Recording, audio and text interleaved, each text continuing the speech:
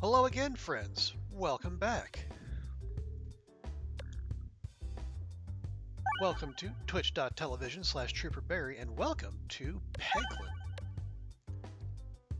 Peglin. This is another entry in our on-again, off-again series of just looking at various and sundry indie bangers we find as we, looking through Steam and other recommendations I've found.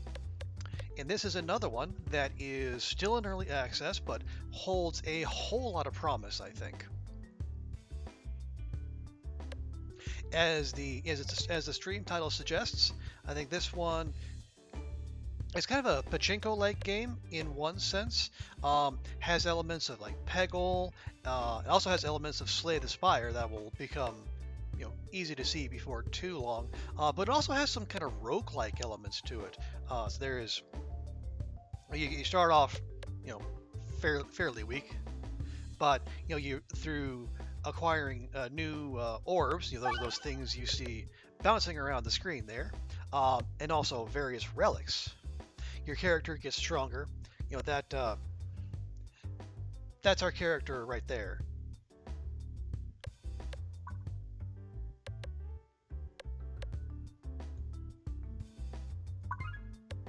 There we go. Let me just check the levels real quick. Okay, they have a few accessibility options. You can turn up or down. Actually, let me go ahead and turn down that screen shake just a little. I'm not a big fan of screen shake overall. There we go. Yeah, and that adorable little creature right there, that is Peglin. That is our protagonist. They are a goblin, and they are just any resemblance to any characters that may or may not appear in any Star Wars related content is purely coincidental.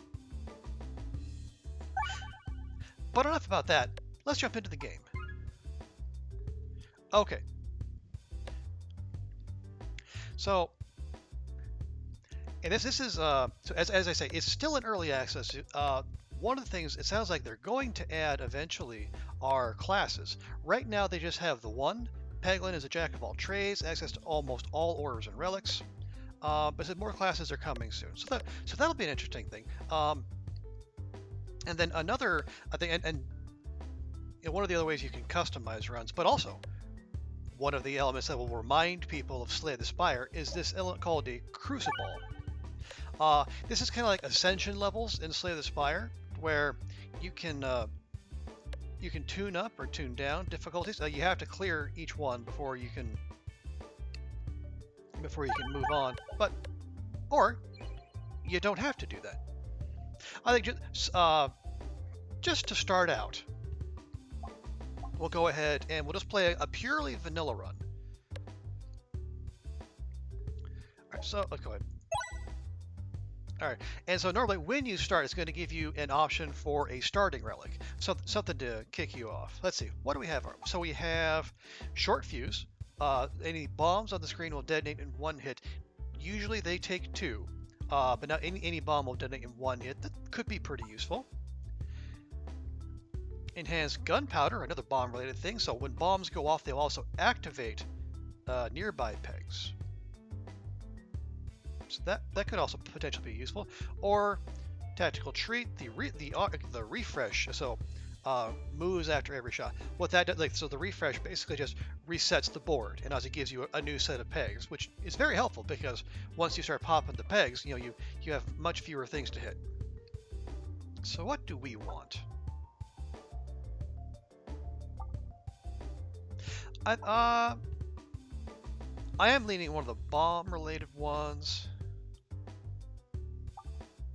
Let's do the set off bombs in a single hit. I think that'll be a good start. Okay, and then if you're at all familiar with Slay the Spire, this kind of map will also look very familiar. Okay, so these are our kind of generic starting. These are what we call them orbs. Basically, these are our weapons that we shoot through here and try to deal with the enemies on screen. We start with stones, which are just like your basic no frills, but they're the so what the if you see the two there, So that means a regular attack for each peg they hit will do 2 damage to the enemy that's targeted. And then the yellow exclamation point, that is if it's a crit. So there would be, yeah, so if you hit those little exclamation marks there, that will do double damage.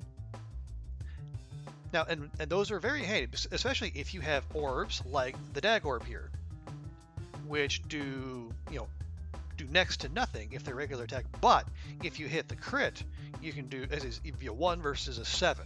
So you really want to aim for the crits if you got the Dag Orb there, and we'll be able to upgrade, add, and then remove orbs as well. Now the other thing, if you see in the top right corner, we start with 15 coins. The coins are a new thing that was just added, I think, in the update that came out this week. Previously, when you completed a level, you would just get an orb each time, or you could choose to upgrade an orb. Now, everything goes through a shop, so you are encouraged to pop more pegs, collect coins, and you can see like every one of these little pegs here has a little yellow disc in the middle of it. That means if we hit that, we will get currency. Now I don't know how that's going to work. It's judging from like what I've read on the discussion forums on Steam and in other places. Some people like it, some people don't. We'll test it out here and then see how that goes. But it's an interesting change to previously. It was just you got rewards per battle regardless, without having to buy anything. But enough preamble. Let's go pop some pegs and beat some baddies. So with our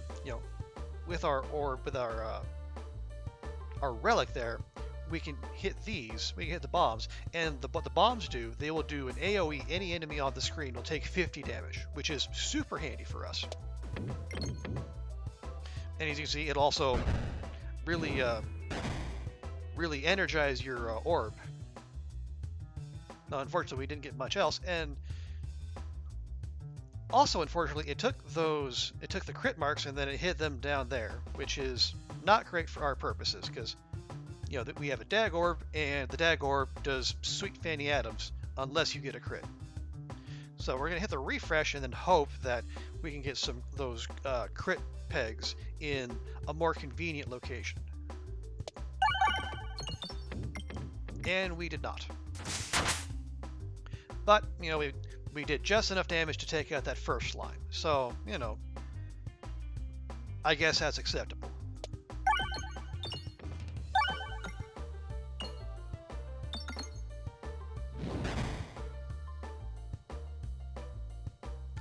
Okay. And now you can see like those refreshed orbs do not have the coins in them. So the coins are like a one-time thing. So you can't just farm coins on any particular level, which I guess I'm okay with. Maybe not totally, but whatever. Okay, and now because we went through all of our orbs, we have to reload, and reloading gives the enemies a chance to progress or shoot at you. And that doesn't always go well. Although there are relics you can acquire that will actually give you some bonuses when reloading as well. So it depends on your build, what you're looking for. Sometimes you want a large deck, sometimes you want a small one, and to reload as often as possible. So we'll see. Right now, I would really like to get down to that bomb there, so that we can do that. We can get all of them and remove most of their health. There, kind of like that.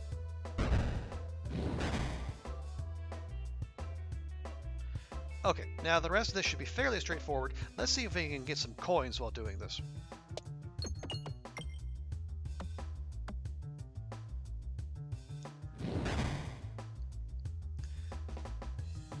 And of course, we don't have any conveniently located critical spots, because why would we? The Dag Orb comes in for a lot of grief from Peglin players, and you know what? Reasonably so. I say they have valid complaints.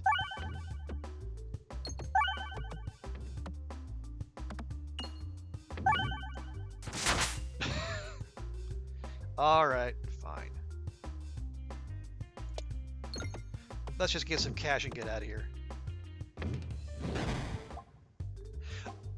Okay, so after you complete a level, this is the menu that you will see. You've got a selection of orbs you can buy for currency. So we have 53, so we can get two. We can get uh, one of those, or we can upgrade one of the orbs we already have. So what do we have on offer? Or you can just skip if you don't want to. But being this early on, I think we need to beef up our deck because that was not a great showing. So we have the Electorb Magnet. You'll see there's more than a few puns in this game. You know, your tolerance for puns will vary, of course. So the Electorb Magnet has a strong attraction to refresh and crit orbs, which or pegs, which are pretty good, and then a weak attraction to regular pegs and to bombs. And the effect is at full strength for 3 seconds, and then it decreases over the next 6. So starts out hot and then get ramped down from there. Could potentially be useful, especially if we want to make a habit of hitting more refreshes and crits. The damage that does basically a stone with magnetic properties. There we go. Here we have a reorbanizer, so it'll shuffle the crit and the refresh pegs when it's discarded, and for every 5 pegs hit. We have the Splatorb, so it applies rubber slime that'll make regular pegs durable and extra bouncy. So durable pegs, you can hit them 3 times before they break. And then we got the Critable. Every attack is a crit, which is great, except if you see down there, um, if it's not a crit, you don't get any damage at all, which is not great. It'll convert every 8th regular peg it hits to a crit, and it does not activate crits when it hits them. So I'm not sure. I'll tell you, I do want the Elector Magnet. Let's get that. And you can see the price goes up a little bit there. But let's just take a look. What if we were to upgrade the Elector Magnet?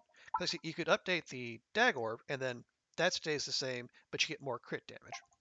If we upgrade the Elector Magnet, what would that do? So we get an extra second of full effect, and then 2 more seconds of decreasing effect, plus a little bit of bonus damage. So is that worth it? Well, let's look at the map. And as I said, like if you're familiar with Slay the Spire, maps like this will look pretty familiar. Like there, you would start at the bottom and then work your way to the top, rather than vice versa. But it'll still look, pretty similar. So we have question marks, which are random encounters, could be fights, could be NPCs, we don't know. The red skulls are mid bosses. Now, obviously, those are more dangerous, but at the same time, they also have relics that you can get, and the relics can really be game changing. Treasure chest, pretty self-explanatory. Regular skull, just regular battle, and then one of the other new additions, the little gold piece there, that is the shop where you will meet another NPC who would be happy to sell you things for a price. Shocking in a shop, I know.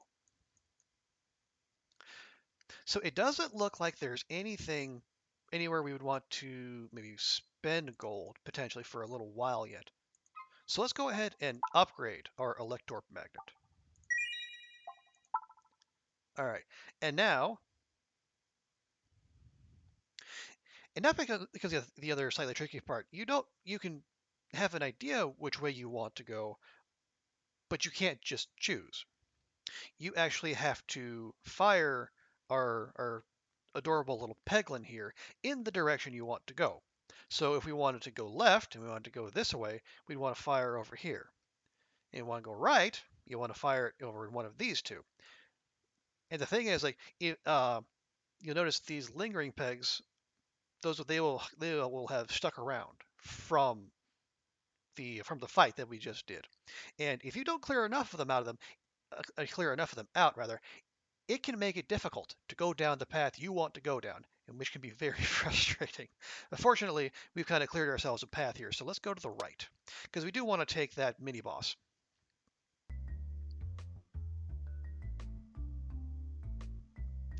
Okay. In the woods, you find a clearing with a strange tree directly in the center.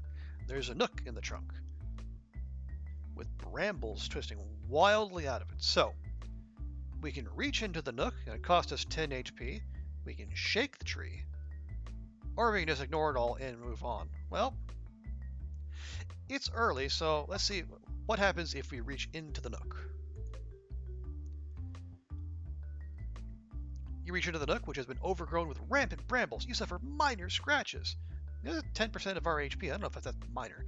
And a Bramball level 2 is stuck to your hand when you pull it back. Hopefully it will come in handy. Ouch. So let's have a look. The Bramball, and it comes upgraded too, which is very nice. So the Bramball applies Bramble. So that basically instead those are like vines that'll hold the targeted enemy in place. And any enemies behind that move past it will take 8 damage as they do so. So that could potentially be useful.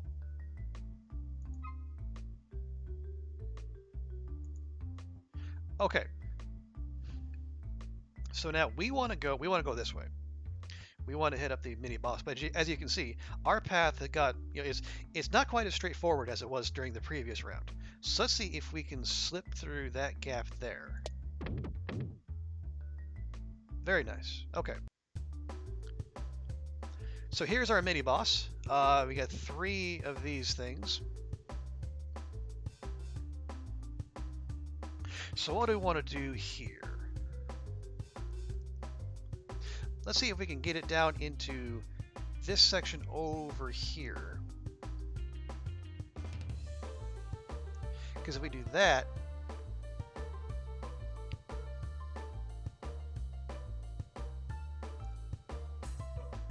there you go. If we can wedge it in that part there, then hopefully it'll get drawn to the crit, and then we can start doing some real damage.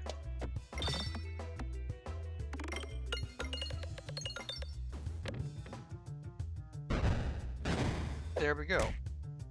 Alright, you found a Bramble. These balls will apply Bramble to the enemy. We'll get a little mini tutorial here. While Bramble, the enemy is unable to move. And enemies that pass the stuck enemy will take damage. Inflicting Bramble gives you precious time to deal damage from a distance. That will be very important for certain enemies. Hopefully we don't see them, but maybe we will. Also, I'm gonna turn that speed up off. Okay. Now this won't be as useful here because, as you can see, the enemies are pretty well stationary. But still, extra damage is never a bad thing.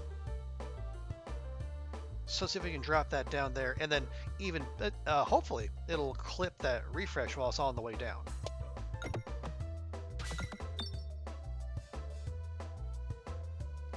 It did not. Alas. Okay, as you can see above there, that is the status effect. Again, in this instance, it's not that big a deal because they weren't moving anyway. Okay, we really could use one of those refreshes. Maybe we can gamble a little bit, see if we can drop a stone in there. Or not. Maybe we'll just miss altogether. And have a complete waste of time.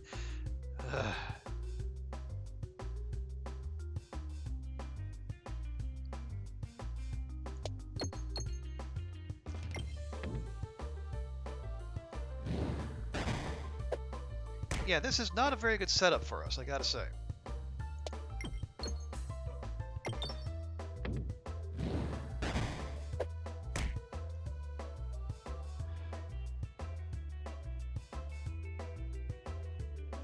Hey, Will, welcome in, and thank you very much for continuing your gift sub. I appreciate that, sir. I hope you're well. Welcome in. Good to see you. We're doing a little pegging on stream tonight.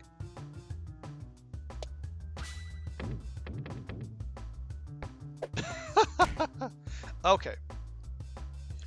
Well, that was pretty worthless.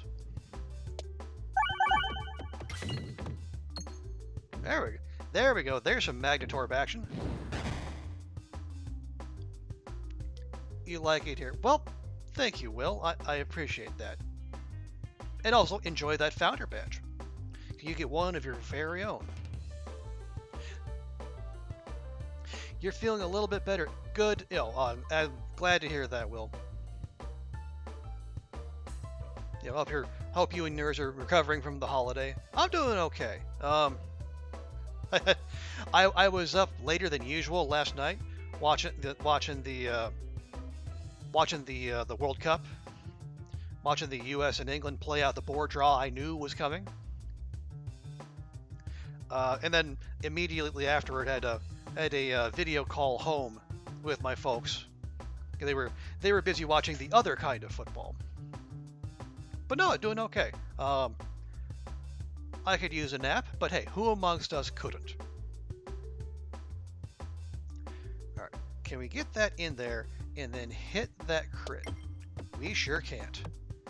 Well, this is going to be another waste of time with the good old dag orb.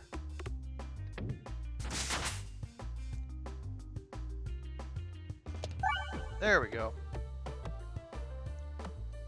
You guys should have won that. Yeah, I can see an argument for that. Honestly, I don't know. There weren't that many clear-cut chances. I thought it was pretty even myself, but yeah, Weston McKinney had that one clear chance he snatched at, but he's not there to be a goal scorer. He's just there to be an agent of chaos. But again, I take solace in the fact that the U.S. is always going to need to get a result against Iran anyway, so not that much changed. If England beats Wales, as they can feel reasonably confident they will, everything else will sort itself out in payroll. Can we get 58? Maybe. Can we drop down there? There we go. That's what we like to see.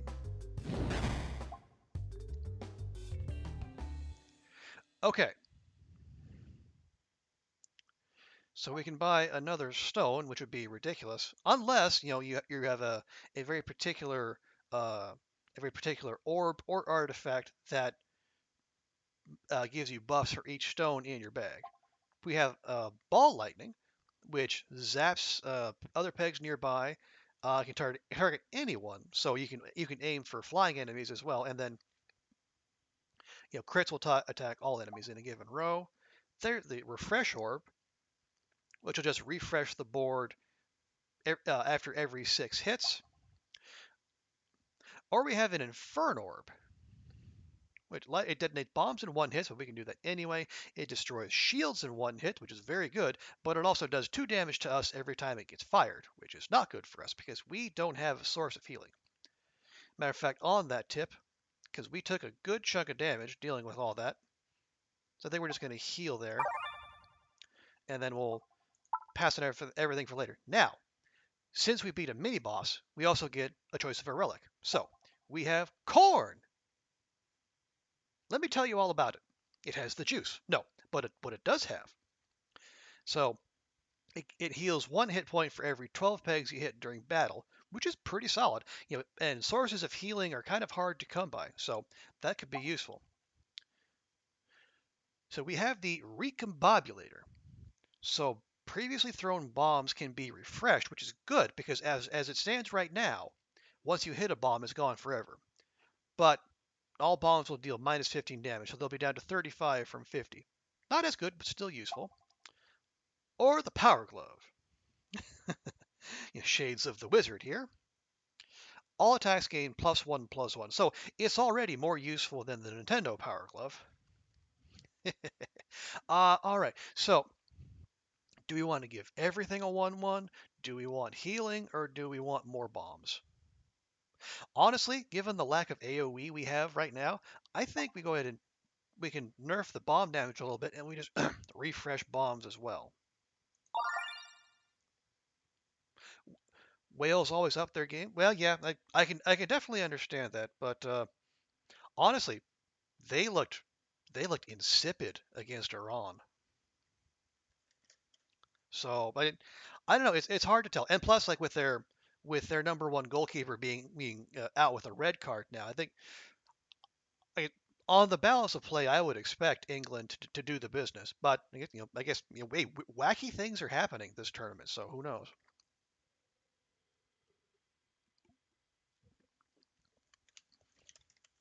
I am glad we are back into the cycle of we seem to go like a chalk tournament, a chaos tournament, a chalk tournament, a chaos tournament. All right, let's see. We're gonna check the map here real quick. Yeah, let's go down. Let's go left here and see if we get ourselves a free bit of treasure. There we go.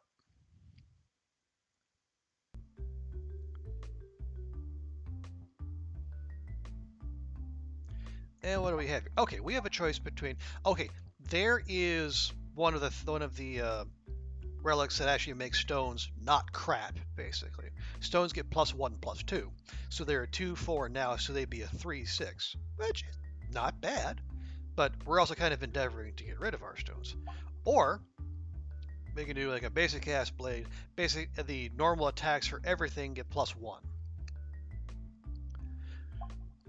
So we can buff our stones, or we can buff everything. I say we buff everything.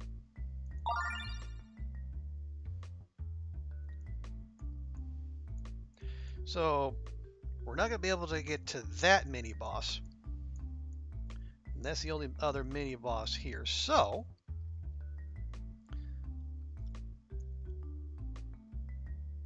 we'll take it. We'll take a fight. I guess we'll pick our question mark, and then let's go toward the shop.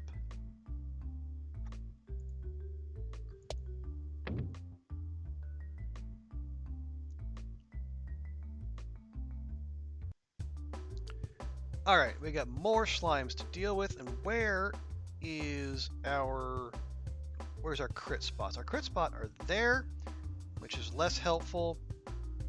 I mean, we could easily get to that one, but we could just as easily hit the refresh and then completely waste our time there.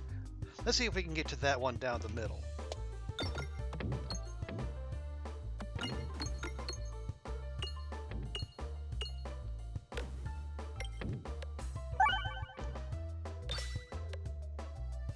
All right, that's a roundabout way of doing it, but they got the job done.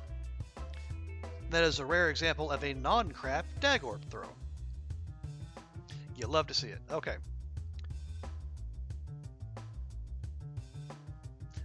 All right, let's see if we can maybe farm a little gold here, or not.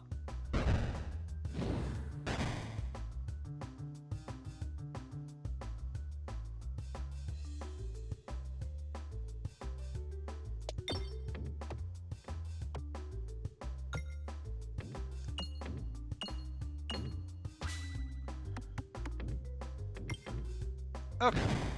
Well, we got ourselves a little money. So what can we do? A little healing might be nice. So what do you have here? We have the Matryoshka, which gives you multi-ball. Multi-ball causes orbs to split when hitting a peg, and then as we level that up, we get more balls per peg, or more multi-balls per shot.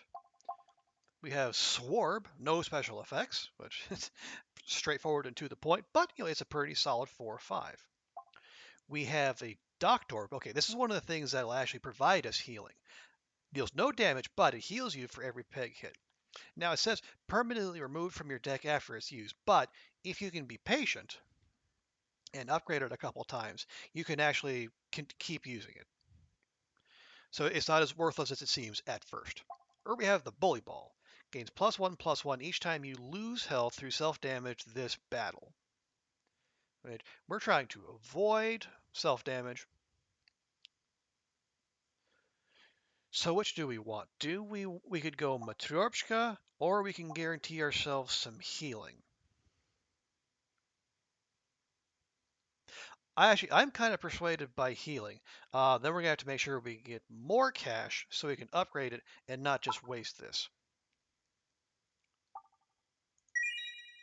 And we can't afford anything else, so we move on. All right, and we got question mark or question mark, so we'll go for a question mark. Actually, no, let's not. If it matters that little, let's see if we can get a little bit more cash. How about that? And we got a very little. We got 3 whole coins. Well, it was 3 coins we didn't have earlier. Oh, hello. You find yourself looking at 2 identical altars, each with a perfect location to place an orb. So we're going to place it. We can duplicate 1 orb. So what would we want to duplicate? The stones? Absolutely not. The dag orb? Eh. We could duplicate the elect orb magnet. It's already level 2, so that could be useful. We could duplicate the Bramball and then really slow enemies down in their tracks. Potentially useful. Duplicating the Docked Orb would require us to upgrade use 2 sets of upgrades. So I don't know that that's the way we want to go. Let's duplicate the Bramball. We got it for free at level 2 anyway, so this is just house money.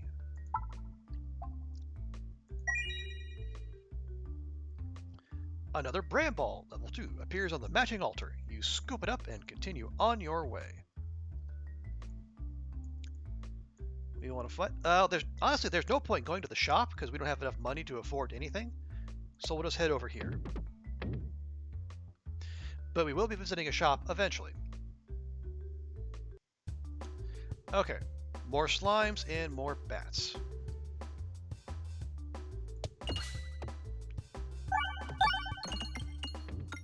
There we go. And that. Oh wow. So as you can see, like the Elector magnet can really get going once it gets close to the proper things.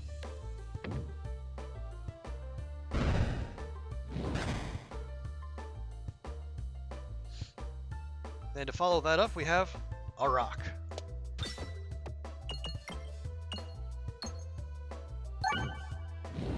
Okay, but at least it caught a refresh on the way down, so that's helpful. Okay, we're going to target the bat here since it's going to get up on us fairly quick like.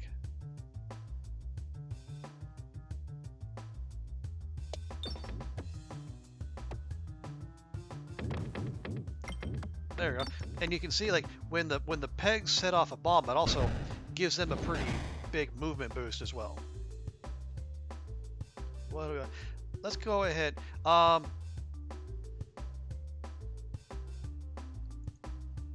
Let's target the bat.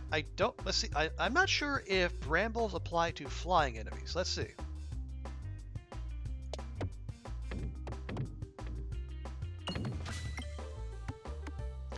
Actually, it won't matter because it's going to kill it dead.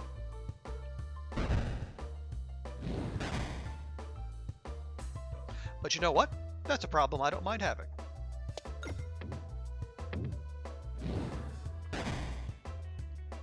Okay, so you can bramble flying enemies. Good information for the future.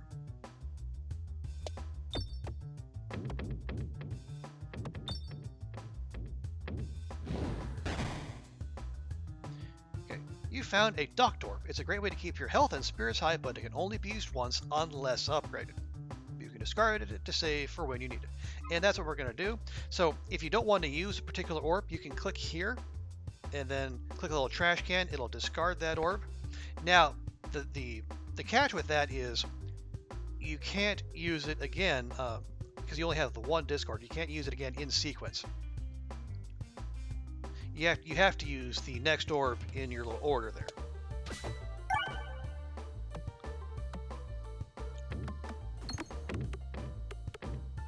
Again, there are some builds where having more refreshes or having more discards are worthwhile.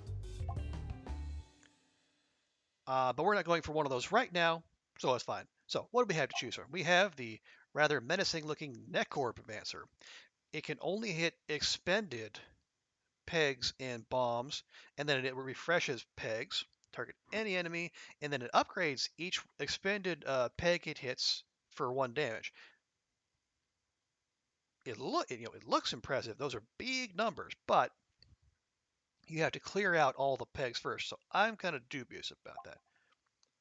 A sphere attack pierces 1 enemy, so it'll actually strike through 1 enemy and go to 1 behind it, which it could be useful. Not a lot of things do that. We have the Either Wheel.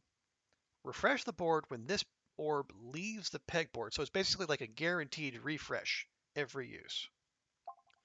Or we have concentrication. So it only hits refreshes, crits, and bombs, and it goes through every other kind of peg, can target any enemy.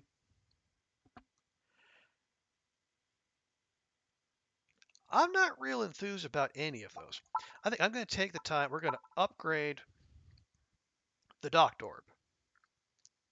Okay, and now here, so deals no damage, stays the same, heals you, stays the same, but now you can only use it once per battle, as opposed to just discarding it altogether.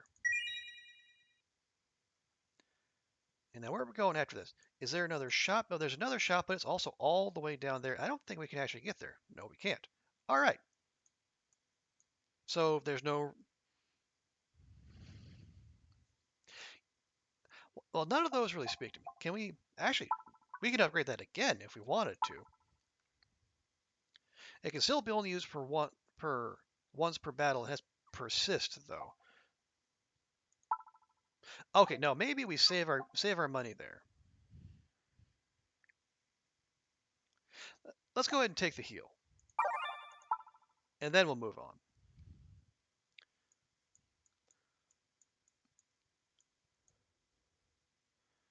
All right.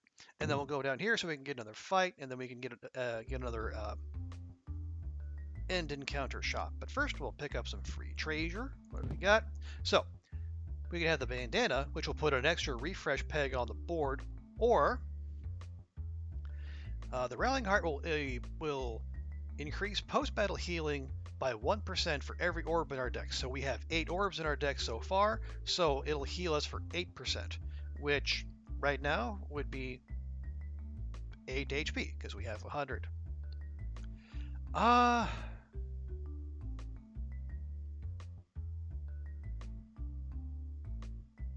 Actually, I'm going to take the additional refresh. I think that'll probably be useful. Now that we have the docked orb, we're not so hard up for healing. So I think we can afford to think a little more long term. Oh wow, okay. This is a crowded board here. Well, we're already at full health, so we don't need that. But now that means we have to use our stone here.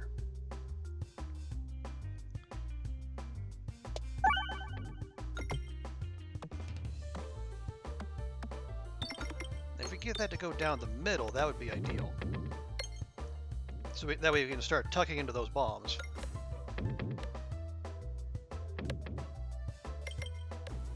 There we go.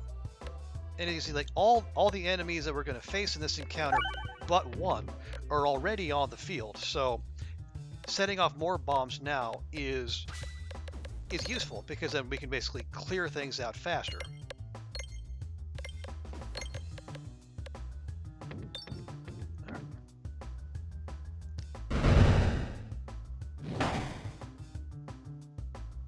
All right, for a single stone, that was a heck of a lot of action. And then, as you can see, like those tree-looking enemies, now that one is dead, but its corpse stays there, and it has another 200 HP, and it's gonna block for that red slime unless we get rid of it. So, those enemies can be particularly annoying. All right. I'm not saying that was a complete waste of time, but it was, so that's the way it's going to come out.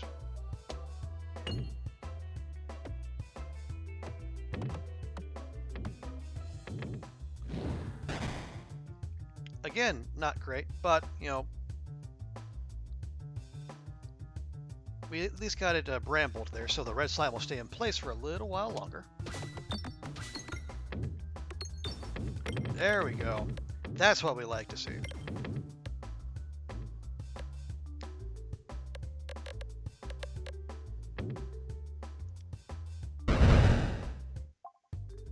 Lovely. Nice, clean battlefield. All right, more new orbs. What do we have here? We have a Restorb.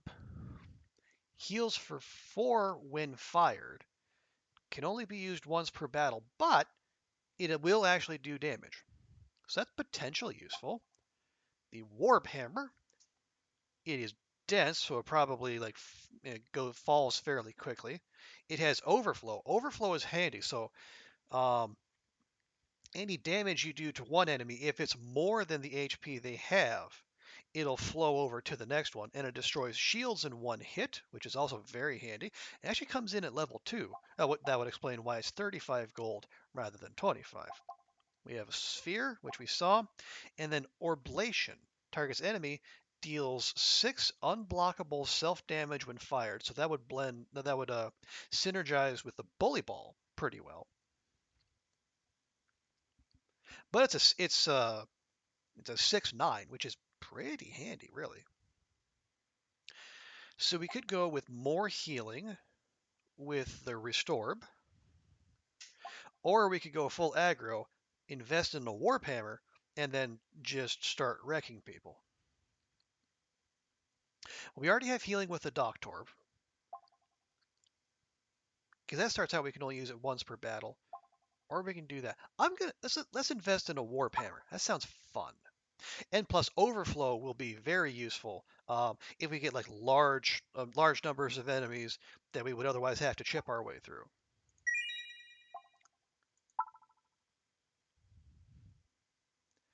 And we'll take a look. Yeah, we're pretty much going down the middle. I think let's go to the right and we'll guarantee ourselves another free bit of treasure there.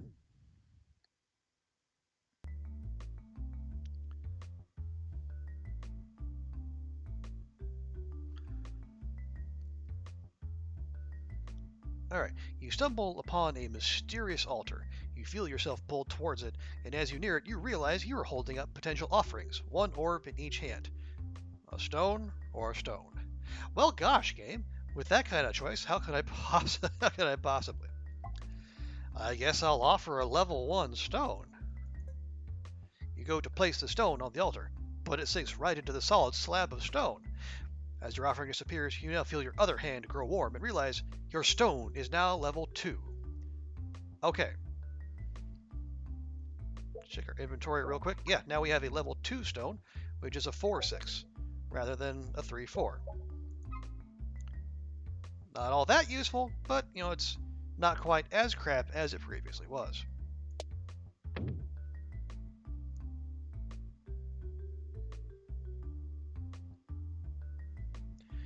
What do we have here? Okay, we have the special button.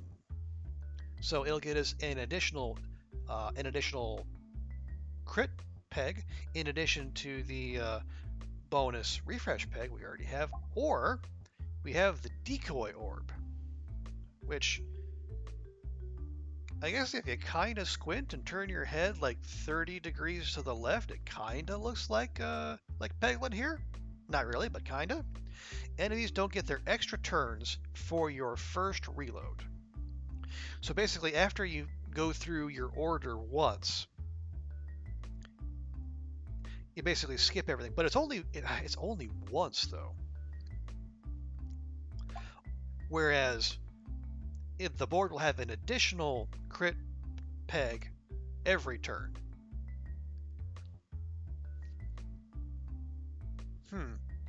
I lean toward the extra crit peg.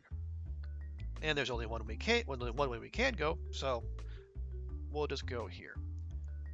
Ooh, a dark obelisk looms before you. It hums with a tantalizing power, and you can feel its connection to the earth. So, we can pray to receive its power, and we'll gain another orb, or we can force a stone, the level 1 stone, into the obelisk, presumably removing it from our deck. I say we do that. You feel a slight disappointment from the obelisk for not utilizing its true potential, but it does absorb the stone. Well, you know what?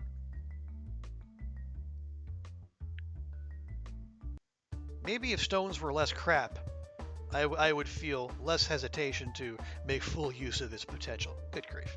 Okay, so now we have the end zone boss, which is just a big chonker of a slime.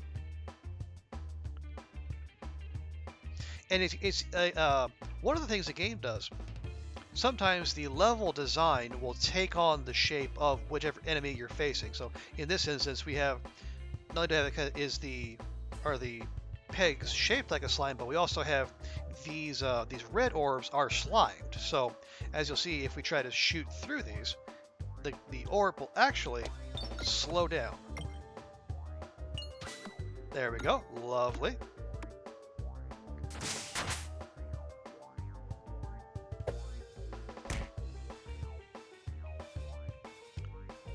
Now, hopefully we can bramble this thing and then hold it in place for a little bit, because it is getting perilously close to us.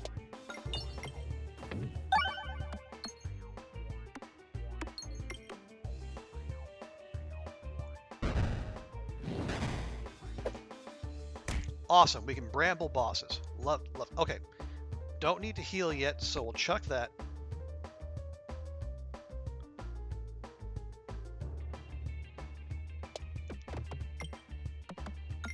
Oh, good grief. That was slightly disappointing, but again, we got more brambles out of the deal, so that's fine.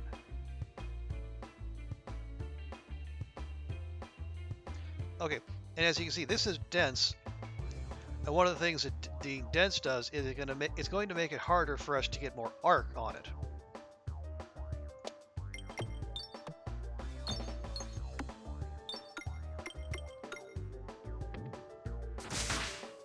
Ooh.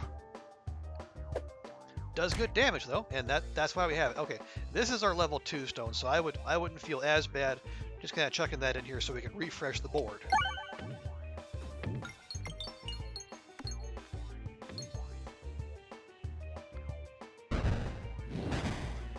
Not bad. All right, well it's about halfway to us, and it's about halfway through its health, so maybe? We'll see.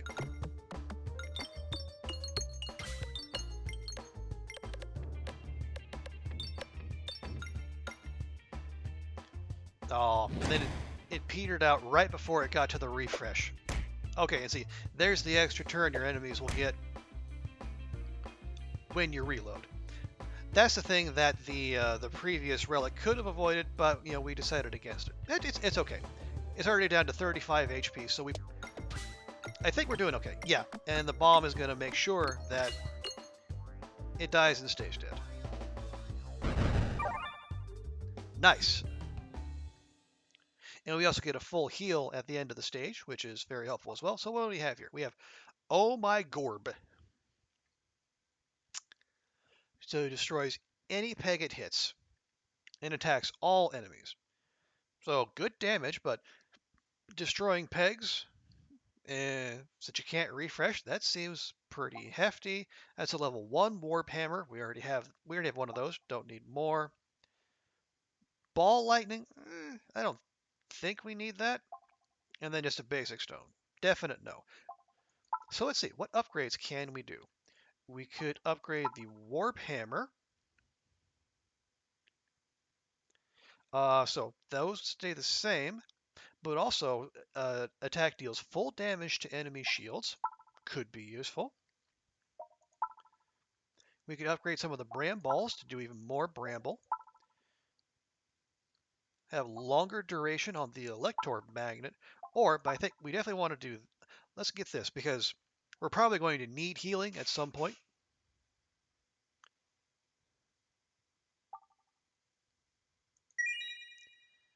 Okay, and we can upgrade another one if we're so inclined.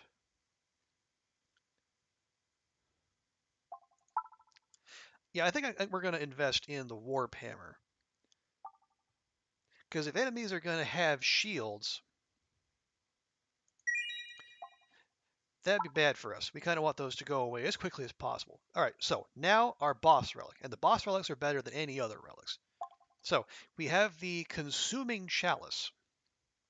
All orbs get +0, +4, so their crit attacks are going to be that much more better. But the boards contain one less refresh.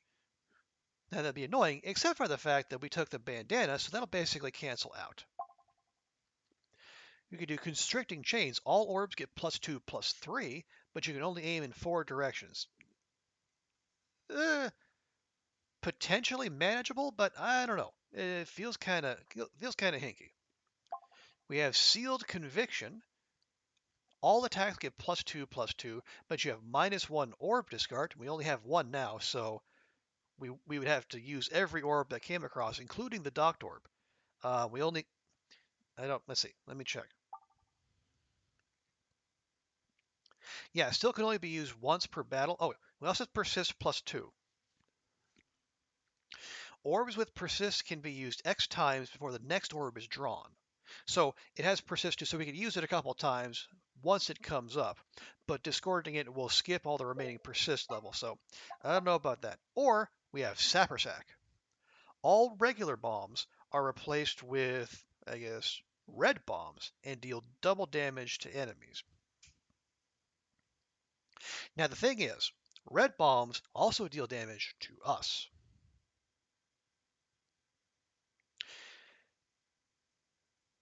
So I don't know about that. That seems like that seems to be uh, living on the edge there. So we could go for the crit play. We could go for the consuming chalice because we do have the extra crit spot on the board.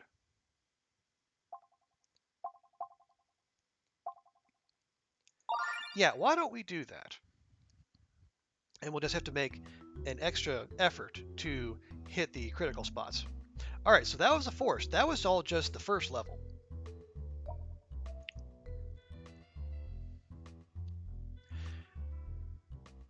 Now we're in the castle.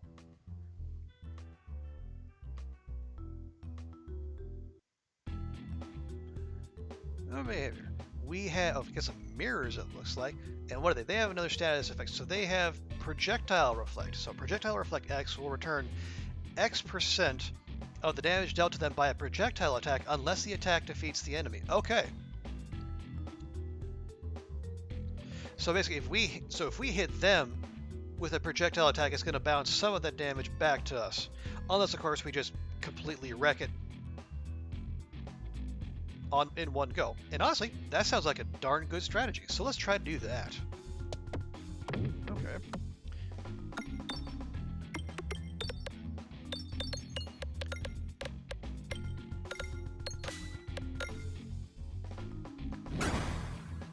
Kind of like that. Okay, yeah, I'm seeing. So it looks like because maybe it's by an effect of having mirrors as enemies, but when we hit off of one side of the little peg map here, the corresponding peg on the opposite side of the map also gets procced, which is handy as long as you can refresh the map. Otherwise, you just end up with lots of empty space. That is not conducive to the goal of breaking everything.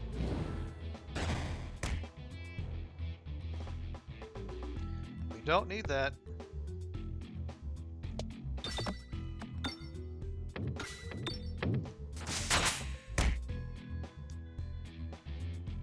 We really do need to hit that refresh. There we go. Hooray for Elector Magnet. See if you get it out quickly enough, it's kind of peg-seeking missile. Again, very handy.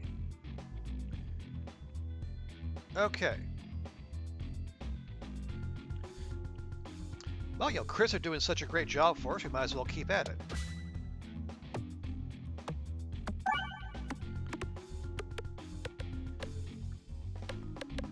Yeah, not quite as energetic as the Elector Magnet, but it's still heavy and it's going to do a ton of damage once it actually lands.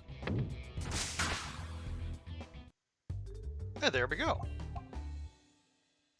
All right, so we could invest in another Dag Orb. I think not. Concentrication, which is no fun to say. I'm not sure about that. The Refresh Orb. Well, if we have one less refresh on the board, that could make up for it, potentially. Or we have the Crit Ball, which, now that we have the base, what it is, the basic dagger, the basic blade, yeah. So it's, well, I guess like that. it's basically a less good dag orb. With the added effect, however, of converting more pegs to crits. Actually, it feels like I'm kind of talking myself into a crit ball. Maybe. Here, let's check the map real quick. Are there any shops nearby? There is a shop, so we don't want to burn through all of our cash. But I could be persuaded. You know what? This is kind of a crit-based build anyway. We're kind of hodgepodging it as we go along. But what the heck? Let's go all in. Crit ball it is. And just curious, what does that look like when we upgrade it? So every attack is a crit, so it'll convert the first. Okay, so in addition to every 8 pegs hit being converted to a crit, it also converts the first peg hit when you make it a crit, and you get a little extra damage on the crit side. Well, no, I said we're gonna so yeah. So we want to go to the right. We'll go here, and then we'll go to the shop. So yeah, let's save our pennies for now.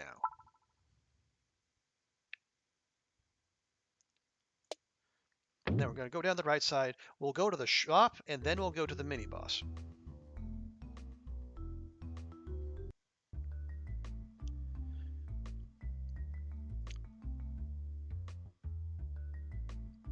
All right. You're walking down a hall when you see a pack of brick slimes start to smash down around you. They seem to be pretty careless, and you think you can trick them into smashing themselves a bit, or you can try to fight them at a distance. Why would I want 3 stones? That's ridiculous. We'll take the fight.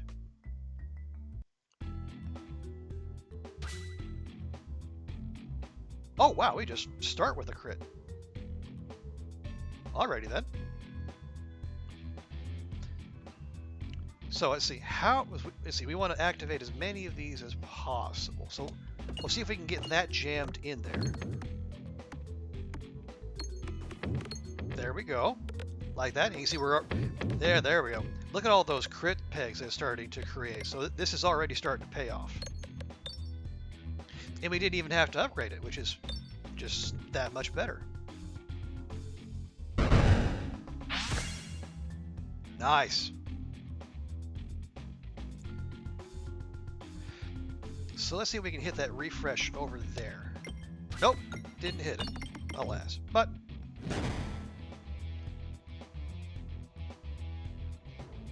so not great, but now that we have the warp hammer up, it has overflow, so as long as we can get more than 86 damage, that'll flow into the rest of those.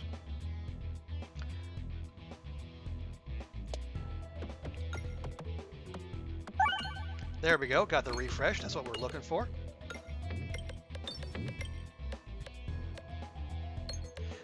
A crit would be real nice, but I don't think we're going to get... Oh, there we go. We just got one.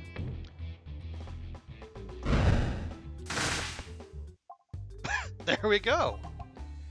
That's the beauty of overflow damage. We were able to weaken the lead one with the bombs, and then we were just able to rip through the rest of them with the overflow damage. Nice. So, we have Swarb. Seen that one. Nothing special there. We have a Jack Orb Lantern. Instead of exiting the pegboard, this orb will return to the top of the pegboard 1 time. And it can target any enemy. Interesting. So you get a redo. Maybe. Stone? No. And then the Neck Orb Mancer I think we've already passed on. So probably not.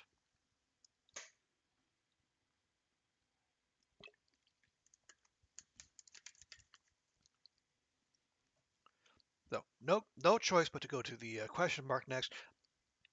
Having seen just how much the crit ball can do for us, I am tempted to upgrade it at least once, and we'll still have money there for the shop. Will we? Yeah. I think well, maybe we can upgrade it at the shop. Okay, we'll hold off. We'll be patient. I know patience not necessarily not always my strong suit. But since we only have the one way to go, we oh darn. Okay, and then that's the other thing. Like if perchance you find you miss altogether and end up in the flames, it'll do a little damage. It's only it's only 2 HP, but you know, if you're bad at navigating, like I am sometimes, that can really add up. But in this instance, it was just the 2 HP, so we're fine. You stumble onto a strange mirror with shadows flickering in the reflection. You're drawn closer and closer until your nose is nearly touching the glass. The shadows are speaking a language you've never heard before, but you understand their offer. Okay, so we can duplicate all our orbs for the cost of 4 HP, or we can duplicate one random orb for 8 HP. But we already have 8 orbs, which is a decently sized deck. Duplicating all of them, it would take an eternity to go through. And I don't know that we want that. And I'd kind of be okay with duplicating most of it. Duplicating the dag orb or the crit ball or the stone, I would be less enthusiastic. But I don't think we need to double the size of our deck. So you feel an unpleasant transfer of energy, but your crit ball has been duplicated. Okay. Could have been worse. God. Okay, so the game has decided that my plan to go to the shop can just go to hell. We don't get the shop, we don't get the mini-boss, instead we just get a regular encounter. Thanks, game. You're a real peach.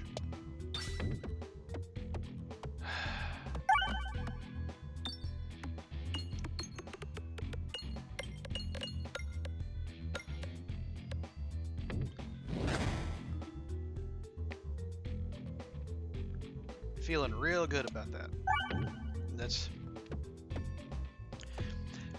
And the potential for stuff like that to happen is part of what leads me leads me to hesitate to include Peglin in my list of really good, fun, chill indie games. It's still good. You know, it's still an indie game, but the potential for shenanigans like that, it can also it can be frustrating.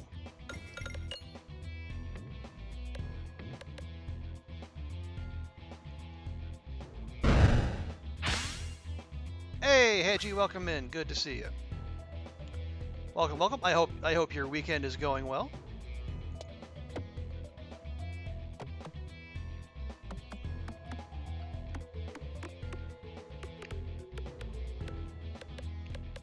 There we go. Lovely. And we'll finish this off real quick. Fall down the hole. Appreciate that. Which is good. And it gives me a chance to be a good and proper host.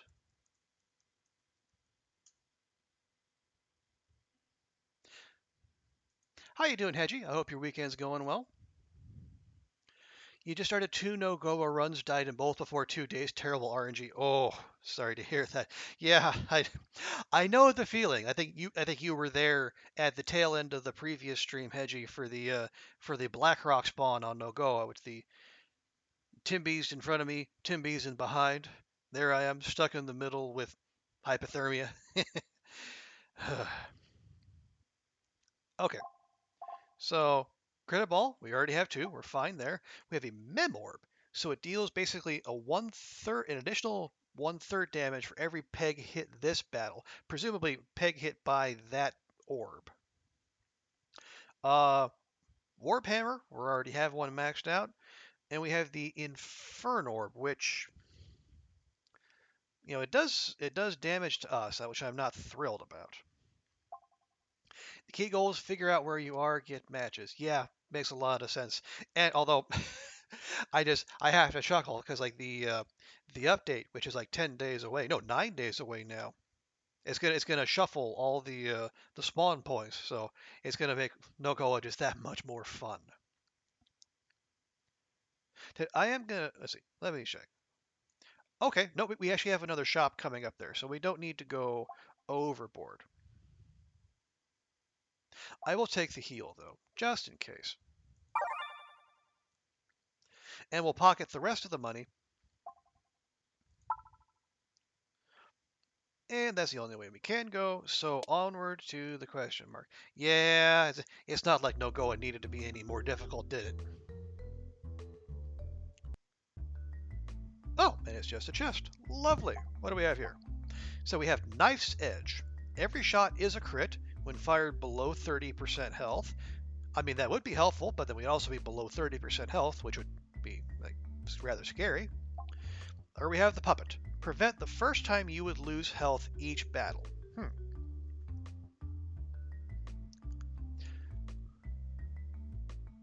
It's just the first thing I haven't found interesting. Instead, it's just dread.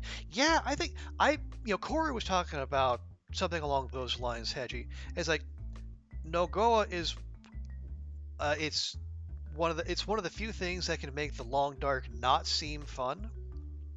Between like the all the difficulty and then like all the restrictions and whatnot. And it's if it's not fun, why do it? But I mean, I know why. It's the challenge, because you do want to challenge yourself. You don't want to settle into a rut necessarily. But if it feels like a grind, and honestly, I will say for me, it does kind of feel like a grind. My for me, it's slightly mitigated by the fact that I have rock bottom expectations. If I survive a day, I consider it a winner, which I think I've only done. Let's see. I actually have a tally here. 1, 2, 3, 4. Okay, of the 13 No-Go November runs I've done, I've lived 1 day or longer 5 times.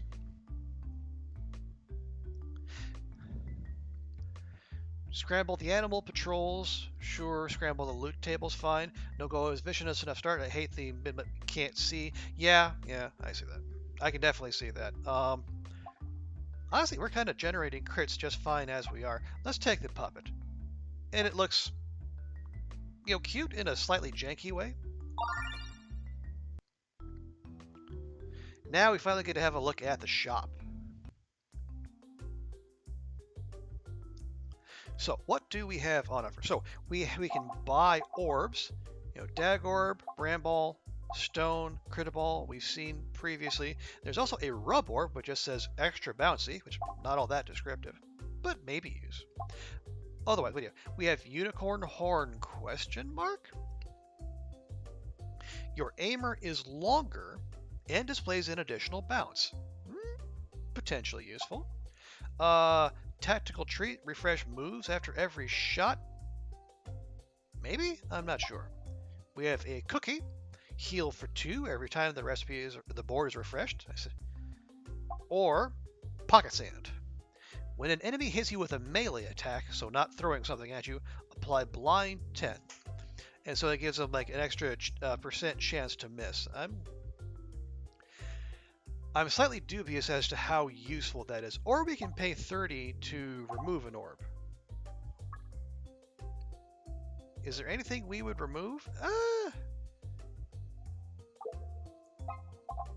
Are we that eager to part with the stone? I'm not sure. I don't think so.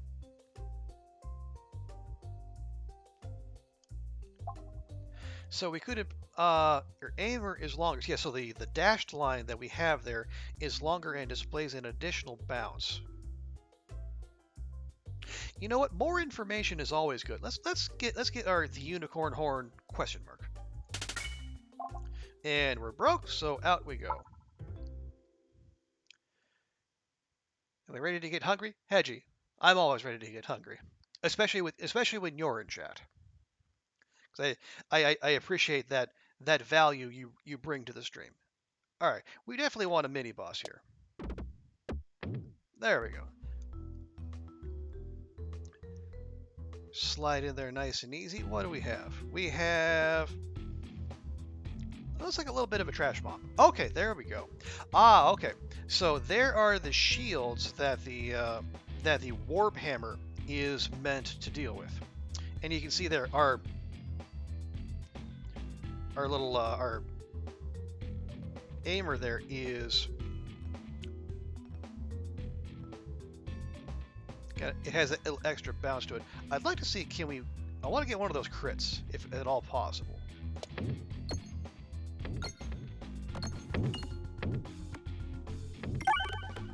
Alright, not quite what I had in mind, but...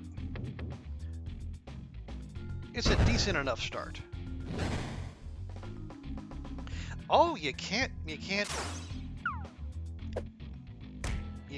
orb shielded enemies. Interesting.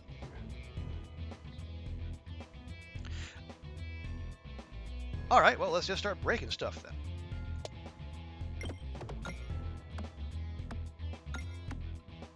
Lovely.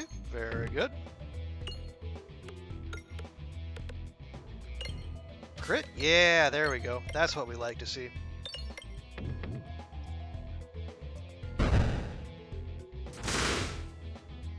There we go. That thinned the herd pretty quickly. Alright. You're going to be making 4 cheese mac and cheese with chicken, bacon, and cauliflower. It's a tasty all-in-one meal. That does sound very good, Hedgie. What kind of cheeses are you going to use?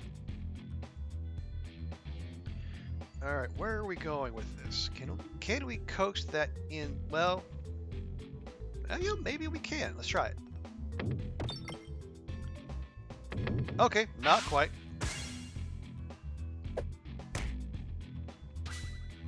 Alright, there's the mini-boss kind of thing with that, the big, nasty-looking sword.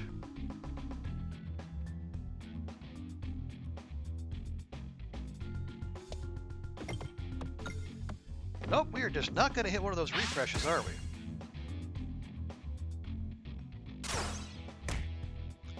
You got cream cheese, Parmesan, Colby Jack, and cheddar. Nice, that sounds like a good combo. No, we're going to skip that. And we want to go... we want to hit that, but we also want to hit the... no, forget that. We need to hit the refresh. Come on. Help me here, game.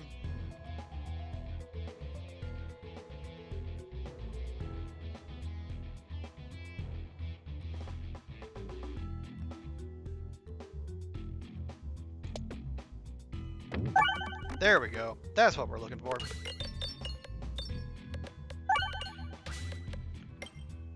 Okay, so it looks like regular orbs will break those pegs, the shield pegs, eventually.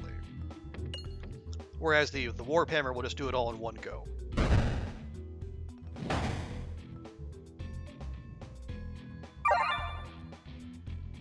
And now it's healing those things. Well, I don't approve of that one bit.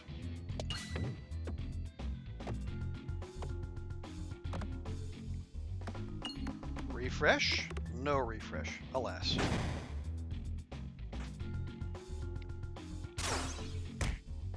Alright, we are going to need to do some serious damage to that guy.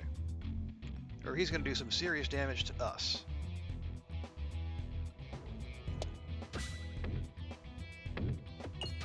That is not serious damage, game.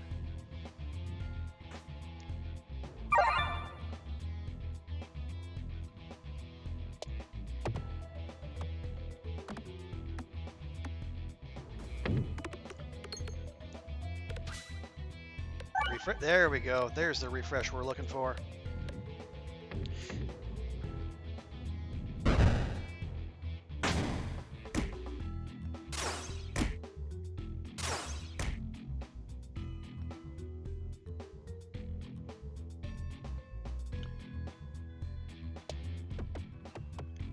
Really?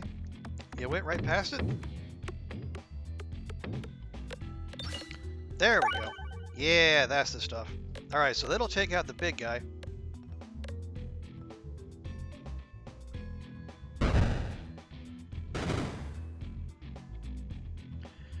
And now we're going to drop the warp hammer, and then we're going to finish off this little projectile so-and-so.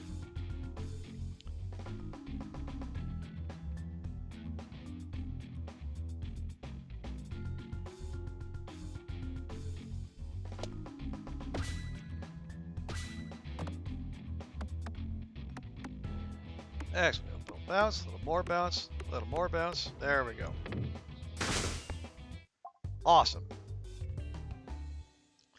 Okay, so refresh orb we've seen. Maybe. Jack Orb Lantern, probably not.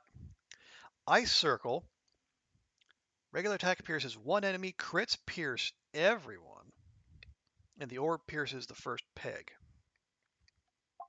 Or we have Echo Orb, which doesn't do much damage on its own, but it has Echo 60, which means it'll do 60% of the previous attack as bonus damage. So you have to make sure it follows a good attack.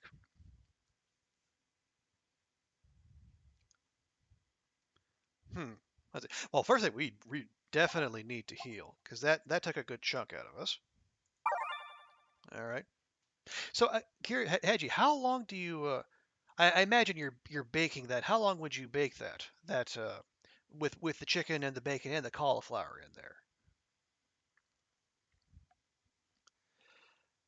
Let's see. We're gonna check. Let's see. So we can do one or two of those chests. There you go. Chest question mark chest fight check question mark question mark question mark or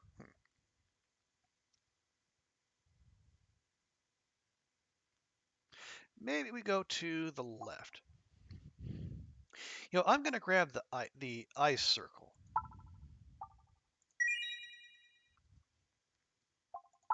And if we were to upgrade that, what would that do for us? More damage, and then everything else stays the same. Or we could upgrade one of our critiballs and throw even more crits. Oh, you stovetop it. Okay, interesting.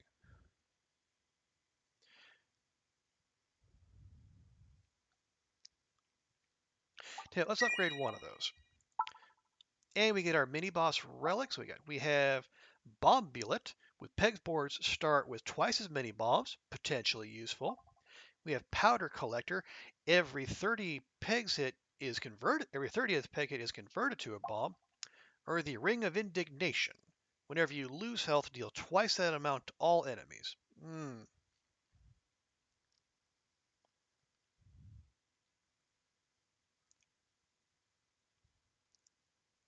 We don't have a lot of AoE in our deck. We got the ice circle will pierce. The warp hammer has overflow, but that's about it. I think just investing in more bombs would probably be wise because they also refresh thanks to our recombobulator.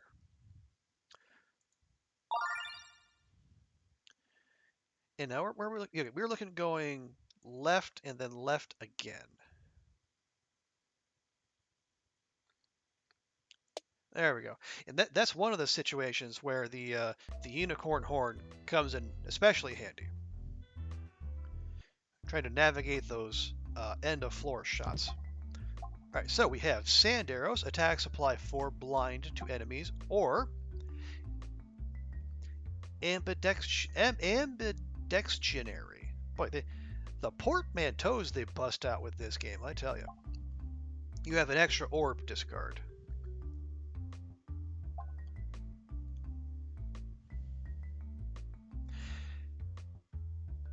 Would an extra discard help us? The other thing we would skip on a regular basis is the docked orb. So I don't know about that. Let's see. Saute the chicken while the cauliflower is steaming, sure, and boil the pasta to al dente, and combine the chicken, cauliflower, and pasta in a big kettle. Then start making the white sauce, cream cheese, Colby, Parmesan, cheddar, stirring until melted. Just gets creamier and cheesier with every addition. I like what I'm hearing, Hedgie. Then you pour the sauce over the pasta and mix through, making sure everything is still hot and there's plenty enough sauce to be gooey. Yeah. Okay. Yeah, that makes sense. I guess I was just curious, just like what the time it took to the chick, like if the cauliflower would start to give way by the time the chicken would cook. But obviously, you know your stuff, so if if it was a problem, it wouldn't be in the recipe. What do we want here? I don't know about the escort. We'll just take the extra blind chance. Yeah, and then we'll head off to the left.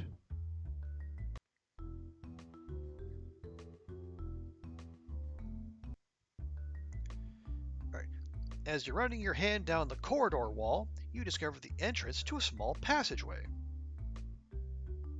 Where would that take us? Alright.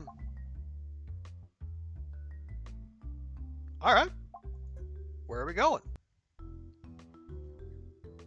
To the other side of the map. Alright, well, no guaranteed relic, but oh! Oh, you find another Peglin intensely surveying the area. Hello, I'm Peglin. Have we met before? I'm afraid I haven't quite set up shop here yet, but in the meantime, I can offer you a free sample. Hey, if it's free, it's for me. So, we can upgrade an orb, remove an orb, or just leave.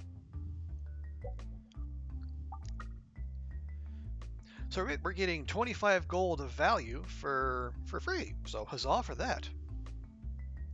If anything, if you're going to bake, you undercook the pasta and the cauliflower for a couple minutes, cook the chicken through, mix everything, throw it in the oven, and then cook 20 minutes till bubbling and brown. But you like it better smooth and creamy than brown. Okay, yeah, that makes sense.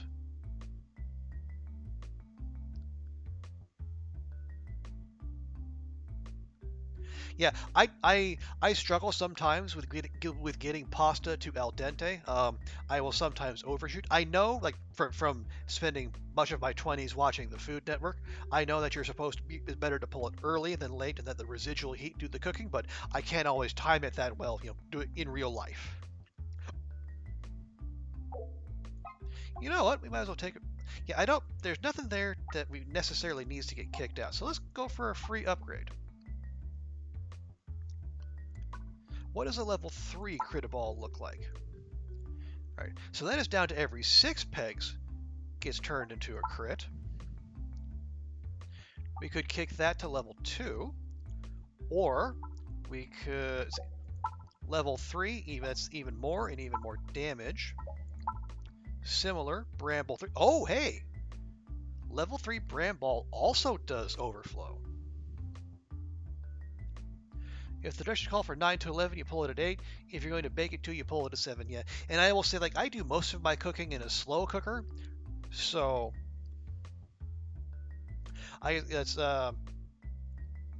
yeah. So the timing instructions aren't always applicable to the way I'm going about it. Yeah, it's not great for pasta, but I am extremely constricted for space in a Hong Kong apartment, so if I can keep things to a one-pot wonder, I do try to do so.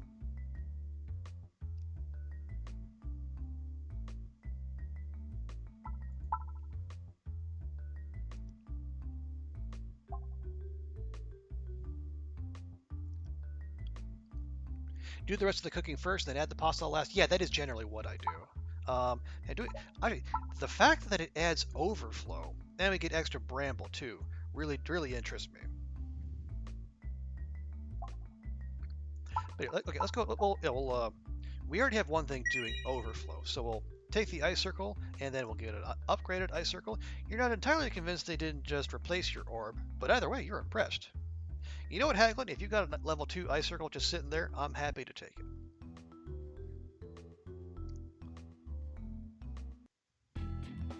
Oh, bother. We have ourselves an encounter.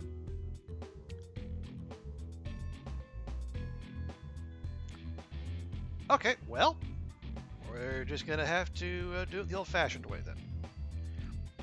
And now I see the pegs are winking in and out, which is going to make timing these things ever so slightly harder.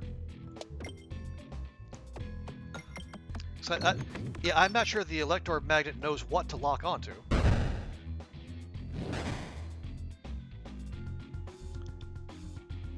Okay, you've picked up an ice circle. These orbs pierce through the first peg they pass through, and their attacks pierce through enemies. Regular attacks will pierce through one opponent. A critical hit will pierce through them all.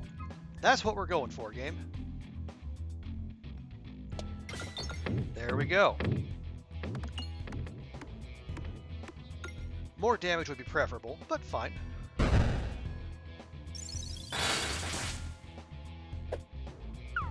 There we go.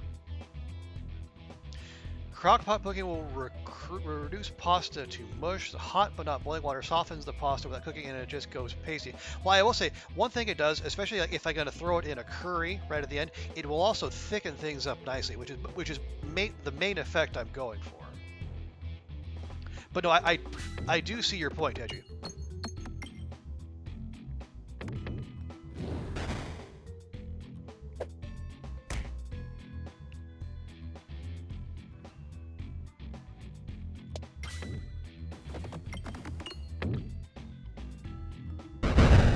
Lovely.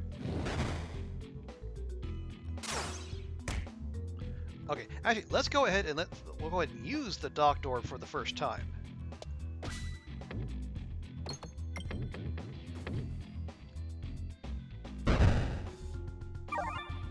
Oh, and we got the heal at the end. Fantastic. Yeah, and I do know, like I do know my approach is not optimal, but like given it's the best that I can do with the space that I have, unfortunately. The starch from either unwashed rice or pasta in the cooking liquid will thicken the sauce. Sure, sure. All right, we are Baroque, so can't do much with that. Might as well see if we can get ourselves a few extra coins while we're here. I prefer not to end up in the flames, but of course that's where we're going to be. There. All right, good enough. One more question mark. Oh, okay. So we just get, we can roll the dice here. So stones get +1, +2. We only have one stone, so it wouldn't be that useful. We have the complex claw. All attacks get +0, +1. Potentially handy. Or we get a bonus discard. I like this one down the middle. It would also be a complement to the basic blade.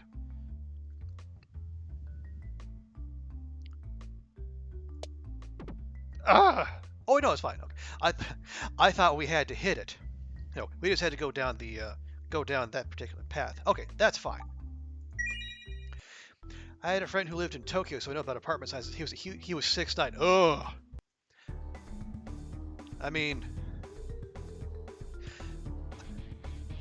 I used to live in Tokyo as well, and I think those apartments were a crush for they were very uncomfortable for me, and I'm 5'9", so I can't imagine someone 6'9" trying to navigate Tokyo apartment life, as well as like if he had to like squeeze himself into trains, or like if he went to any like old temples or gardens. It's it's rough. You really got to squeeze your way in there. Yeah, pictures where people looked half his height. Yeah, that's you don't see a whole lot of 6'9" people walking around Japan. So that's, I guess, my heart goes out to him, because that's a lot of squeezing and a lot of staring you got to put up with as well. All right. So we have what looks to be just like a big old wall that we got to get through, and it has 7,000 health. All right. So I guess this is a DPS check.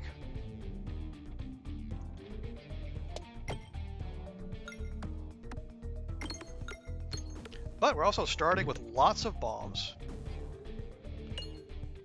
and crits, but if we can hit one of those crits, there we go. That's what we like to see, because crits will get us overflow damage, and we can start hitting that wall right away.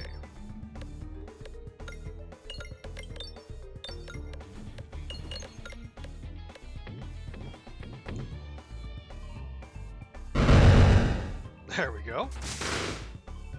All right. Not bad for a single ball. He said he felt like doing monster roars and stopping all of Godzilla. Well, if how was it? If Toho I forget. No, it's probably. I think it's Toho. Yeah, if the people who make those Godzilla movies were looking for people to run around in the kaiju costumes, yeah, he probably could have got himself a pretty reliable gig. Oh, come on.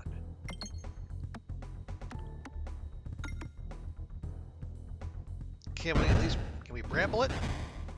no, this boss is unbrambleable. Well, that's bad. There we go. Refresh. That's good.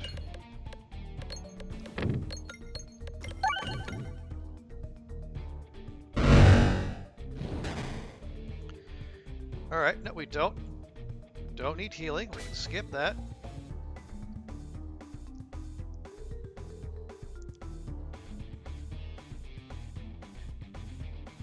There we go. Yes, generate those crits for us. And maybe, you know, clear a path to a refresh or two, because we're going to need it.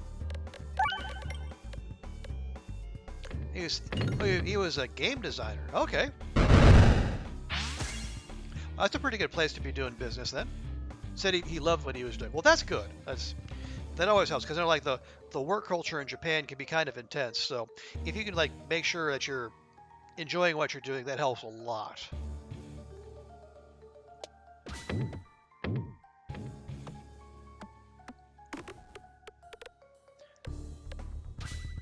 Yes, more bounce, more refresh, please. Excellent.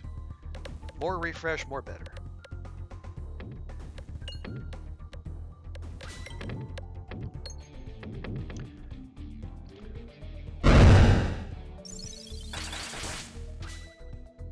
Okay, hang on just a second. That is... The bombs are ever so loud.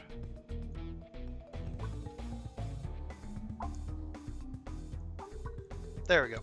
He worked on Star Trek Online after he came back. Okay, that must have been a pretty big project. Can we? Okay, can I get that to the left side? Probably, unless we do. All right, let's try that.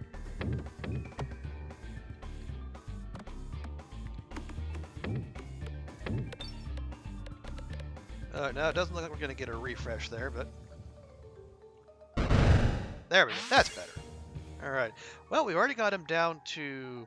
We've already shaved 5,000 HP off his health, so we're off to a good start. And it's a safe enough distance away. But, you know, a couple more big hits should do the trick. But I really could do with a refresh right here. There we go. Thank you, game. Alright. A rare not crap showing by a dag orb.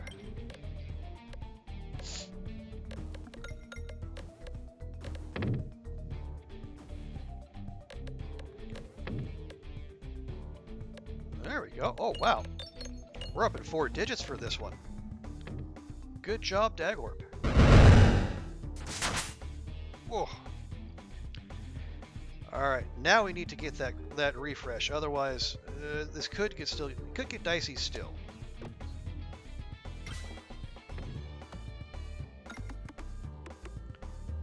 Oh, nope, over. Yes, there we go. And there we are. He banned bots. Okay. Hang on there, Hedgie. Okay. Are these bad bots?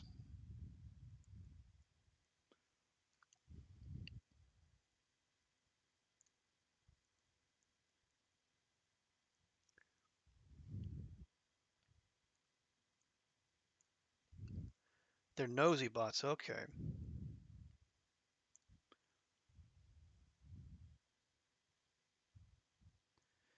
As in, like, so they're one of those so information gathering bots that like to just accumulate or gather up what they do is not beneficial, so we punt them for distance. Oh, okay, all right. Yeah. All right, yeah, I will handle that I'll handle that tonight. Let's see. Another dock dorp. No. Either wheel? No. What is this?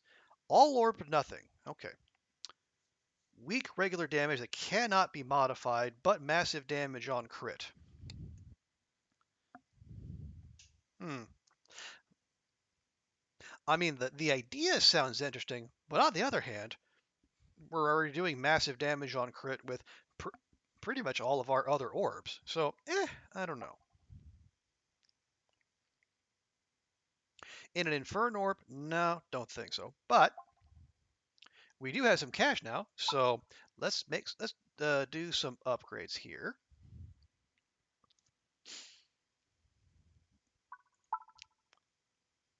Upgrading the ice circle just gives us more damage.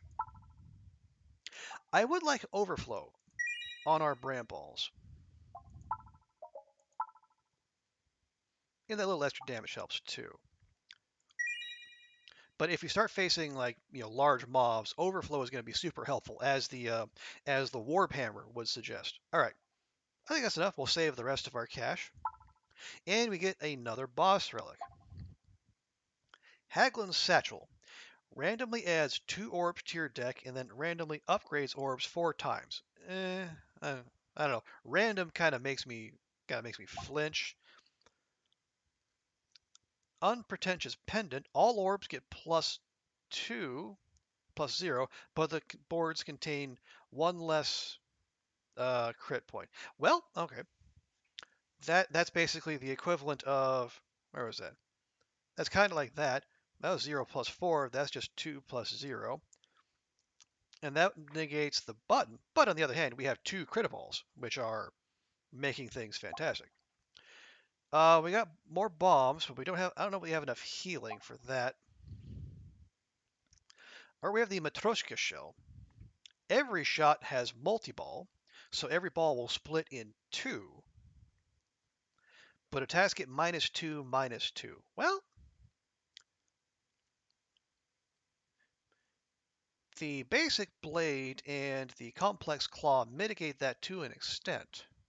So we'd basically be giving up -1, -1 on each ball, but you'd be doubling the potential damage output. I think I like that.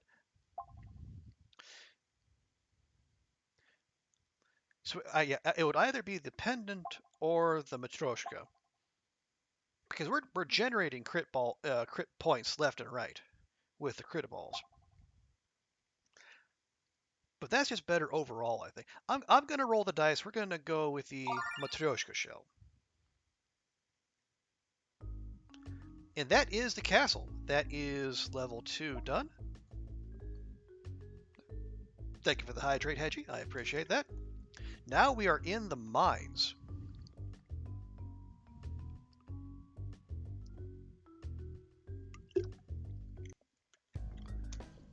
And we have another mirror here. Let's see if that's still the same effect. Yep, okay, so it's going to bounce 6% of projectile damage back at me. So we're going to want to try to knock this sucker out as soon as possible.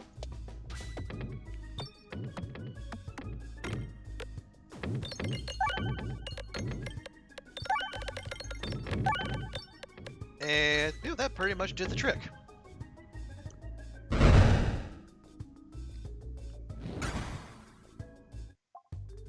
All right. So far, I'm liking the Matryoshka. Lightning, ball lightning. No, we definitely don't need another critter ball. Refresh, I think we're fine. And what is this? The darkness eter ball. Okay, it's probably a play on eternal. Applies blind 10, so basically gives him a 10% chance to miss while attacking. Only a 10% chance? I don't know about that. Let's see. What else can we? So, actually, let's buff our other critter ball. Let's see. Do we have a shop anywhere near us? Kind of, but we're going to have to go through 2 more rounds of fights first. So, we might be okay to spend a little bit more money. What else would we upgrade? Not the stone, obviously. We get more damage off the ice circle, or have more effect on the elector magnet. I like that. We'll do that. All right. And now we'll go. And there's only one way we can go.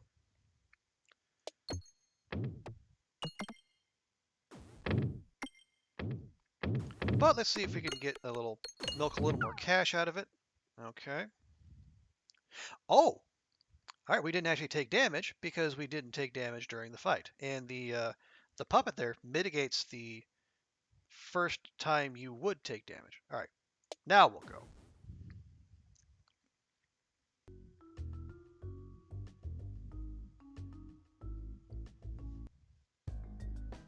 Okay, we have two something or others. I don't know if that's the way they're supposed to look or if the art isn't finished yet. This game is still in early access, so things might still be coming together. I know, like they're still kind of working on some of the balance aspects of the game, but I mean, given the fact it's still in early access, it's pretty impressive. All right.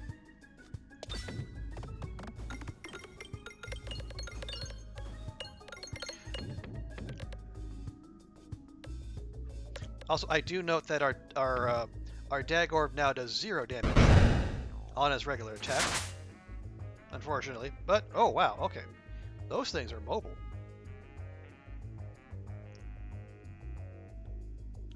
Can we kind of bounce our way there? I think we can.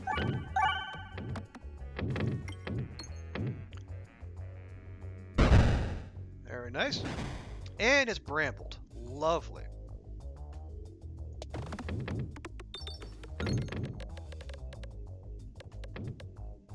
Can we get a crit? There we go. Crit and a refresh. That's what we like to see.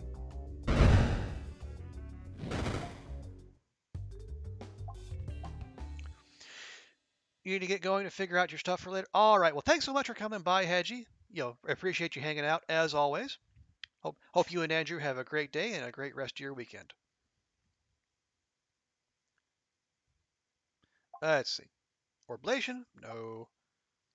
Concentrication? No. We already have a docked orb. Are we close to a shop? I would prefer to go right, and then we can hit the mini boss, and then we'll have our choice of shops. So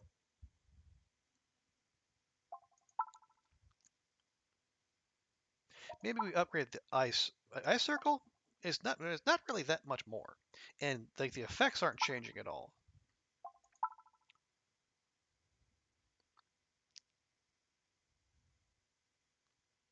Yeah, we'll go ahead and start. We'll get into upgrading our critiballs. And we say we want to go right. Yes, we want to go to the right. Squeezing in there might be... Oh, hang on. Nope, there we go. We can just wedge our way through there.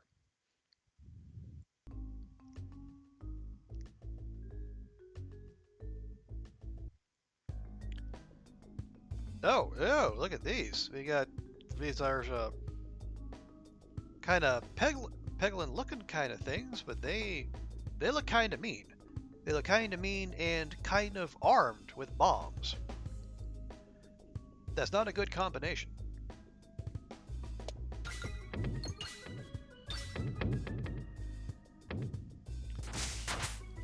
Alright, well that was a waste of time.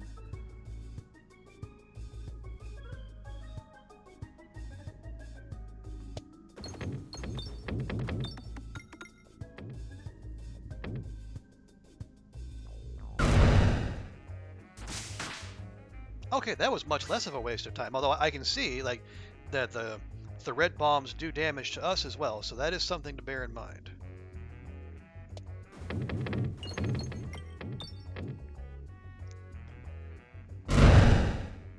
But it does even more damage to them, so I guess I'm not as bothered.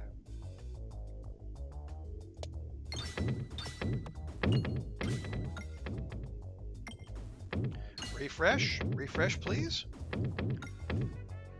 Refresh, don't kill me with the bombs. Ouch. That was very much not what we were looking for. Alright, well, we'll definitely take the heal. And we'll save the rest of our money. We want to go to the right, because we do want that mid-boss fight.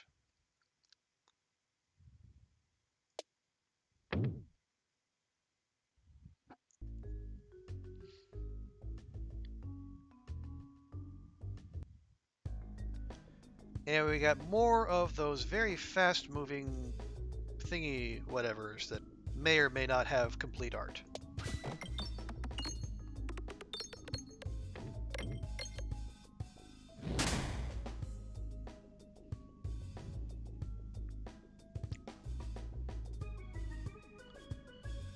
Alright, could use a refresh right about now.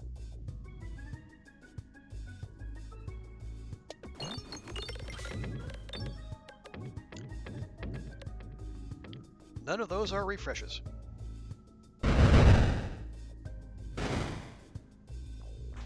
Oh, but we did get some overflow from the Bramballs, so that's good. Can we bounce that, get the crit and the refresh?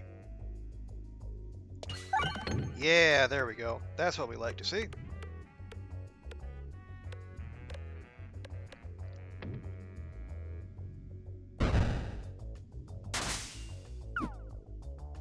Hey, and blind comes in handy too. Alright. Now we gotta drop the hammer, literally and figuratively, and see if we can get some overflow damage working here.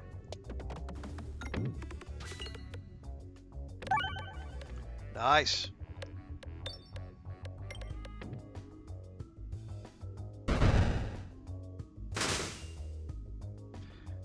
Okay, not quite, but we can probably make that work.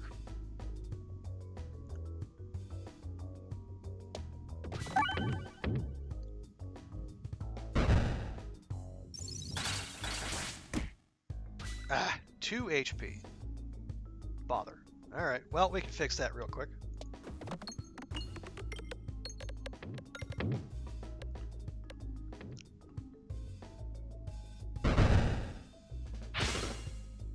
There we go.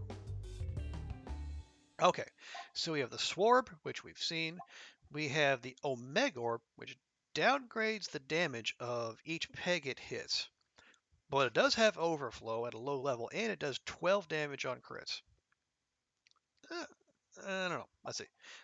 Ball Lightning we've seen, and then Orbsium, which is also dense, activates each peg twice. It can target any enemy, but the damage not great.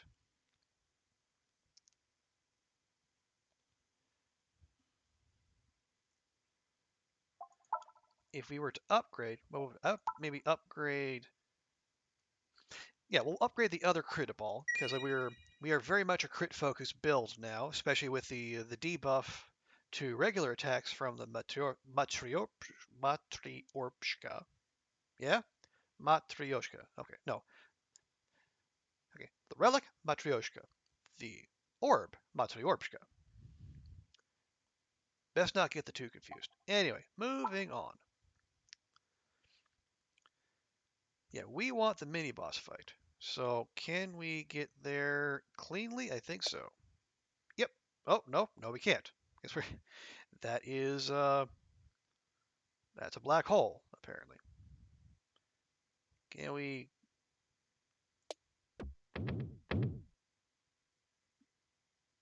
You're not being very helpful here, game, I gotta say.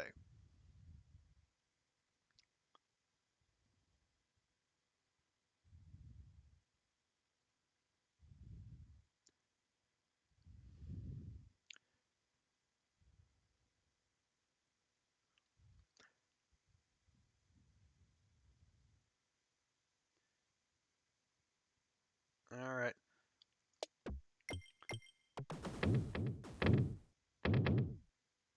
You know what? I'll take it. That was not the path I had envisioned, but it is the path we're going to take.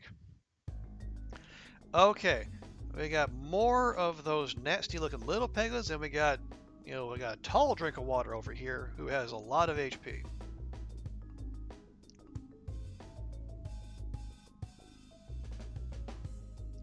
All right, no. Well, it's no. I was trying, game, to trying to get it to bounce.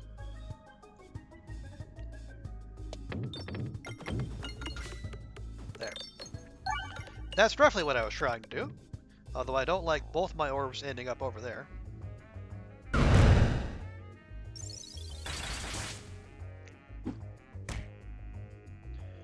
He's going to be chucking orbs back at me. How rude. Okay, can we not have both of them end up in the same place again? Okay, there we go. That's better. Oh, and we got a refresh too. Lovely. And more non-hurt me bombs, which are the best kind. Oh, what did he do there?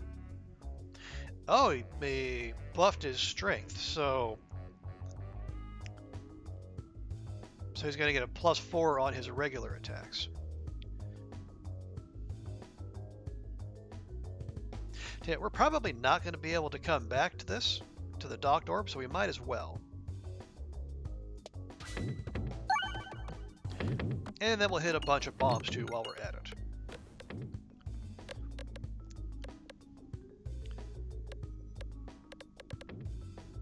And once again, both orbs end up in the far corner.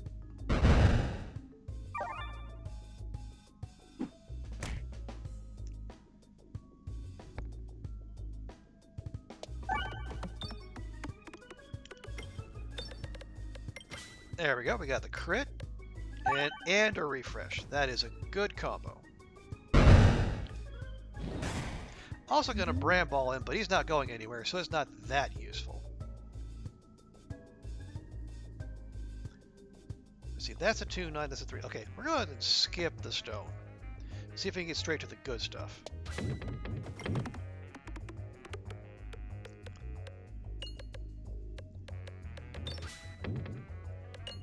There we go. We got him.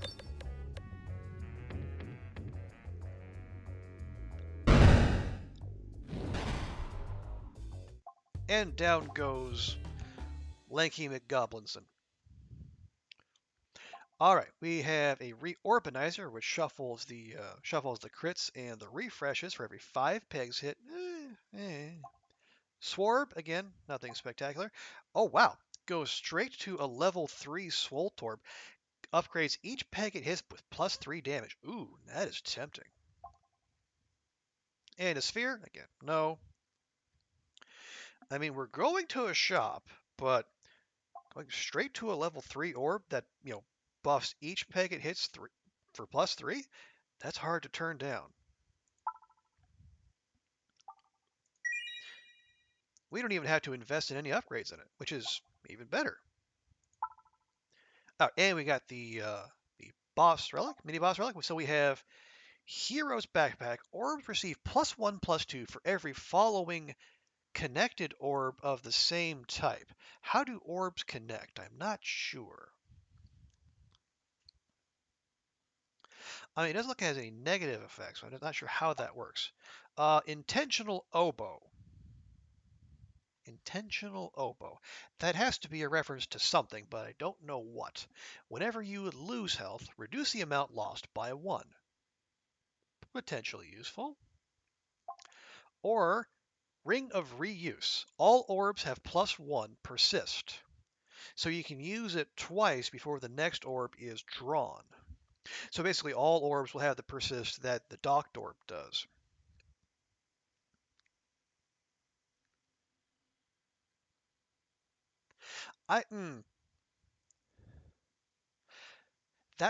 Okay, I don't know how that works.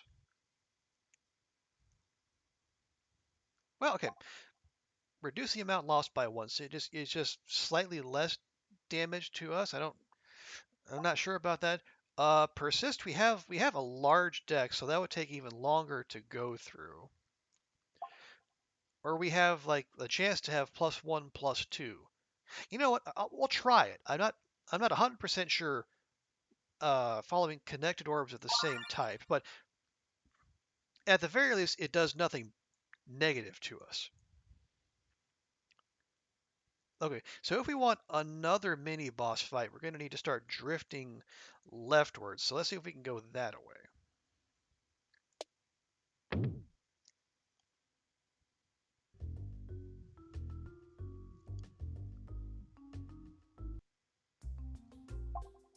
Hey, Haglin, good to see you. All right. Already have a warp hammer? No. All right. How about relics? Super boots. Heal +1 for every peg hit after the battle and take no damage from missed navigation. So presumably if we end up in the fire, it won't hurt us. Possible. Every reload grants +2 must circle. So +2 to regular attacks. Our deck is rather sizable, so I'm not sure if that would be useful. Bad cheese, deal 20 times the number of reloads. Again, we're not going to be reloading that often. Or Eye of the Turtle, Orb and Relic Battle rewards contain an additional option to choose from. Well, we're going to have at least one treasure chest, maybe two. No, maybe even three. And then plus we're going to have that as well. That actually might be a way to go. We'll take the Eye of the Turtle. Do we do that, or do we go for more healing? Well, we're trying not to hit pegs at the end of battles. All right, we'll do that.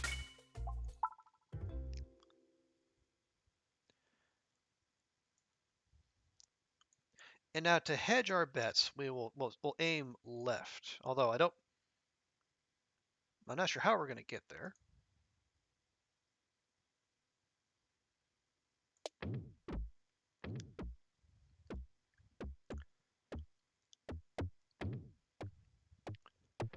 Yeah, okay, we'll get down there.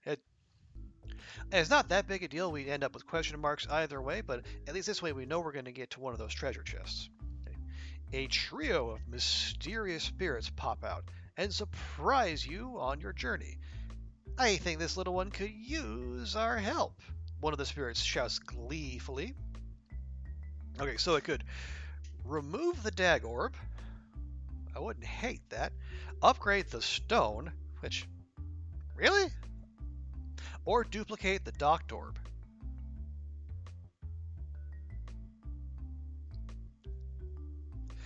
Let's see.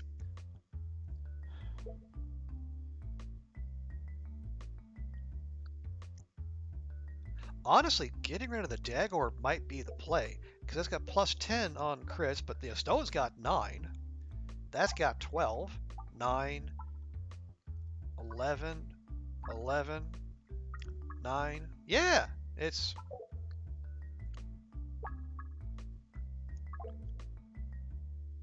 And it'd be one less orb that has a big fat 0 for, for regular attacks. Honestly, let's take out the dag orb. One of the spirits whisks away your dag orb as they disappear into thin air. ...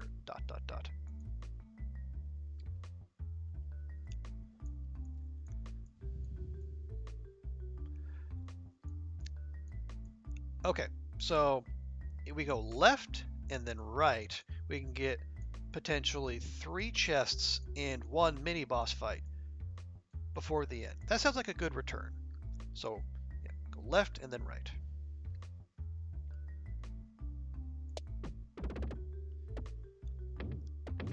And so naturally the game decides to screw us. Okay, not completely, but now we definitely have to go left. So what do we have here? We have Grabby Hand. Flying enemies are attacked horizontally. So like basically if anything is flying above the fray, attacks that go through it will also go horizontally there. Or we have the Bomb Baton. Pegboards start with +3 bombs. More bombs, more better, as far as I am concerned.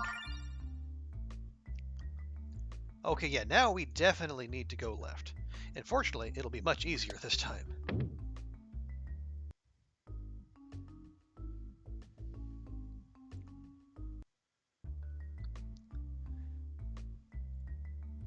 The walls of this section of tunnel are reflective and fragmented like a shattered mirror.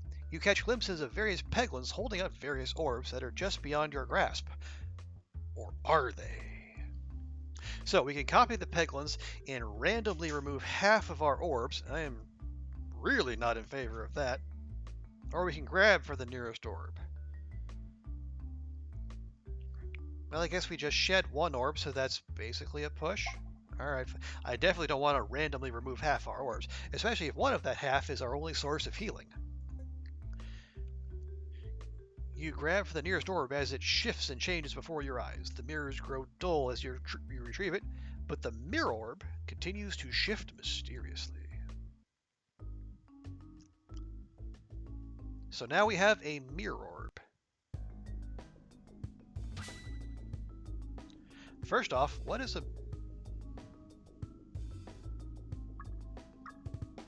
mirror orb? Transforms into a random owned orb each reload. Oh, okay. And it appears to have turned into the Warhammer. Which, hey, fine by me.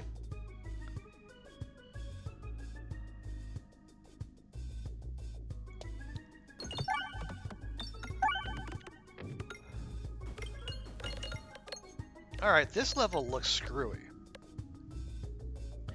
I mean, it's not a bad start, but I could...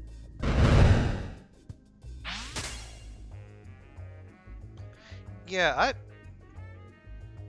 I am not in favor of this. And I'm very much not in favor of all the refreshes being way up over there.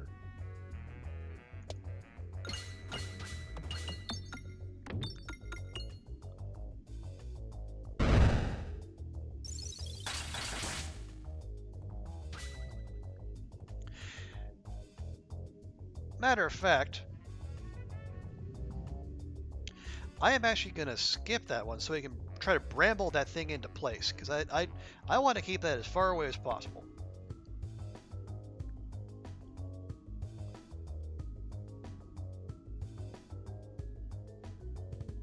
No, stop that. I want that to go here.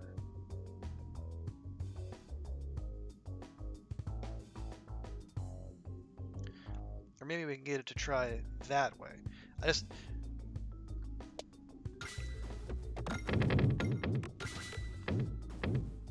Refresh? Apparently not. Alright, well at least it's stuck in place now. Oh hell.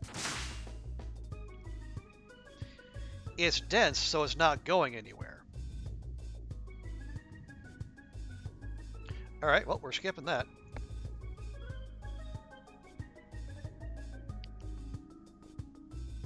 Okay, Elector Magnet. Buddy, friendo, I absolutely need you to go hit that dang refresh. Yes, there we go.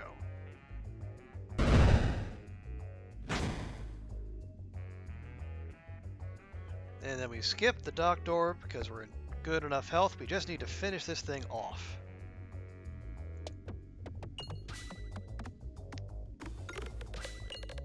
And that will do it. Excellent.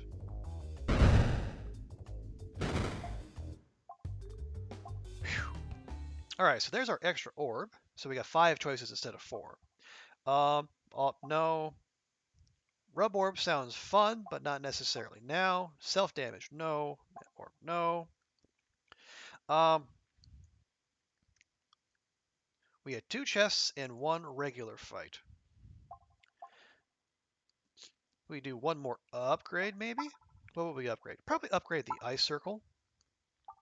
We might as well have it as high a level as possible. Right. And we'll finish that out. And what do we have here? So we have the perfected reactant. So we'll get that 15 damage back that we lost for the recombobulator. Potentially helpful. Weaponized envy. Whenever you heal lost health, deal 3 times the recovered health as damage to the targeted enemy. Well, we only have the 1 Docked Orb, so I'm not sure about that. Heavy Shaft Potion.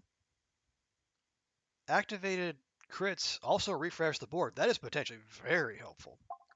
And Refresh Shiv. Whenever an enemy is defeated, refresh the board. Honestly, we're creating a whole mess of crit points,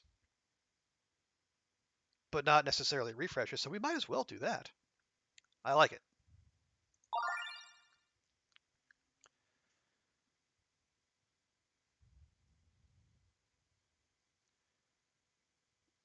Would it be greedy to go for some cash here? Absolutely, it would be.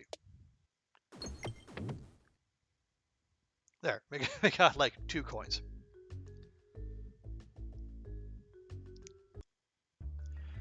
And what does the chest hold for us? We got, oh geez, we got stinky cheese. Or we can buff our lone stone. We still have the 1 stone. Or we could reload. If it gets to the point where we're reloading, we'll have gone through 11 orbs, which is a lot. That's basically a one-time hit of 20 damage. Honestly, we'll give the +1/+2 buff to our stone.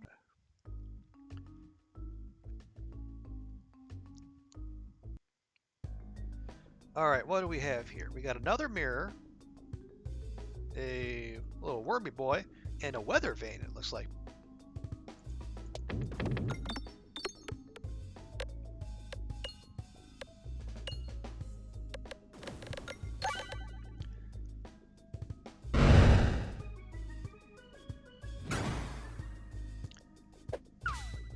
Well, apparently the weather vane is a taunt because it can't target anything else, but we just took the mirror out anyway, regardless.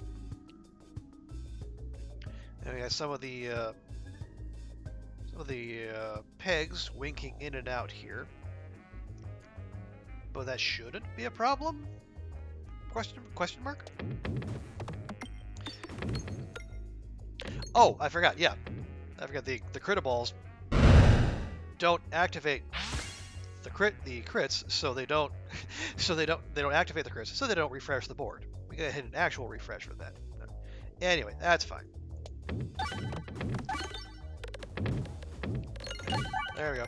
And you can see the little numbers left behind there telling us that the Swoltorb is doing its job, buffing those pegs whenever they were come back. But not a concern, because we'll just take it out easy peasy. Didn't even get to our super upgraded muscly stone, alas. Okay. Yeah, Reorbanizer. I don't think we're in the market for any new orbs. We're going to get 1 more chest, so we might as well spend our money now. There. Now we have a 413 stone. There's nothing more we can upgrade. And I don't know what... I mean, yeah, there's nothing more we can spend the money on, and presumably we can't take it with us, so we might as well take 8 free HP.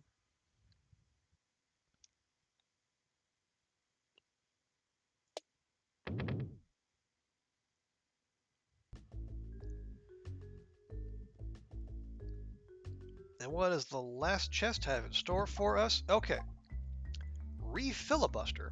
Whenever the board is refreshed, deal damage to the targeted enemy equal to the number of pegs restored. Potentially useful because our crits also refresh the board. Or we have the improved catalyst and we get +10 bomb damage. So which would do more for us? +10 from our bombs, so they would be 45 damage each. Or, oh, and that would be just to the targeted enemy. Whereas this would be a +10 damage to all enemies across the board. Yeah, I think we'll take the catalyst. Well, I mean, I say that, but with the number of crits we have in there, there could be like multiple refreshes in addition to like the regular refreshes. You know what? I'm gonna try the Refilibuster.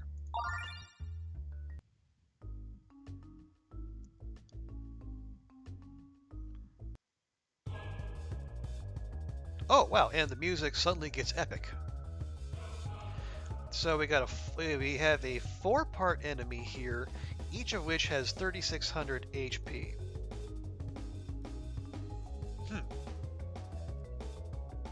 And we can only target one at a time apparently, so we might as well get started. Then let the Matryoshka do its work. As apparently that's a lot of work.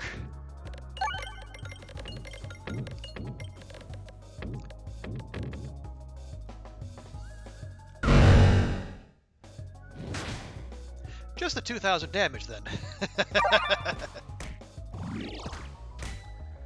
Okay, so one of them attacks, one of them heals, one of them buffs. Interesting. We're gonna wait here, and we're gonna try to shoot to the left.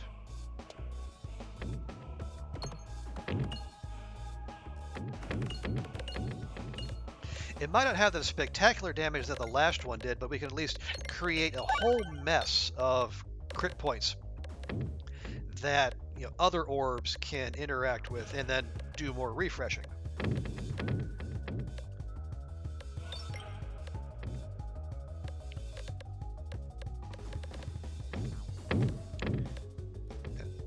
And the duration on these things is wild. All right, one down.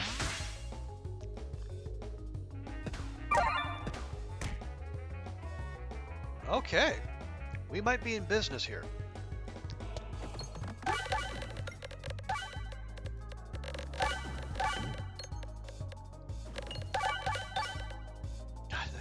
The sound of that angry pinging, the angry pinging around is just magical. Okay, so the two left are the two that attack us, but they're not buffing each other anymore, so there is that. And they're not healing, which is also good for us.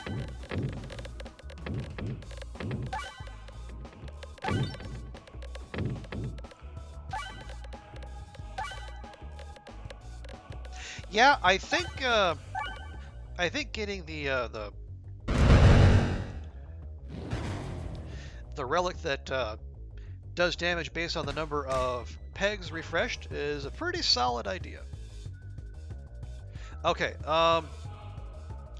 yeah, it's that that buff doesn't appear to be going down. And we're down to half health, so as a precaution, let's go ahead and fire out the Docked Orb.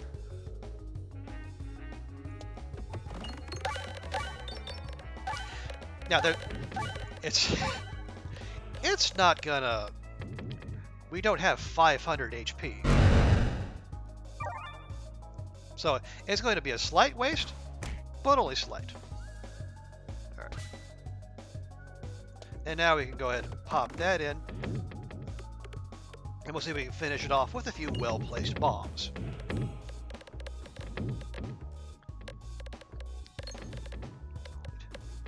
And the kind of duration you can get in this level, with the motion of the stage, is wild. And boom, down you go. Hooray! We have cleared the mines. Ah, and that is it. Okay, yeah, there's just the 3 levels, which it might not seem like a lot, but again, this is still in early access.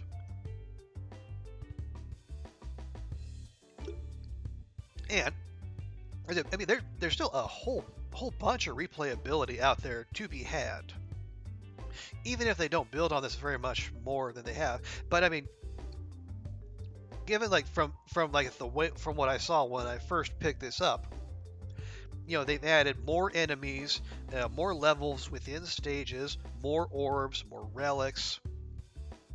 It looks like they're doing some really interesting things with this game. I'm excited to see where they go with it. Okay, and we're 2 hours and 15 minutes into the stream, and we've done one run. It kind of reminiscent of what is it? The same. I don't know if it's an issue. It's one of the aspects of playing like a Backpack Hero as well. Another indie banger that I really enjoy. The runs can get a little long, but let's take a look at Crucible now. So this is kind of like the ascensions you have in Slay the Spire, and I guess in other games too. What was it like? Monster Train has those as well. So the base level of Crucible. So you start each run with another stone, and then the stones will, so that the base damage isn't attack, but it has one less crit damage. Not terrible, but also not exactly helpful. You know, stones aren't that good to begin with. But let's take a shot at Crucible 2. So mini boss battles can appear in question mark scenarios. So like the events that we saw can also now spawn mini bosses as well. Now, not great because those things can really hurt hard and wreck a run. But on the other hand, if you get through them, they also give you relics that can really improve the gameplay. So we'll give Crucible 2 a shot. Maybe it goes well, maybe it goes poorly. Who knows? So we have our choice of a starting relic. So we could get a little healing every time the board is refreshed with the cookie, the bad cheese, or the decoy orb. So your first reload, we have two kind of reload based ones there, but you know, a little passive healing here and there wouldn't be a bad idea. So I'm going to take the cookie. Okay. Mini boss, mini boss, mini boss, mini boss. Okay. So we got a few we have a few definite mini boss encounters we could go through. Okay, and there you go. See, we're starting with one extra stone, kind of like the last time, and then there are 2-3 rather than a 2-4.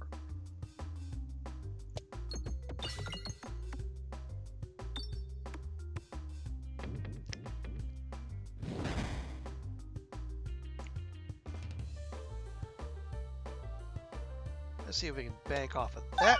There we go.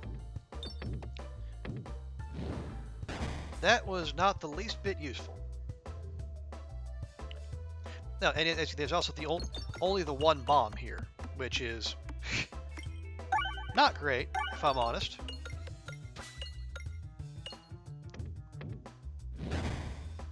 Alright, that's one slime down. Okay, we need a... you know, the dag orb here is untouched, but you know, it's not exactly great just as it is. So, let's see if we can work our way toward a crit peg there. Is it going to get all the way over there? It sure isn't.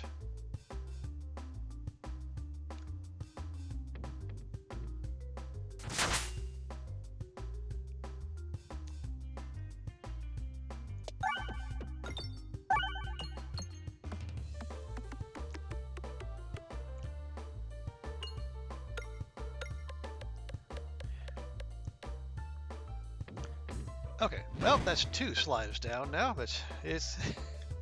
yeah, the early game can be very rough, as you might have noticed. Yeah, I think we need to refresh that board there. Ah, one short.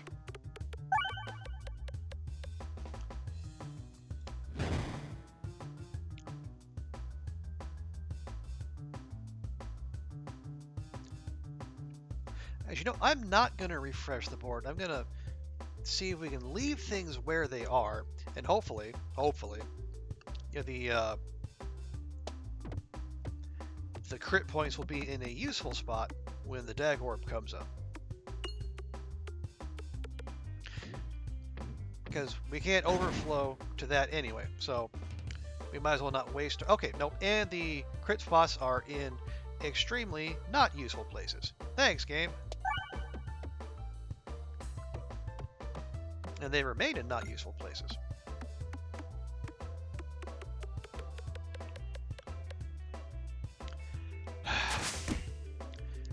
And that is the kind of performance we would normally expect from a dag orb.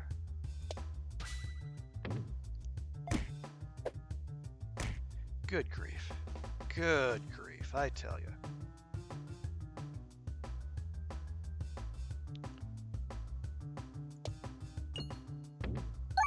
There we go. Not exactly the way I envisioned hitting that, but I'll certainly take it.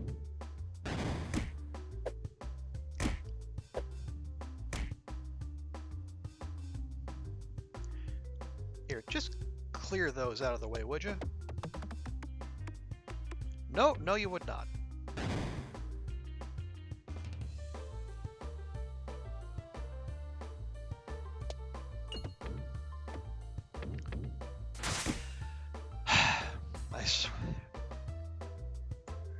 See, again, this is why it's one of the reasons I still kind of double clutch when I start talking about this as a very chill game.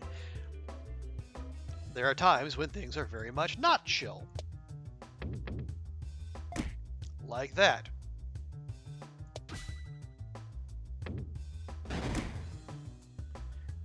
Hit one refresh. Hit one refresh for the love of all that is pink and sparkly. Please.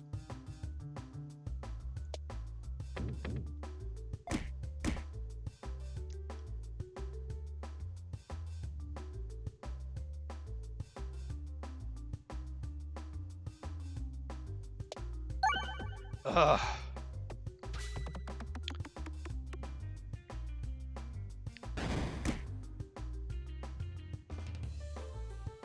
And you just do a thing.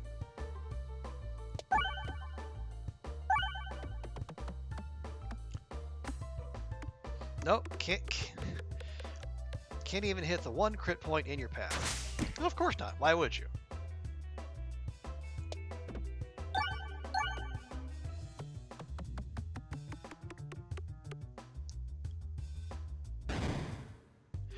Well, it's a good thing we got some money because holy crap. Alright, what options do we have? We have concentrication. Never going to get any easier to say. It only hits the juicy pegs, goes through all the others. Not that helpful. Another dag orb? No. Bob orb. Converts every 8 pegs to a bomb. Does no actual damage on its own, which is not helpful. Or Omega orb, which has overflow and has good damage, but downgrades each peg it hits, which I don't know about that. First thing, we're definitely taking the healing, because we need it. And let's see. Yeah, there's no shops anywhere anytime soon, so we might as well spend. You know what? I'm actually going to take the Bob orb. Because bombs are always fun. And there's no sense fussing over, yeah, all the mini bosses are well down the map. I guess we could go left. Just to make sure we can get that first one.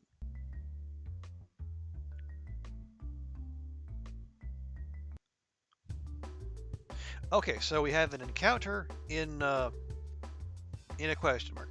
Not a mini boss encounter, but still an encounter.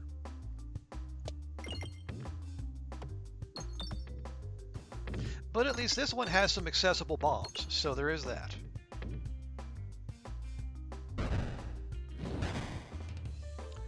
Alright, let's actually try to stay away from those other 2 bombs until we can get those 2 blue slimes on the map. Hey, Kukiyomi, welcome in. What does professional wanderer mean? It means I move house a lot, like every other year on average. Whether that's a good thing or a bad thing, I leave to your judgment, but it's something that I've done more times than I care to recount.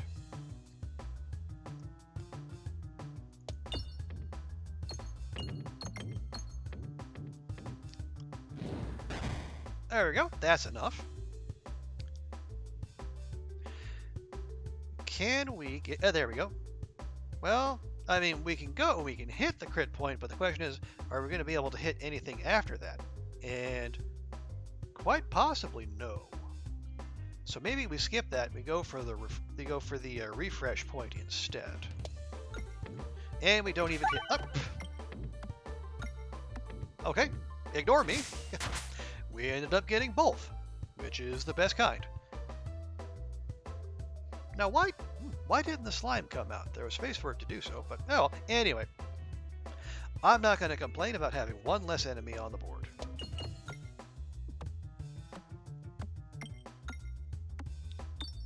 Yep. All right, that'll do. That will do. what kind of podcast listening to? A range of them, really. Some comedy, some current events stuff, history. Um, do you want like specific names? 'Cause I can rattle those off for you if you're looking for recommendations. But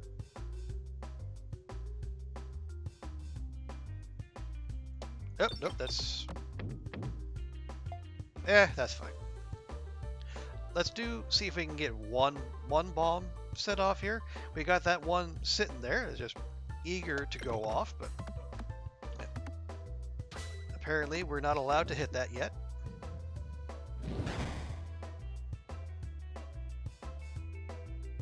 Okay, you know what? That'll do.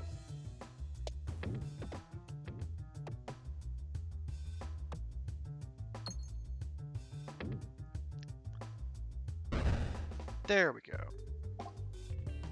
And once again, you offer me the Omega Orb. And once again, I will say, no, game, why would you do that?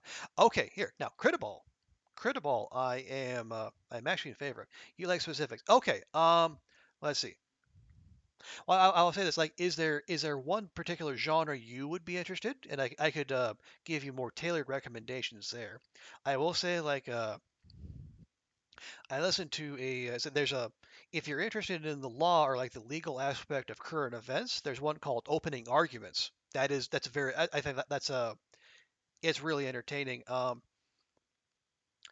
the thing is, you don't have to know a lot about the law because they have one lawyer on there, but they also have the other co-host is just like a regular like comedian, regular Joe kind of person. So they basically like break down like the legal aspects behind a lot of current events, and they also have one interesting recurring segment where the non-lawyer co-host takes actual bar exam prep questions.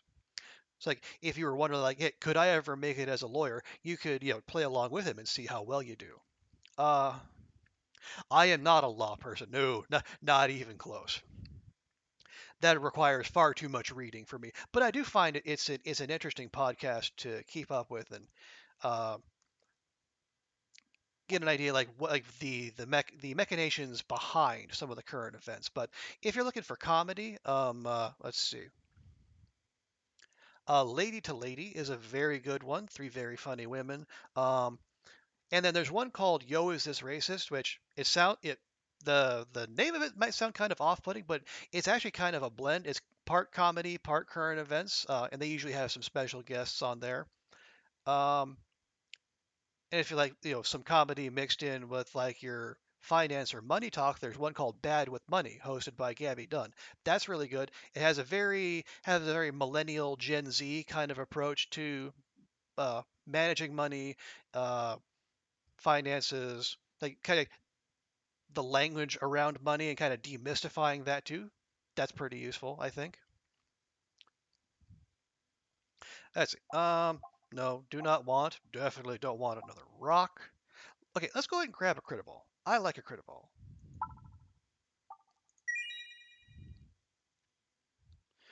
And where is the map? Okay, I'd be okay with going to the left. Yo and bad with money. Nice. Okay, yeah. So I can tell you have good taste in podcasts, Cookie Yomi. Um, mm. See, what else could I tell you? I mean, I listen to some movie review podcasts, but I know those aren't necessarily everyone's preferred taste. Some people prefer to just go out and see movies themselves. Can we upgrade that? Let's see. If we upgrade Bob Orb, still no damage, but the first peg we hit gets converted to a bomb, and then every 8. Or every attack is a crit. First peg hit becomes a crit, and then every 8, and then that. Or we save our money. Honestly, let's just make more bombs. More bombs, more better. And now we're broke.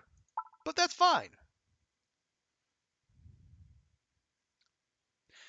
You love podcasts about bad movies. Okay. Well, man, there's a whole mess of them out there. Um, let's see. Yeah, like the movie podcast, I did like There's one now playing, which has like a lot of like the big stuff, and like they do horror movies as well.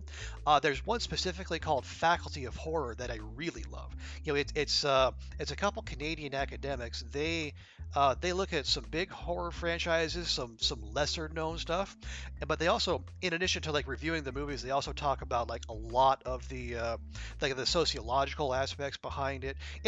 They treat horror movies like you would expect academics to do so, but not in an annoying kind of way, in a very thought-provoking kind of way. If you're looking for bad movies, one might probably recommend. There's one called God Awful Movies. Um, I think they come out once a week, and they do a lot of. They do some. Well, I would say they do some religious cinema. They also do what was it, like pseudoscience, alt med kind of stuff. Yeah, they kind of been broadening their scope. That's a very funny one, and they have a regular succession of guest hosts on there as well. You like the sound of that one? Yeah, check out Faculty of Horror with Andrea Subasati, who's also the editor of Rue Morgue magazine, and then Alex West, who's written a couple really good horror books as well. Definitely check that one out. They do really good stuff. Am I a horror person? I am actually, Kooky. I do lean toward horror. And like Faculty of Horror, Gaylords of Darkness. Oh, if you like horror fiction, especially like short fiction, check out Pseudopod. It's a short genre fiction one. Like most episodes are like anywhere from like 30 minutes to an hour. It is some really good stuff. They do some classic stuff, but they have a lot of stuff that's written for them, and there's some very talented people. So I can't recommend that strongly enough. And I don't just say that because the host of that podcast also follows me back on Twitter. So totally not biased at all. Okay. So we have another visit from Haglin. Hello. Actually, Haglin, we have met before, just not in this run. So, hasn't set up shop yet, but we can offer a free sample. All right, let's see what you got, bud. Okay, so we can upgrade an orb, remove an orb, or tell him to go stuffed.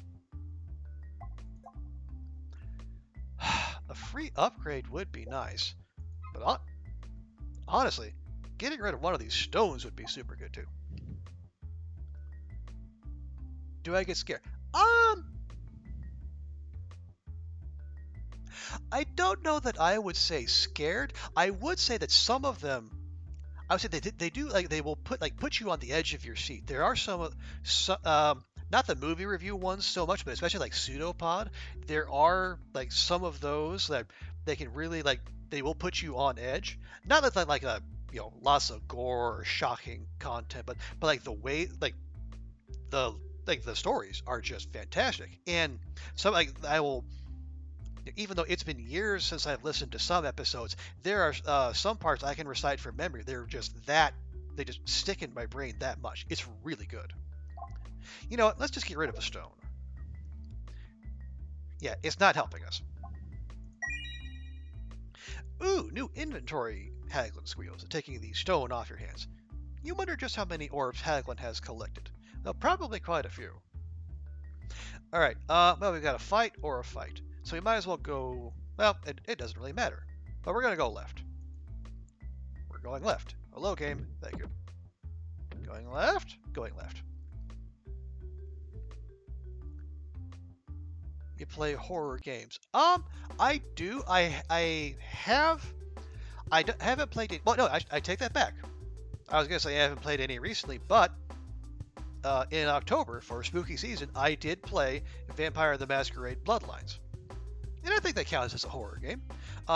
And like anyone else, I have a whole mess of games that are sitting in my Steam library, horror games included, that have been sitting there for maybe years, still unplayed, which is shameful, really.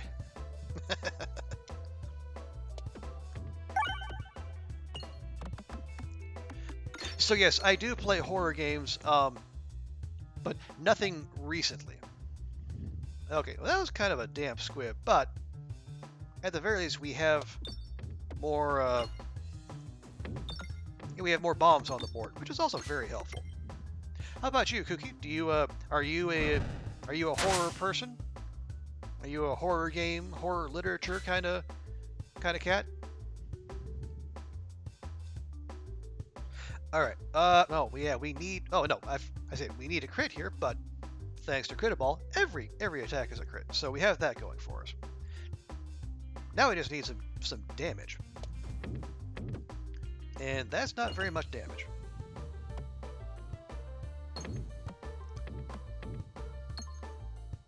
All right, that's acceptable.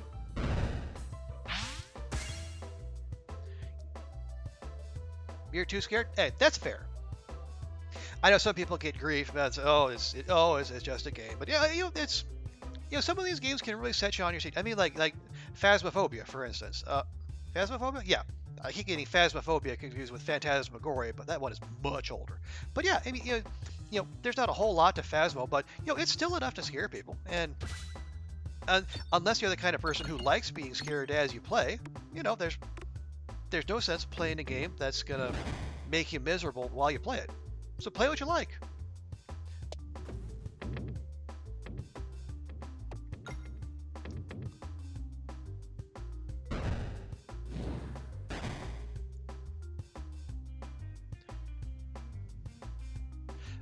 Let's just see if we can get. Can we get this bomb? Maybe we can bounce off of here. Okay. Not the desired effect. That's fine.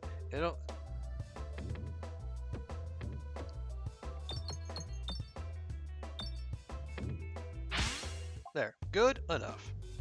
Yeah, I know. Phantasmagoria is kind of an older one. I remember hearing about that when I was in high school, which was years ago. But it was still pretty spooky. But yeah, it was one of those games where it's old enough to where you had to put a physical disc into a CD-ROM drive, which should tell you how old that is. Okay, let's see. Infernorb.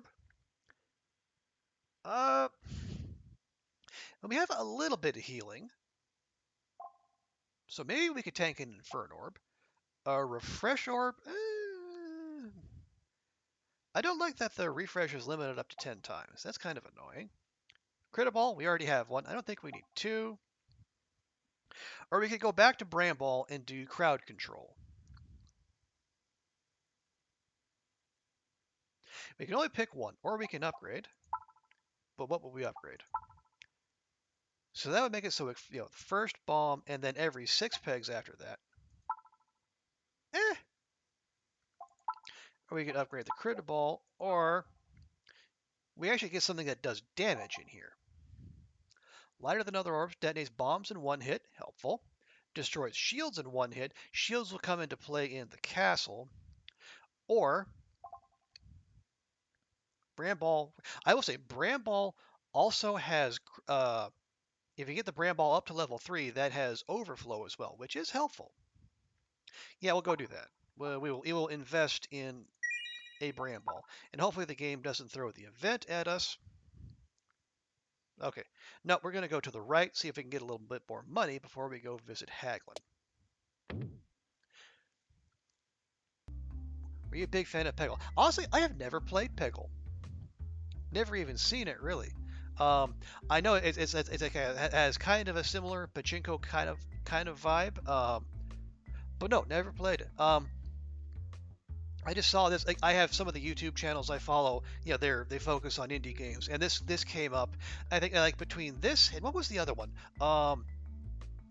Round Guard was the other one. It was also kind of a Pachinko kind of chuck balls into play to defeat enemies kind of setup. That also looked interesting. Yeah, Round Guard is similar to this, but different enough to where it's they're. I would say they're both probably worth a look if Peglin interests you at all. Let's see.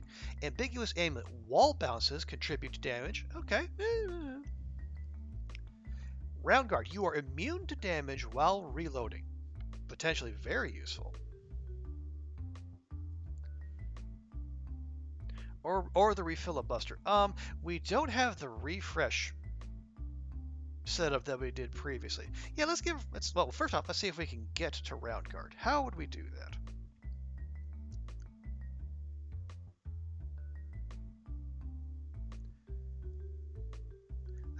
Let's see if we can bank it off of there. Because I would rather go that direction. We want round guard. If we end up with the ambiguous amulet, it's fine. There we go. Exactly as intended. Unfortunately, that also means no extra gold, so there's no point going to the shop.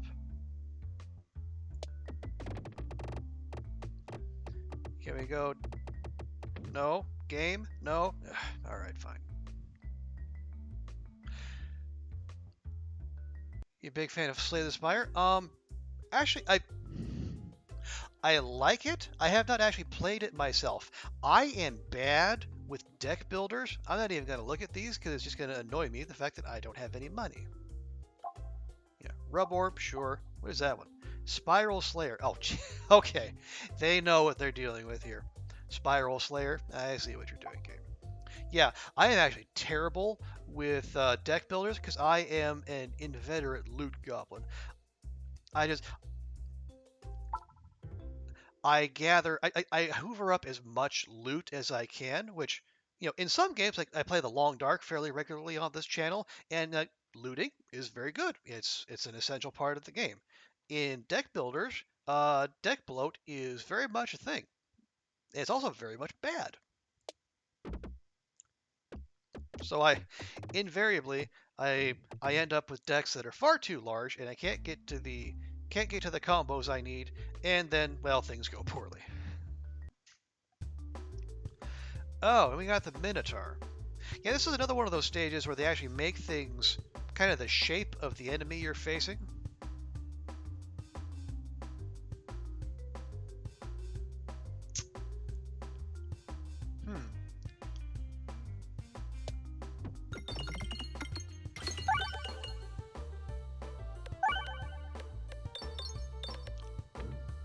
Alright. Not a bad start. Yeah, if we can get some ramble on him and then delay this guy as much as possible, that would really be good. Or we could just miss it altogether. Thanks, game. Alright, or refresh at least. Now, can we please with a crit? No. The game says no. The game always says no, especially when we're using the Dag Orb.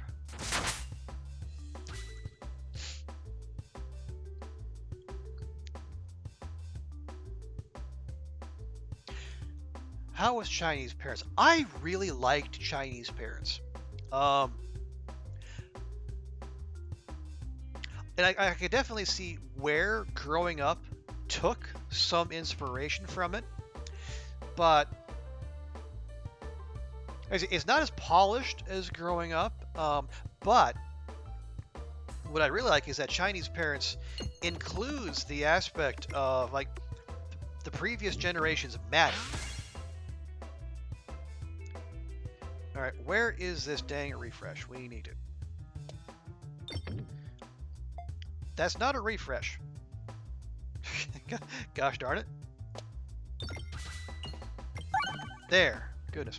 Yeah, so like in Chinese Parents, because like I'll rephrase that. In growing up, your parents might as well have not existed. All they do is like give you tasks and like either give you the rewards to the special shop, or they punish you if your approval goes low enough. There is no they have no effect on you. Whereas in Chinese Parents, like if your parents specialized in science, let's say, then their kid will have a buff to their science learning. And if their parents happen to go into a particularly high-paying job, their child will have more allowance, which makes sense.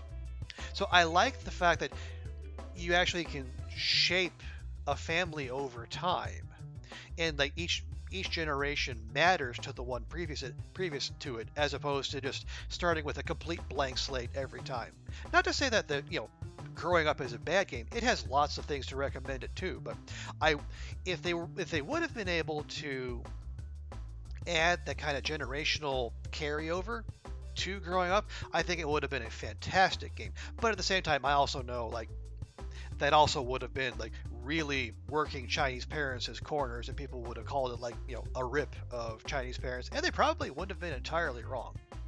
So yeah, I think Chinese parents, good fun. It is kind of a memey game in spots, but hey, there's room for that. Okay.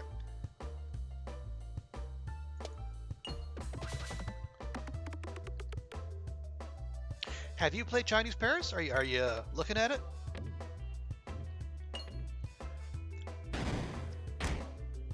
Ow. Rude.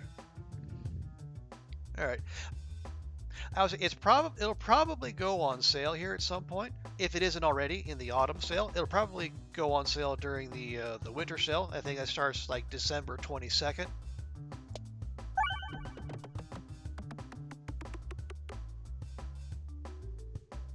Fall right there. Fall right there. No, you're not gonna fall right there. All right. Well, at least you got me a refresh, so there's that. Ouch.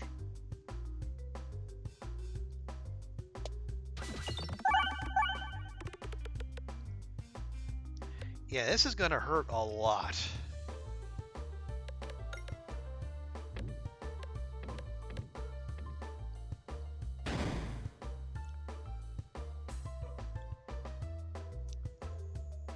Eh, boy. Okay.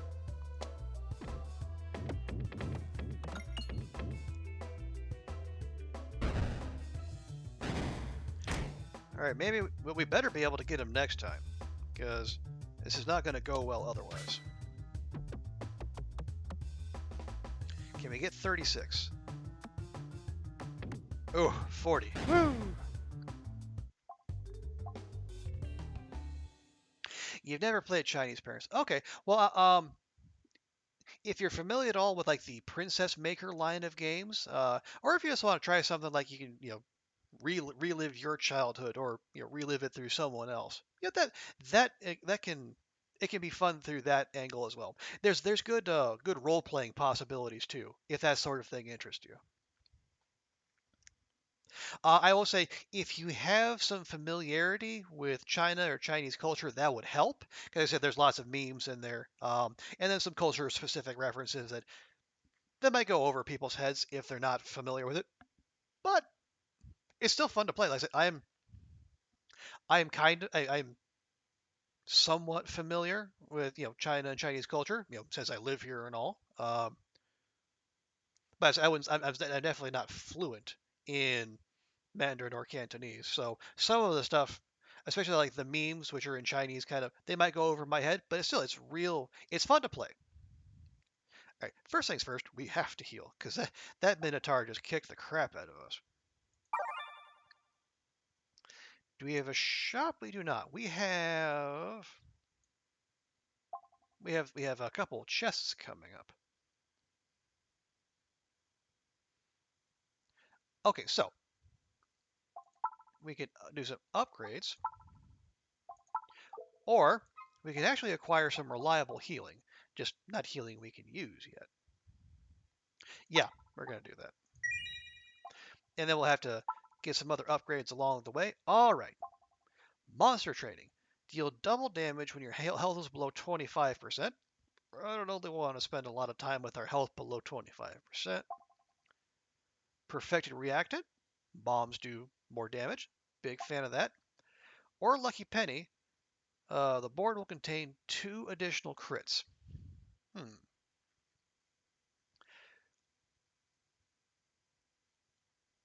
Well, we don't have anything giving us more bombs, and we're not an especially crit heavy. Actually, no, maybe we should be a crit heavy build. But no, the Crucible will help us generate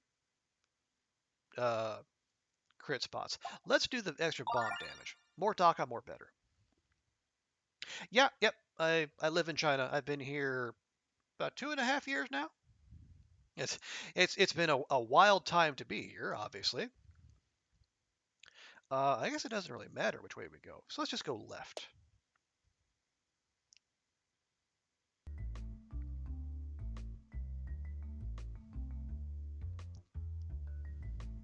And what does the chest hold for us? Let's see. So we have the Echo Chamber. All attacks have Echo 10. Or Refreshing Punch. The refresh pegs will also activate nearby pegs when hit. I don't know how useful that is. All attacks do an extra 10% of the previous one. You know, we'll do that. Now we can go right here real quick, and then get another relic before going into that mid boss. And I do want to do that mid boss. Hopefully it's not another Minotaur, because that was stinky.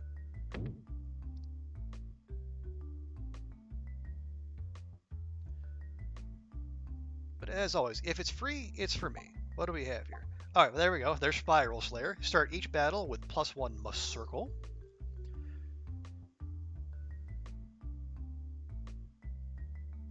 Now, is that permanent or is that just for the first turn? If it's just for the first turn, that's crap. If it's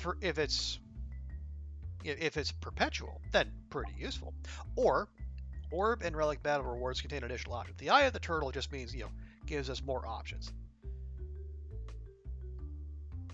Yeah, I think that might be the play, because that... Well, I'll say, but also, we went with that in the previous run. I tell you, we'll do this for science. Does the Spiral Slayer just do +1 must circle on the first turn, or is it perpetual? We'll try it. It might be crap, it might be useful.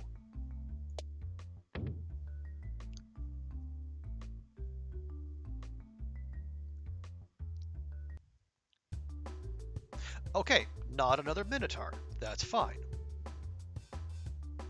Now we don't want to use that yet, because we'll just lose it. Okay. Was Subnautica scary? Okay, in general, no, but there are parts of it where it will definitely put you on edge. And honestly, it's not the parts you think. Like, if there's big, scary monsters you're running around, that's fine. That's to be expected. Like, the parts that really put me on edge is when you're descending into the ocean and you don't see anything around you. Your vehicle will have, like, floodlights on it, but there's nothing for your light to hit. It's just blackness everywhere around you. And that's really spooky. And, like, the music, I thought the soundtrack is also really good, but the music will spook you out as well. And I know there are people also out there who, like, have, like, the fear of the open ocean or, like, fear of the underwater. They should just steer clear of Subnautica altogether, because you're spending pretty much all your time underwater.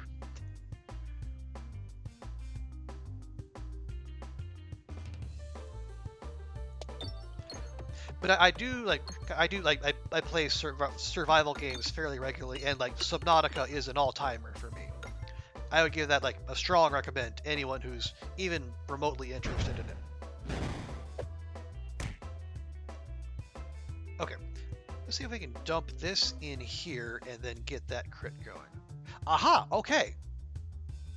So the Dag Orb's regular attack is buffed. Alright, so I think that the Muscle Orb is permanent, which is awesome. Okay, that makes it worth taking, I think.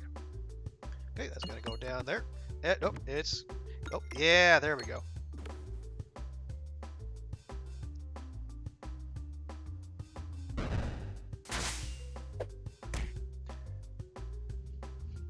Is Kirby your favorite game series? Honestly, no.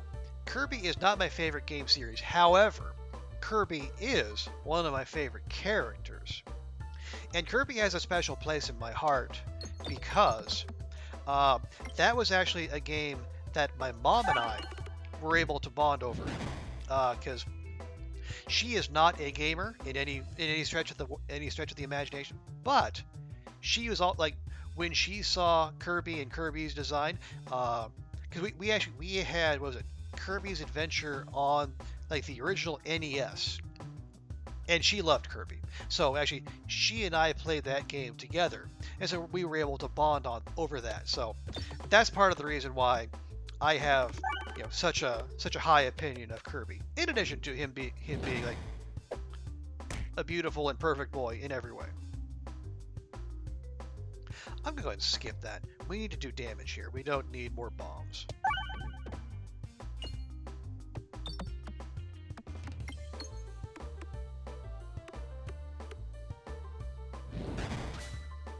Are you a Kirby fan there, Cookie?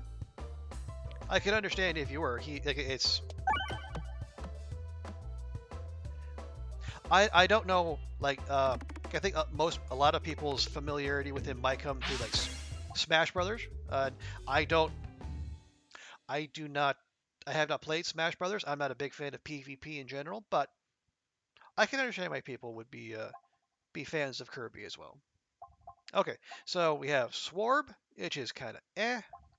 We have the Elector Magnet, which you're a big fan of. Strong attraction to refreshes and crits. The Bully Ball, not so much. We're not doing self-damage so far. And this is a new one. Shock Orbsorber.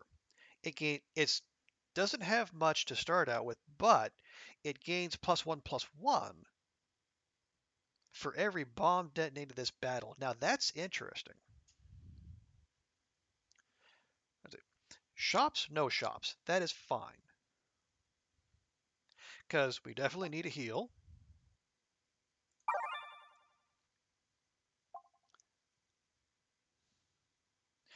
See, we're not generating. Our bombs are good. So bombs are doing 65 damage as opposed to the base 50. But we're not generating bombs yet. I think Elector Magnet is the play. And we are once again broke.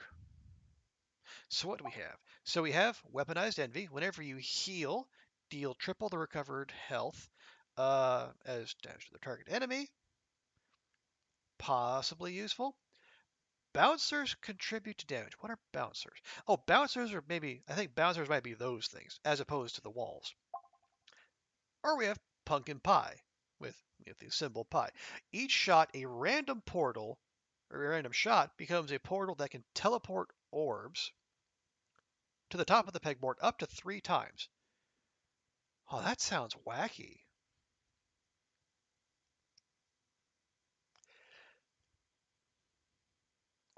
I don't know that we want to lean on bouncers. We don't have that much healing yet. But the pumpkin pie could potentially be useful, and it just looks tasty. All right, pumpkin pie it is. And there's only one way we can go, so let's see if we can make some money while doing it.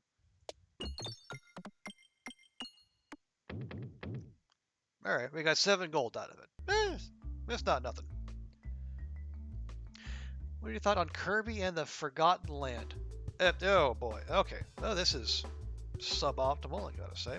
Honestly, Cookie, I am not familiar with Kirby and the Forgotten Land. Is that the most recent release?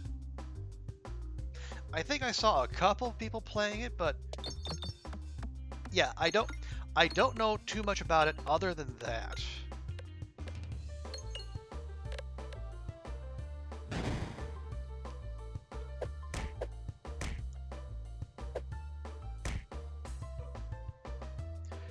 Okay, can I target that? I can't. All right, let's see if we can keep that from moving.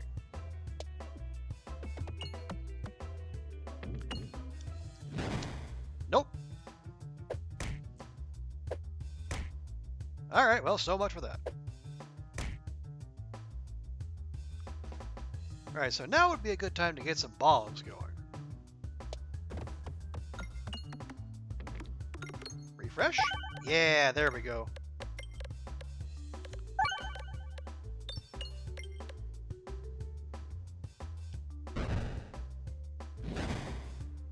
Good job, Elector Magnet. All right. It is the most recent release? Okay, yeah. I only saw like a couple people play it like on YouTube and such. Yeah, I guess that one kind of passed me by.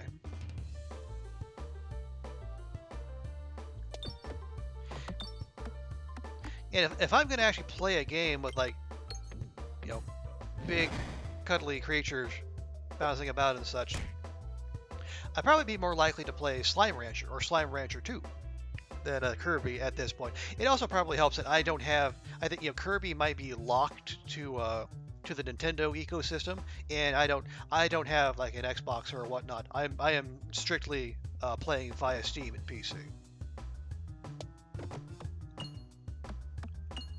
Refresh. Yeah, there we go. Thank you.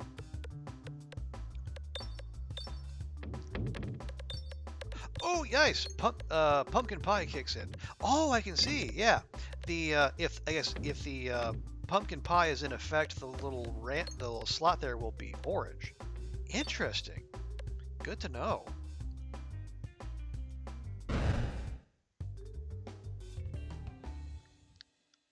Okay, we have another mini boss next. Maybe we heal, but let's see. Swarb, no. Another dag orb, no. Lightning, no. I don't think so. Do we have anything that can target though? Doesn't look like it. So we could heal, or we could upgrade our Docked Orb so that we can actually use it without discarding it from our deck. Considering the fact we have a mini boss coming, I think that might be wise.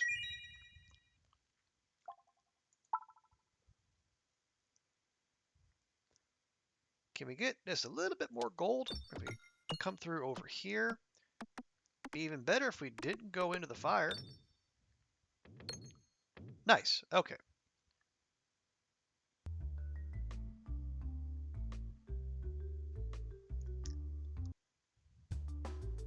And it's another Minotaur. Okay, I was right to be worried.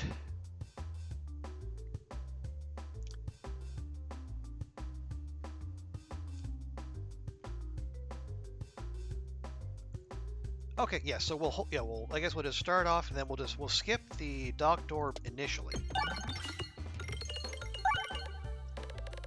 Lovely.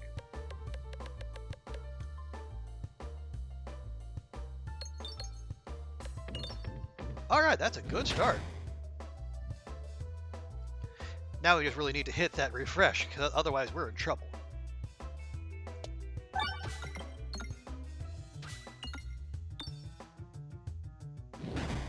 Alright. Good stuff. That's what we like to see. Let's see if we can get another long roll going here. Oh, and it jumped right over the refresh. Arg!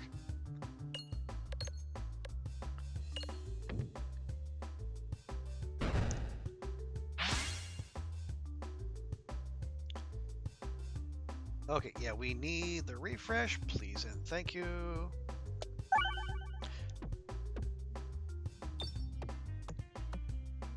Oh, the bombs don't regenerate. Okay, that could be an issue. We need to be able to regenerate those bombs.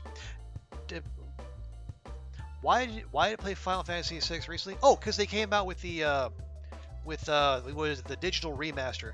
They done 1 through 5 previously, and then 6 was the latest. In addition to they're doing like the massive Final Fantasy VII remake, which looks really slick. I definitely want to. That's probably going to be something I get either in this Steam sale or the next one. Although I will say I did not play the FF6 remake on stream. That was just, me on my own.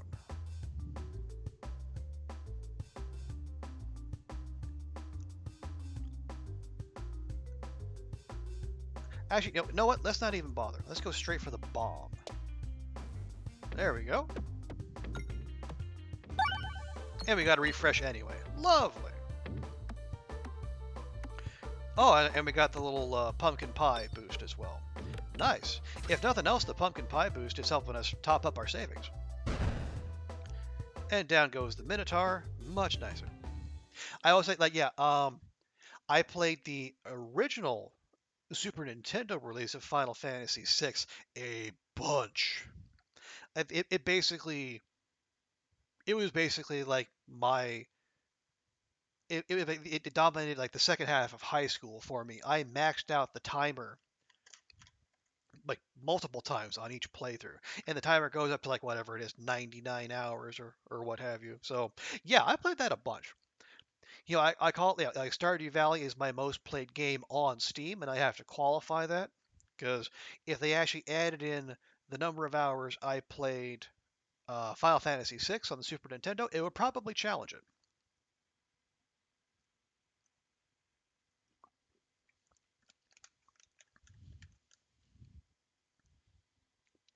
Because if we're adding off of Steam, it would be one of either Stardew Valley, Final Fantasy VI, or Championship Manager, which is like D&D for soccer nerds. So if you haven't heard of it, I would completely understand. So let's see what we have here. We have an upgraded ball lightning. So it zaps orbs or zaps pegs in addition, and can target any enemy, and crits target all enemies in the targeted column. Potentially useful. Only a 1/2 though.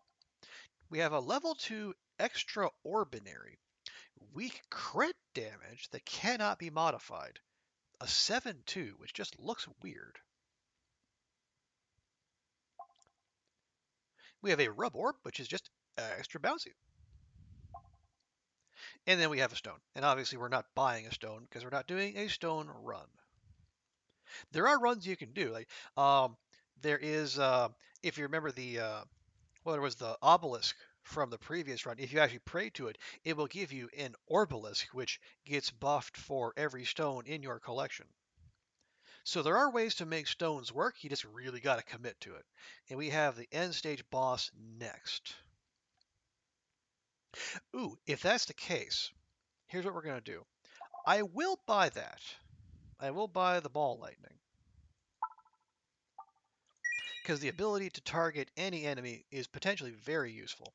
And will heal, just because we need to do that.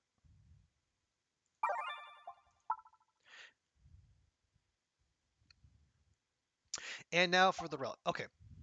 Pocket Watch. Deal extra damage the longer your orbs are in flight. It's very vague as to what extra damage is.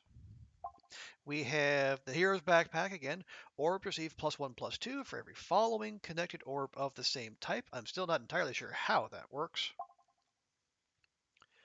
Or Monster Training, which again, we really would prefer our health not to go below 25%. So, Pocket Watch or Hero's Backpack.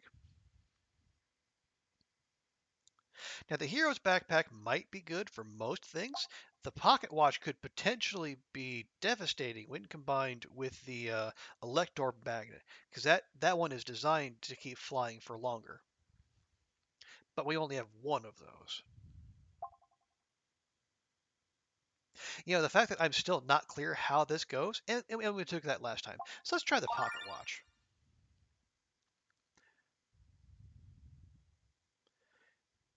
See if we can grab ourselves a couple more coins on our way out. And exactly a couple. 2. And no more. How was the Final Fantasy VI Remaster? I liked it. It looks sharp. It's still definitely in keeping with the original. But like I said, the graphics are tuned up. The music is as epic as ever. I say people who played the original will really dig it. If folks don't have a familiarity with it, I'm not sure. Well, I mean, if folks aren't familiar with Final Fantasy VI, I mean, how familiar are they with the Final Fantasy series? I don't know. But regardless, I dug it. I think it was well worth the investment. I might play it on stream at some point. It's just that, being a Final Fantasy game, it takes a long time. And like if you if you're the kind of person who likes to grind levels and do that sort of thing so you can be overpowered later in the game, that's not necessarily the most entertaining content for people watching. But yeah, if people are into Final Fantasy, the Final Fantasy VI remaster, definitely worth it.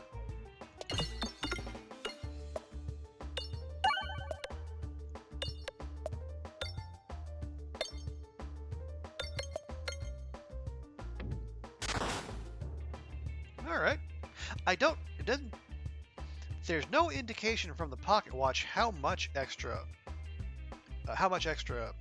damage it did from being in flight, but that was pretty useful. Okay. Oh, well, I don't think...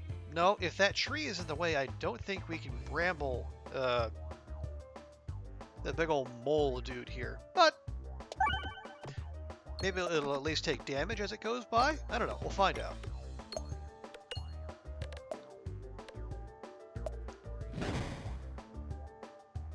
Nope, it sure doesn't.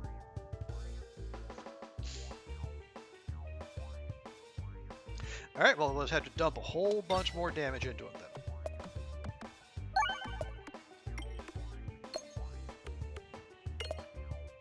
Can we get over? Hit the bomb? No, we cannot hit the bomb. Well, bother. Oh, and now we have more of that. Not helpful in the least, I say.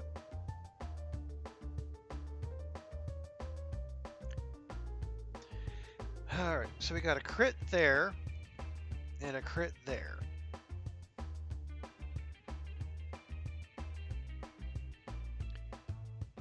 I'm not sure how we're getting to either one of those. Okay, maybe can we go up through here? No. We would need to clear that out ahead of time. Let's just go. There we go. Oh man, we almost did get it. And the bomb cleared out the ads, which I always appreciate. Oh hey! Our bomb orb can actually do damage now, as long as it doesn't hit a crit. How is that for weird? Let's see, can we squeeze it in there, or do we try to put it down the middle? Because we want to keep it away from crits as much as possible.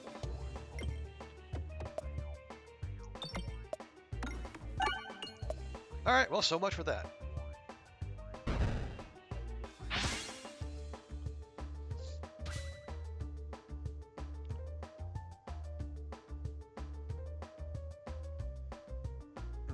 Alright. Well, we already refreshed, so we don't necessarily need to do that. So can we get there to the left? No, we can't, because it's not going to set off the crits itself. Not helpful. But this, on the other hand. Bombs. Bombs, friendo. Get to the bombs.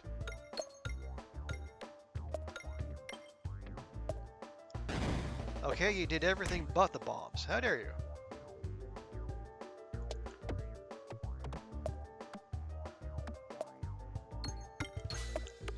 One bomb? Can we get one bomb? No, we cannot get one bomb. And that tree is taking a beating. Which would be fine, except that's not the thing we need to, get with the deep hurting. Can we at least get a bomb so that we can clear out the ads? Yes, we can. Okay. Not a complete waste.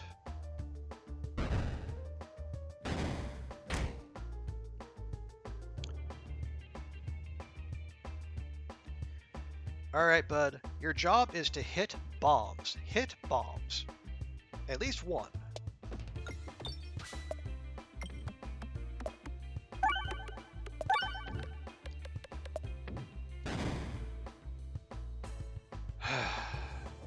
I don't know why I bother.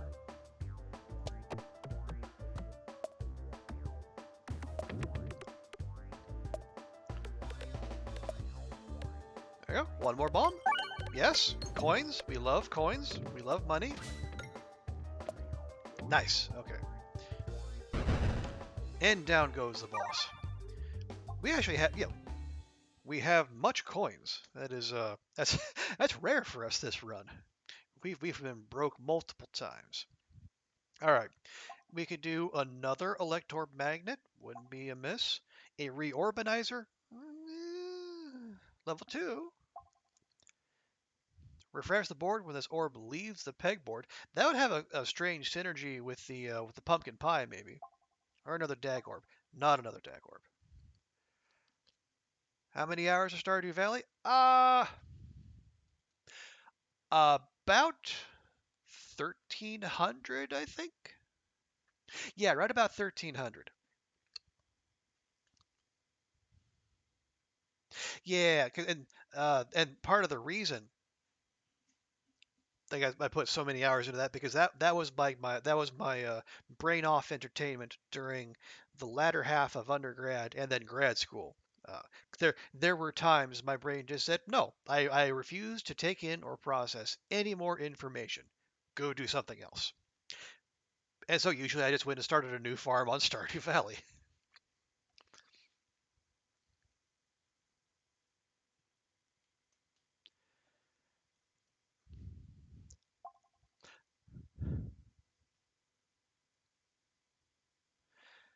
I I am tempted by this because we don't have anything that's giving us new crits or I don't say that. We have one crit ball, but it's coming in at level 2, which is solid for only an extra 10 gold. It's 3/7, which will be 4/7 when the muscle orb is factored in. And honestly, there are levels where if the refreshes stay put, that's an issue for us. You know what? We're going to buy ourselves a reorbanizer. And is there anything we want to upgrade? Stones, no. Dagorp, no. What does that do? Every 3 and a little bit more damage. I don't know that we need to rush that. We could beef up the crit ball, or we could get more damage and more beef up the bramble, and we can get that set to where we can do overflow for level 3. I like that. Let's do that. Persist. Yeah, persist is not great for the doc.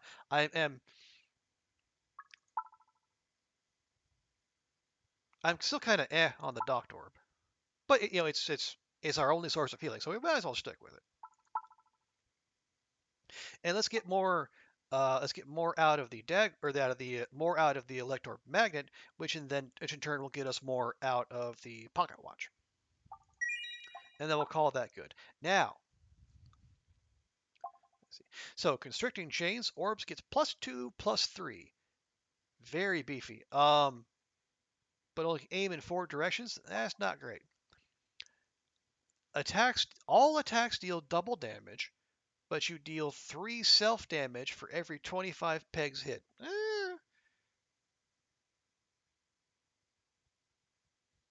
We have some healing. Do we have enough to do that? I'm not sure. Gift that keeps giving. All pegs have durable. So durable pegs can be activated 3 times in one shot before they break. Or Haglin's Satchel, add 2 random orbs, and then randomly upgrades orbs 4 times. That would save us a good chunk of money if we did that. Because basically everything but the stones and the dag orb could use upgrading. It's the 2 extra orbs that I'm curious about. It could be great, it could be terrible. And we only have 1 discard, so if they come back to back, that's an issue. Do you think about making your own indie video game? I do not. I I have enough I have enough on my plate with my day job, which that keeps between the day job and then doing this, a few times a week. I think that's enough creative stimulation for me. I know sweet Fanny Adams about programming or game design. I am a video game appreciator.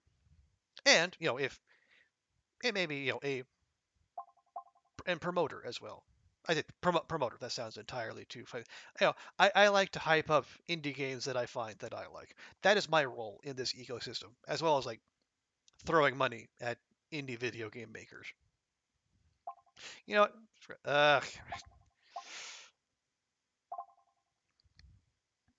I don't like that kind of restriction. All attacks deal double damage. So that dag orb would be like a +4 +14, but deal 3 self damage for every 25 pegs hit.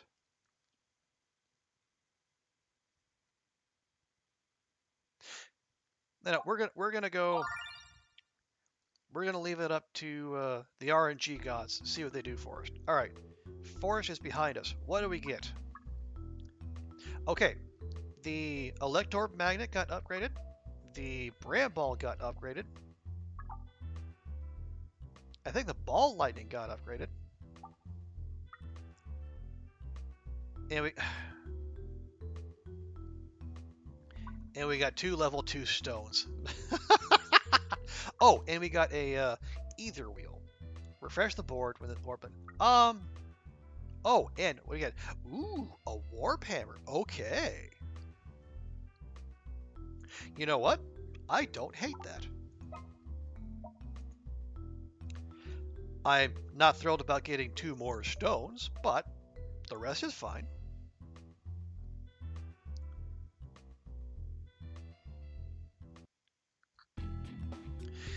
So our one discard is going to be getting a lot of work out.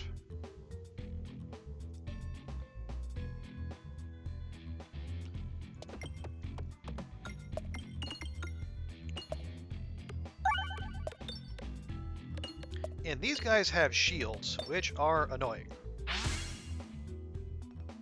Because they only take half damage. Okay, so this has a +3, +4, and then refresh the orb when it's not great, but I also want to... Well, do we want to skip the Bob Orb? We might.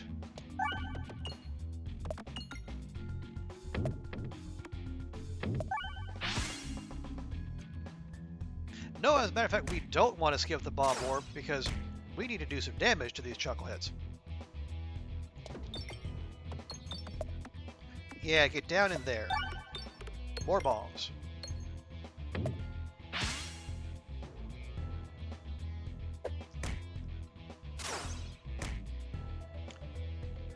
Yeah, this could be an issue.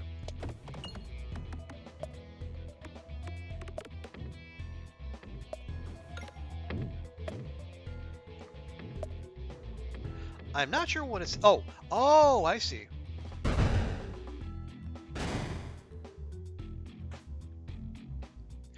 Okay, so we know this pocket watch is actually happening because like there will be extra ticks of damage while it's in the air. I see how it is.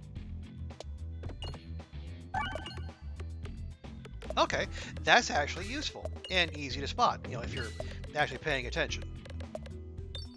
Which I am, sometimes.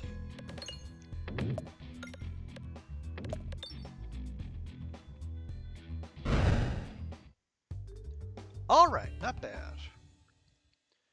Where are we going next? We're going to go to the right because there's a mini boss there, as well as a shop and a free treasure chest. Do we want any of these? Well, 1 crit ball is enough. Refresh orb, no. Splat orb, don't think so. Sphere, no. Heal for 13, Are there any upgrades we want to do? That just does more damage. Very meh. Upgrading the Warp Hammer could be worth it, because if we're going to start to run into shields. Reorbitizer? Nah. What does Bob Orb do? Every 6. No, let's beef up the Warp Hammer. And then we'll save our pennies from there. Can we squeeze through there? Yeah, kinda. Close enough. What about you, Cookie? You have any interest in making your own indie video game? From what I see, there's a whole lot involved in it, but it also sounds awfully rewarding. It's just I am completely lacking in the technical skills to do any of the necessary things. I could maybe like write stuff, if people like write plot, write characters, narrative, stuff like that. But when it comes to actually like programming or design, no, I would be completely useless.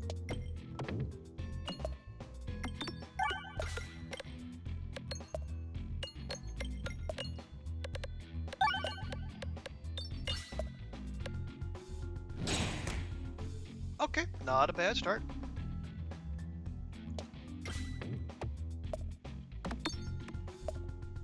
No, not down the middle. Gosh darn it. Okay, we'll skip that.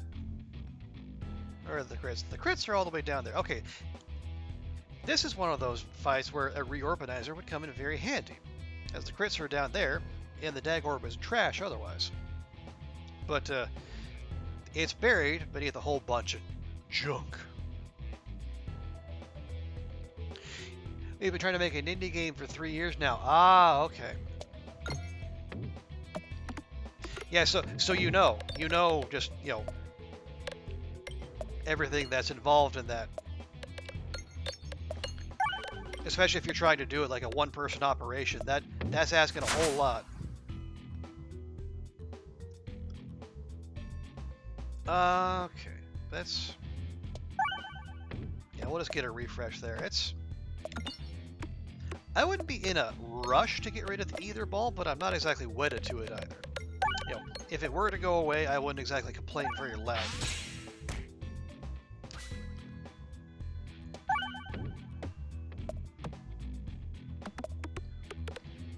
So what kind of game are you trying to make?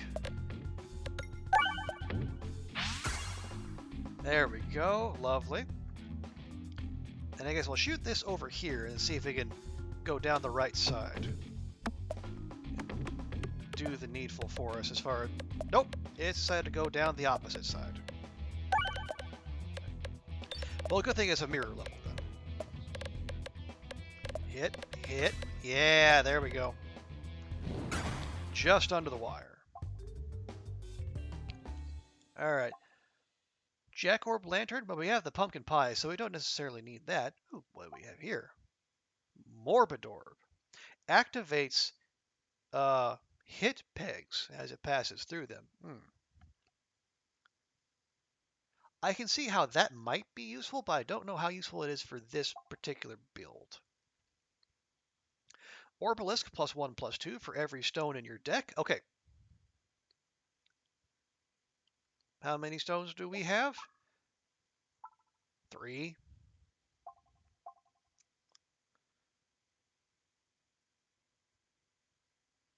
So potentially useful, but it would also require us keeping stones in our deck, and I don't want to do that. And another dag orb? No. We have a shop coming up, so we could save our pennies and then see if we can get ourselves a relic in there. Or maybe we can afford to upgrade with, how much is it? 25? Yeah, so we can probably afford to upgrade 1 orb and then save the rest.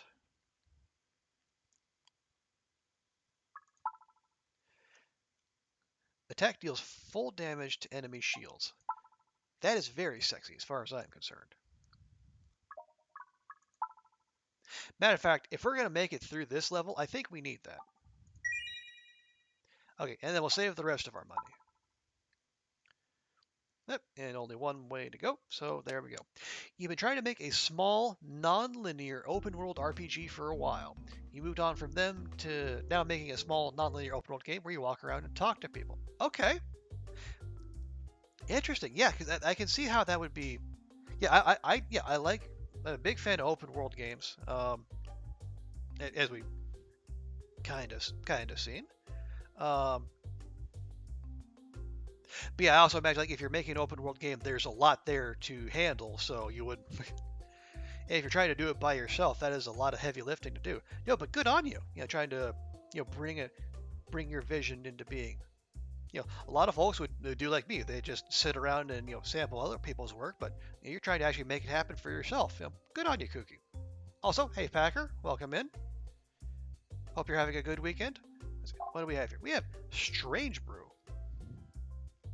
Activated refresh and crit points contribute to damage.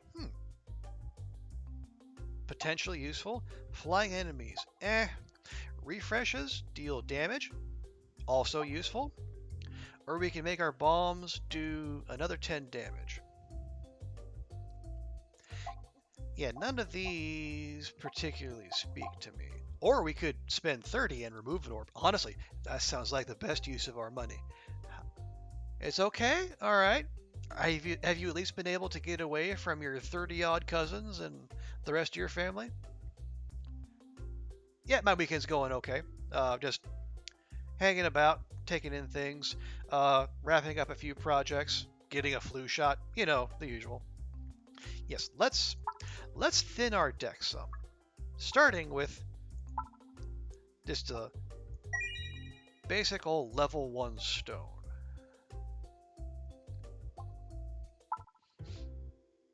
Enjoy the new inventory there, Haglin.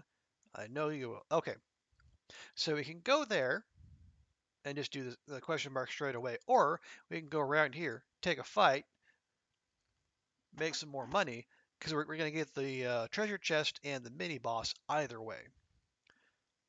Let's go to the right, assuming I don't balls this up completely.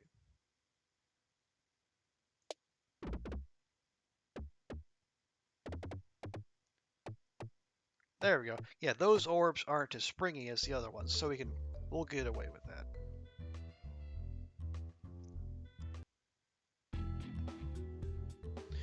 Okay, and here are those shields that we were mentioning earlier that the warp hammer can now just destroy in one hit, which we are a big fan of. Because there's shields down there and there's shields up there. So the sooner we can get rid of all those, the better.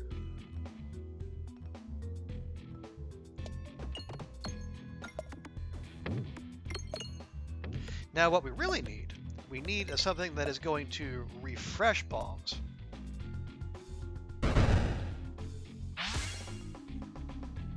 Because right now they don't.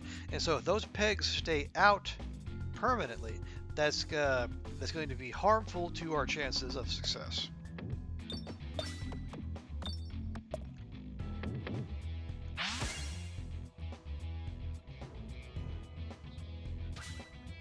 So let's go ahead and hit a refresh there.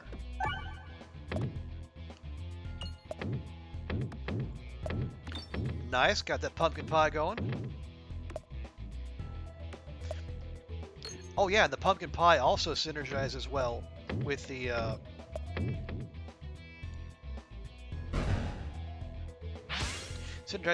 stopwatch because it keeps the balls in flight for longer.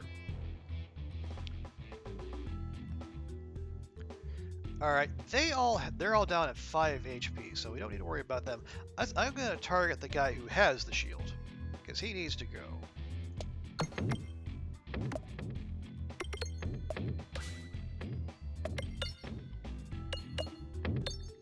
Lovely. Yes, very good. Yep, turns out didn't matter. Ooh, hello, Boldy. Been a while since I've seen you. Bold orb. It's big. Thank you, game. That is very descriptive. Only hits enemies on the ground, but the attack pierces all enemies. So it'll roll through everyone regardless. That is very tempting. Again, Orbalisk, no. Sphere, no. Refresh Orb, no. What gives me pause is that our deck is entirely too thick as it is. So it's hard to get to the orbs we need. Which is the downside of taking Haglin's backpack. Much as the free upgrades save us a whole bunch of money. Well, we got another question mark, and then a chest, and then a mini boss. So actually, we can probably spend a bit of money. Yeah. So we'll buy Boldy. If we upgrade Boldy, it's going to do more damage. Not that that's a bad thing.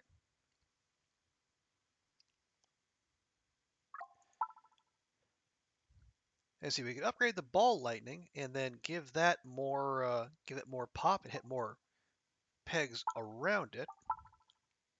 Or we can reorbanize. We haven't even got to use the reorbanizer much since we picked it up.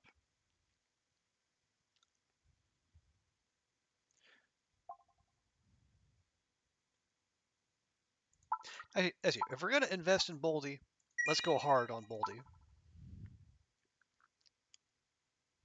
Maybe we'll get a little extra money while we're here.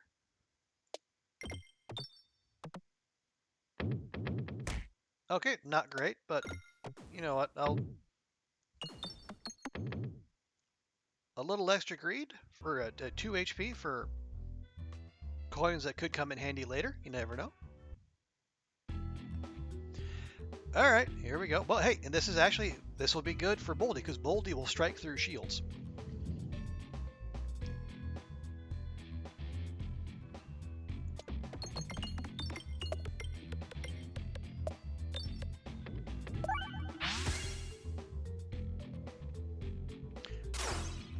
Oh, right, yeah, because the cookie heals us on refreshes. Gotcha.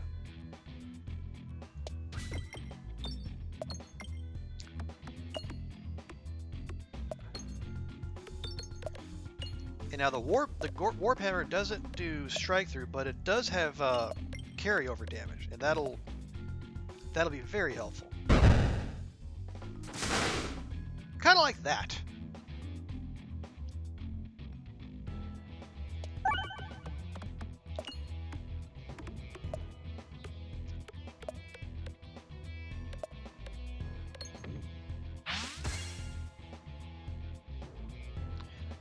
We don't need healing just yet, so we'll skip that, and we'll go ahead and hit...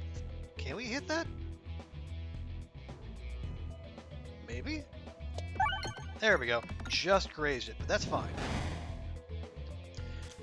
We keep that guy in place, that's the important thing.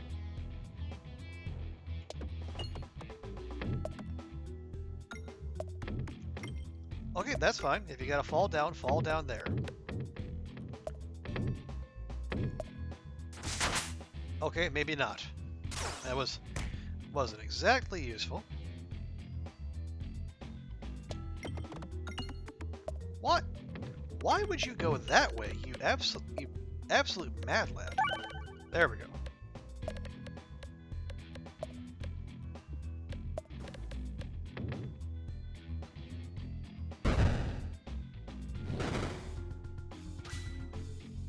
Alright. Now that just one of those guys left, we should be able to finish him off without too much issue.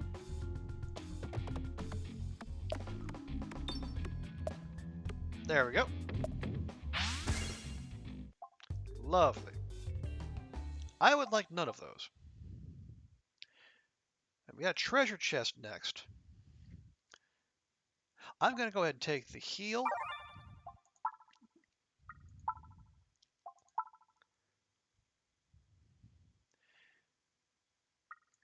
And then one more upgrade for Boldy.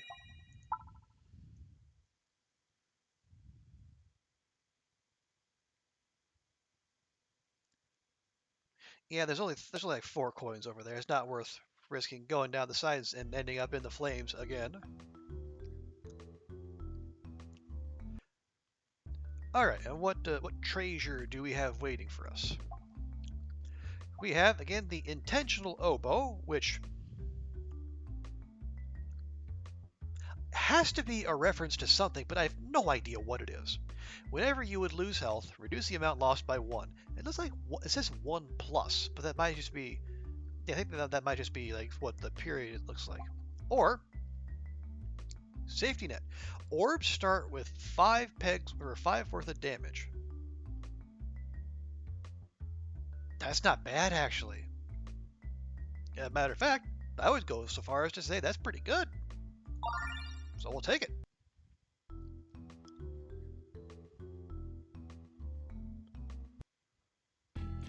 All right, we got who or whatever this is. Um, I'm actually going to skip the Bob Orb because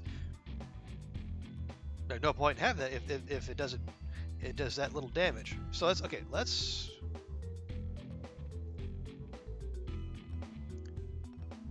yeah, no shields to worry about. Okay, let's see if we can work our way toward that crit there. Probably not. We're gonna get stuck in the corner again. Nice. Pumpkin pie coming through in the clutch, as it so often does this time of year. Ow! How rude. Nice crit and refresh all at the same time.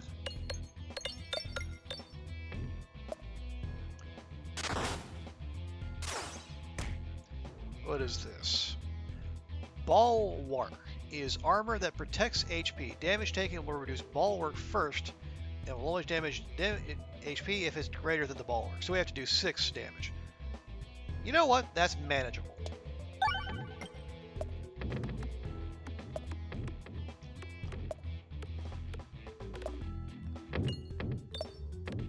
Refresh? Yes, lovely.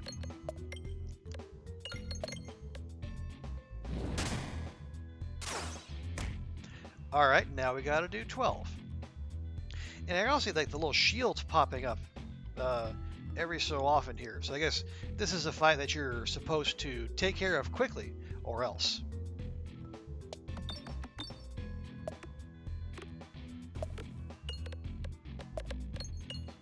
And so we'll do exactly that.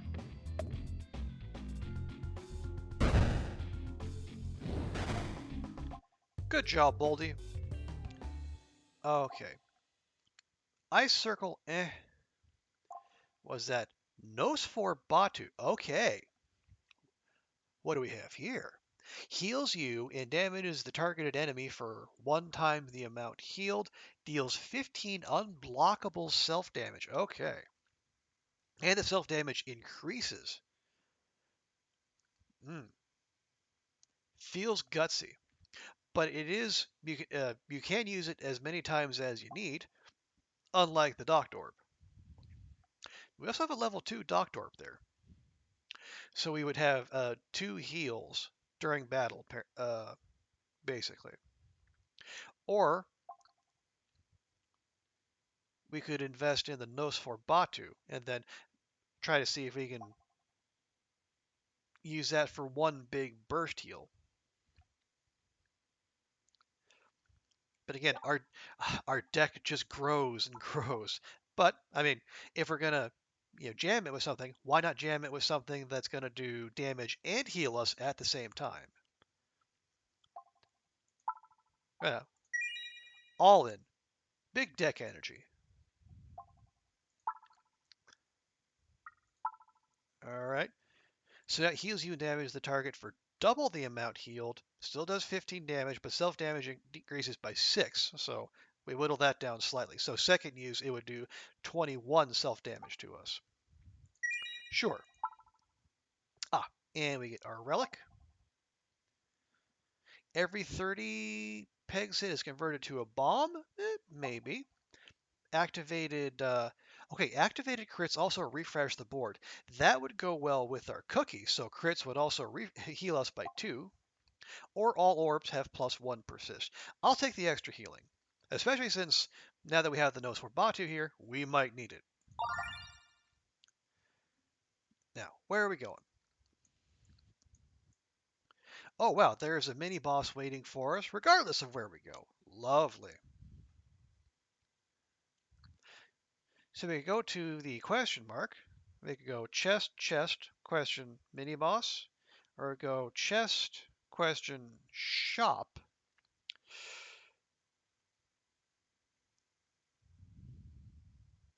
Hang on. What is? No, no, no. Close that. Do that. I think I think we actually want to go to the shop because yeah, we can go left here because we'll still be able to go either way we want, regardless. Nice. We need to thin out our deck some, and then we can remove when we go there. That's not great. But neither is it terrible, because since this is a mirror level, we should be able to plow through these fairly quickly. That crit would have been helpful, of course, but can't have everything. There we go.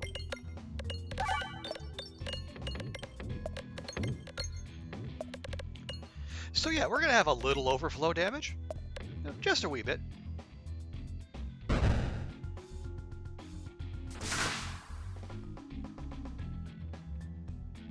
That's pretty solid, I'd say.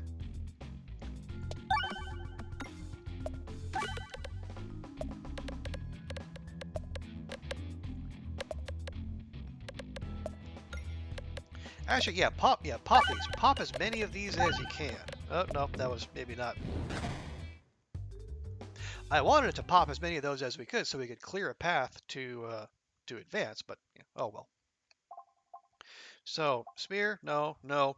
Okay, if you'd offered me Poltorbgeist like 30 minutes ago, I probably would have taken it, but yeah.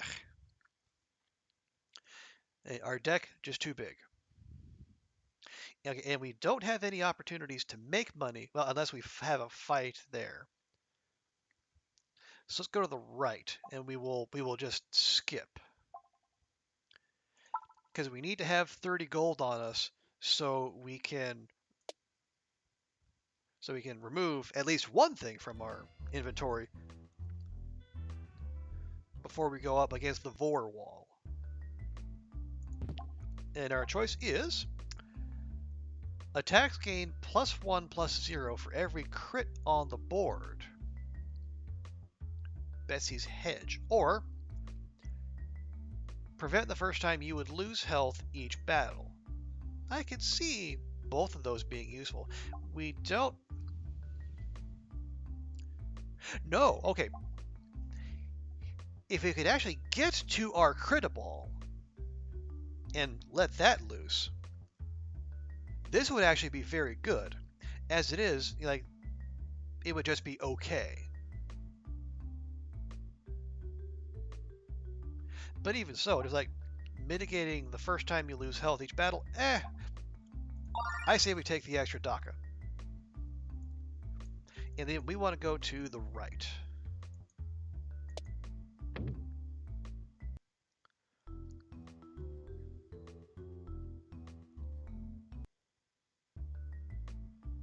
You encountered a weathered old Peglin flipping a poker chip through their nimble fingers.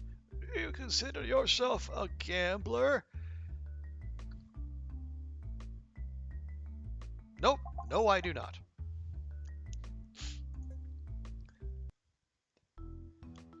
Can't really afford to be taking useless HP.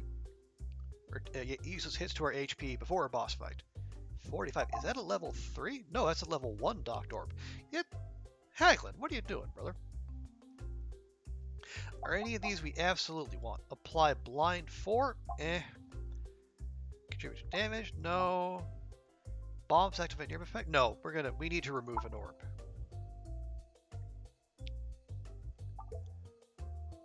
That's a 1/7. That's a 3/5. 3/5.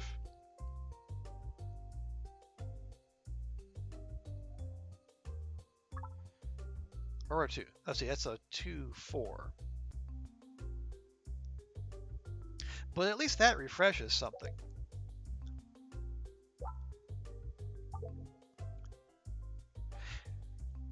Yeah, I think we just get rid of the Dag Orb. It's not doing it very much for us. But it has a potential for a 1/7 on the upside, where this is a 3/5. No. Dag Orb goes away. And unfortunately, we can only remove 1 per visit to the shop, which is fine because we only have money to do 1 anyway. That's the Morbid Orb. No. Dag Orb, we just saw that. Orbsium, also no. All right, onward.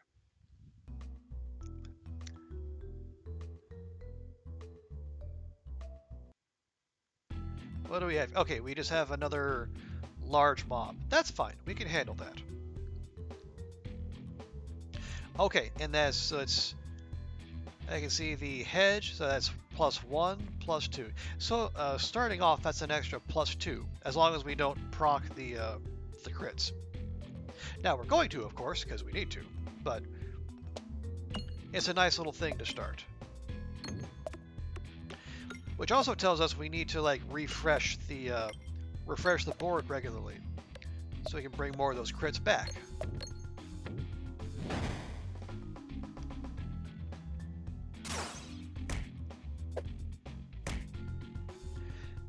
Nice. Okay, here we go. No, no, just I want you to shoot the thing over. Fine, over here.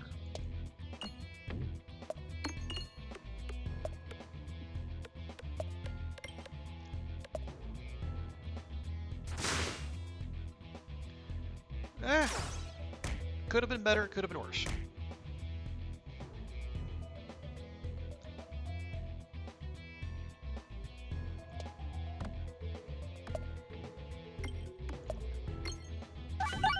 There we go. Got the refresh eventually.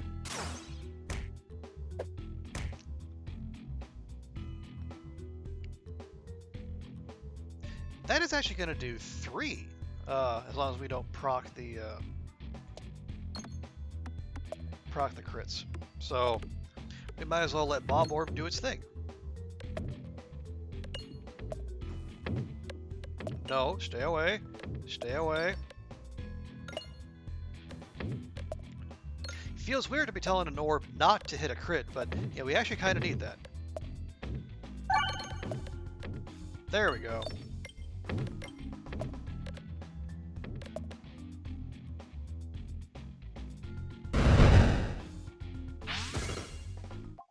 There we go. Easy as you like. Yeah, we don't really have a bomb build going, so we need to skip the shock orb absorber. Definitely no to a stone. Definitely no to that.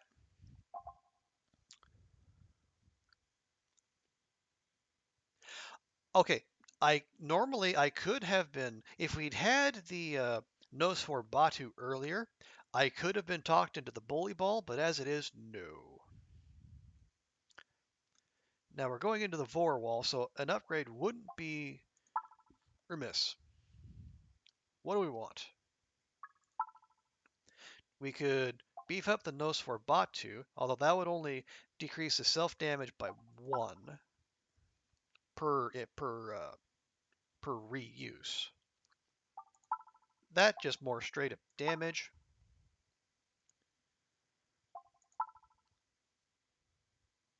More shuffling with the reorbitizer. Actually, now that I think of it, given the possibility, because there's a whole lot of pegs in there in the Vor wall setup, and the refreshes and the crits might not be in useful spots. That might be a play. Or what's the other one? Crits also refresh. Maybe we can just make more crits too. And we've been ignoring the crit ball for a while too. Maybe we do that.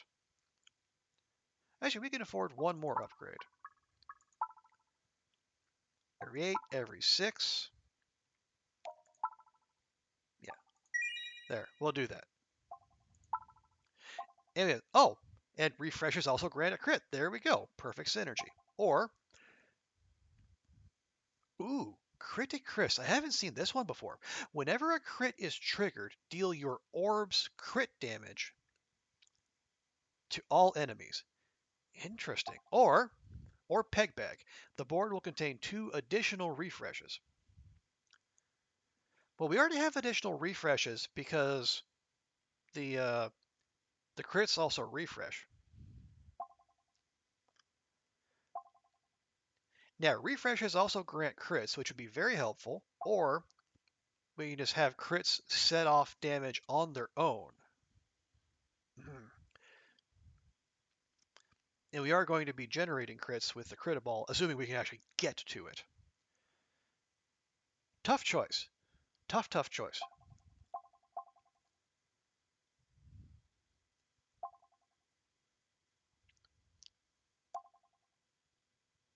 We'll take the synergy. The refreshes will grant crits, and then the crits grant refreshes. Okay, that's a messy setup right there. Hey, nice. All right, Vorwall, bring it on.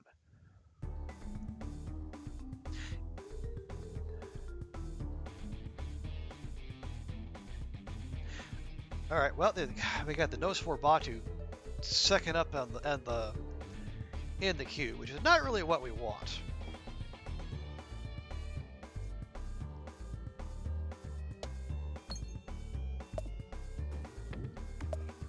You know, yeah, Bolty here is hefty, so it's going to take some doing, unfortunately.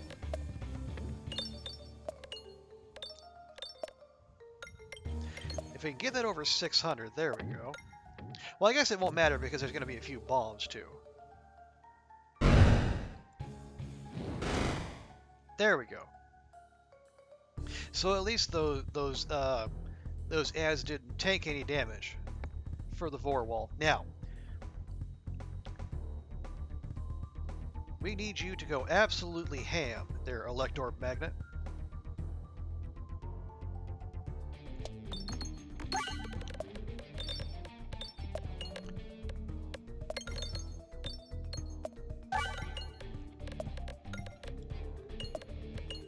Can we keep going left? Because that would be rad. Nope, apparently not. But that's a good chunk of damage.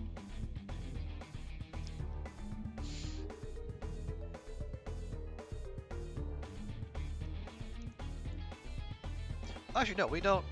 Oh, wait, no. This is the crit ball. Crit balls don't set off crits. So we actually need you to go over here so we can get that refresh there.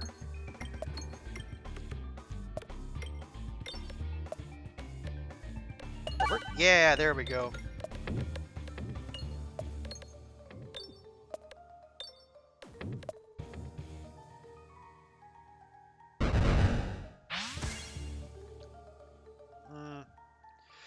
The damage feels a little lacking, but we might be able to pull this off. Okay, next question. Oh, wow. Bob Orb. Oh, yeah, because of the crits. Now the Bob Orb does 9 damage on regular shots unless it hits a crit or a refresh. Oh, no.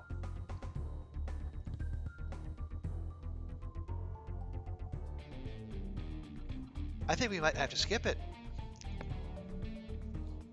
And that does it. The Brand Ball does it 13. Which, oh wow, okay, this is synergy. The crit ball plus the hedging. So finally, we got some synergy to work. Huzzah! Why are we going over here? So we don't end up in the big gap over there. Well, so much for that.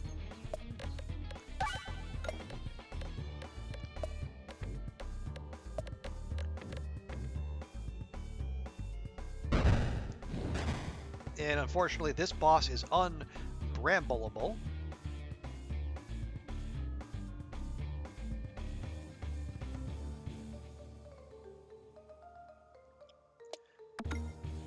It feels like it would behoove us to aim for like the pumpkin pie slot, but how much is that going to do for us? I guess we're going to find out.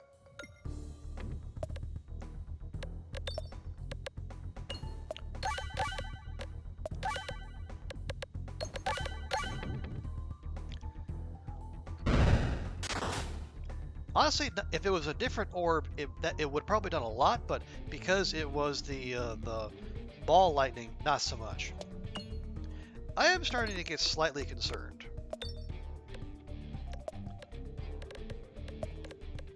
We're only about halfway through its health, and it's about halfway to us.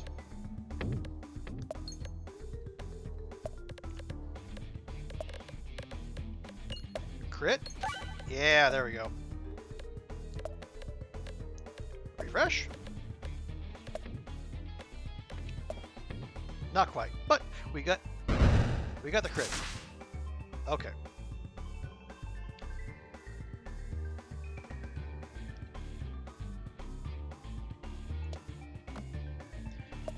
Can we get a... Oh, nope, it just moved the crit right out of the way. And then back in the way, and then back out of the way. Okay. The downside of the reorbanizer coming through, unfortunately. Don't need healing, thank you.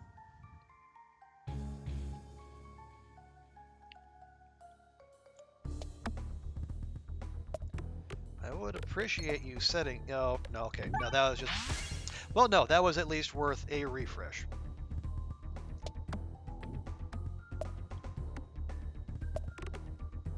There we go.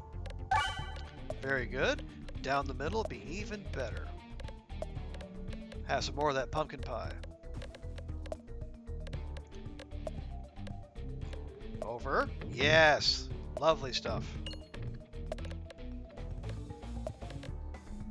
Just keep racking up that airtime and that juicy, juicy damage.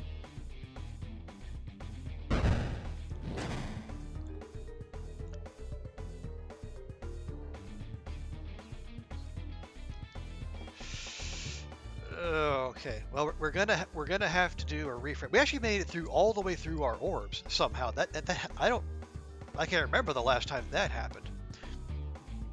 So it's gonna get close to us, unfortunately. Can we squeeze that in there and get that crit? Yes, we can. Awesome. Go to the right, to the right, to the right. Nope. Not far enough to the right.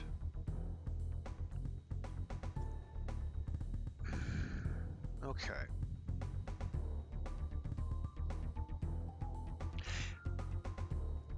Given the lineup, we have to use the reorbanizer because we need to skip the bob orb. And we have to use the either wheel because I don't know how useful the nose for Batu is going to be.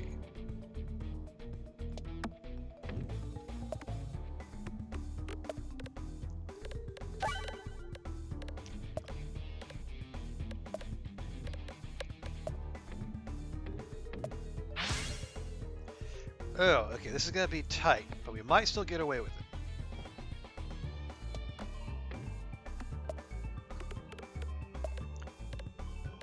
No, not back down the same hole, thank you. We want you to explore new and exciting holes.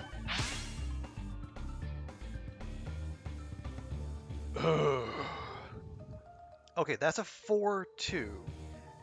Ball lightning is also a 4-2.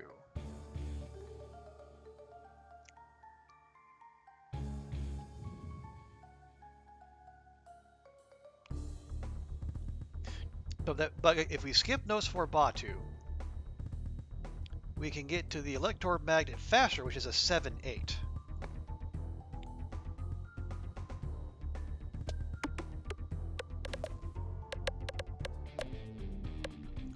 Just give me a refresh. Refresh, refresh. Yeah, okay, good enough.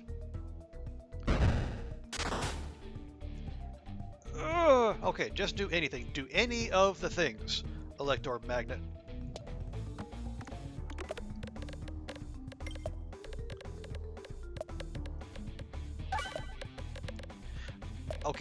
Okay, Elector Magnet, we get it. Now you're just showing off. Whew. And breathe. For those of you not familiar with that boss, if the Vor wall actually gets up close to you, it just eats you. It's an insta-gib, game over. So, see, we basically cut that as close as we possibly could have. You know, the boss is very much a DPS check. No, we already have one. No. Destroying pegs? Absolutely not. Shall we upgrade something?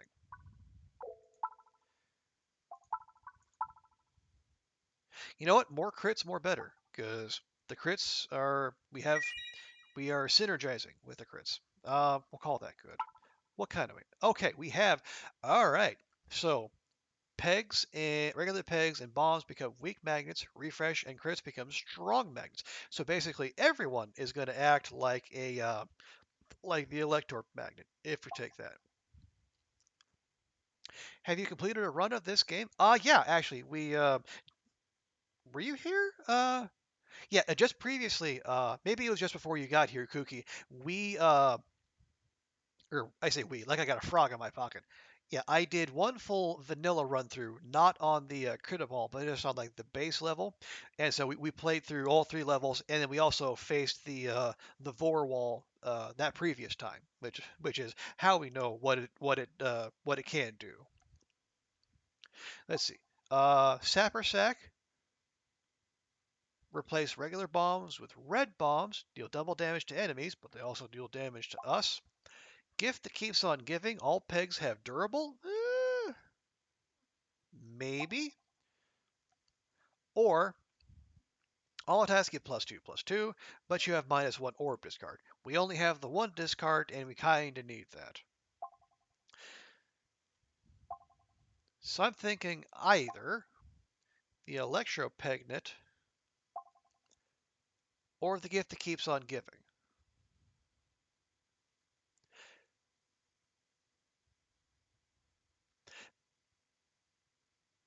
But no, if we want, let's go with the Electro Pegnet because we want more refreshes heal us, and hitting crits obviously will deal more damage, which we are a big fan of.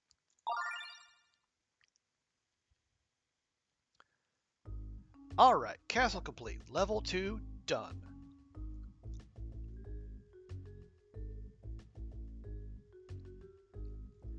Now for the mines, and this is where things can get hairy.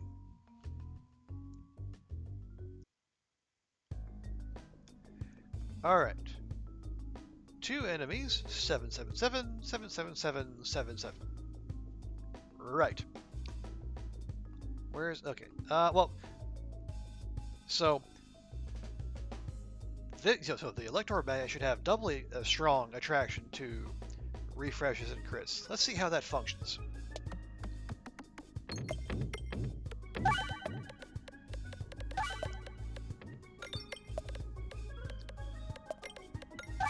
Yeah, looks pretty good to me.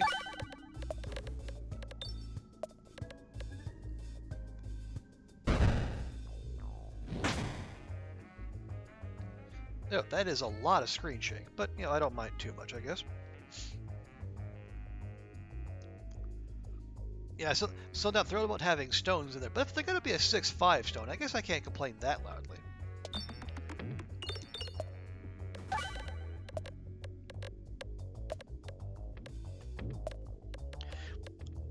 We might as well just take that out straight away.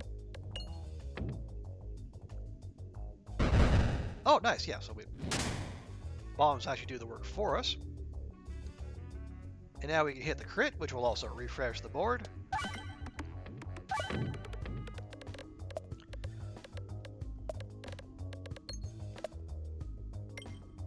Alright, and there's that guy done. Lovely. So we have 100 gold. Are there any shops nearby? There are not. That's several levels down. Ooh, we could go double mid-boss down there. So yeah, let's spend some money. On what, pray tell? Well, we might as well, no, for one though. Converts every 6 pegs hit. I guess the thing giving me pause there is that if we turn a peg into a bomb and the bomb goes off, it doesn't come back, I don't think. But it doesn't come back as a regular peg. It might do that. Okay, we'll try that. And one more? Sure, why not?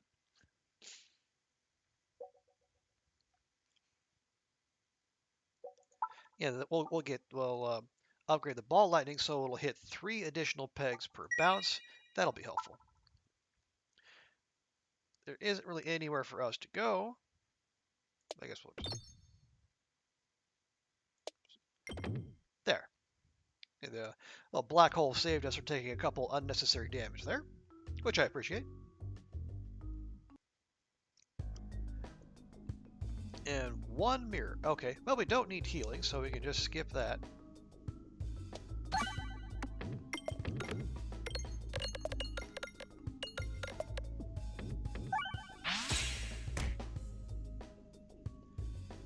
Alrighty, and now everything is over here on this side. Well, fine.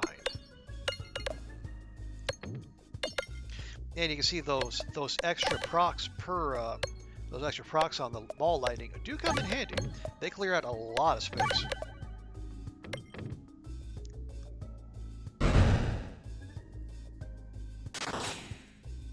Oh, so it only takes half damage from non-projectiles. All right, good to know.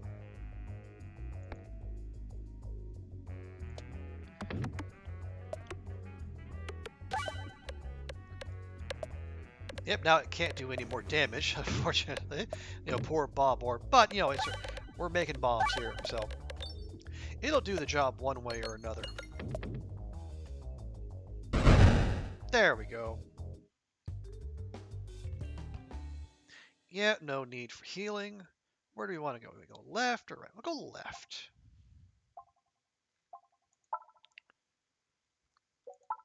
I mean, if we're not going to ditch the either way, we might as well upgrade it. Make it slightly less crap.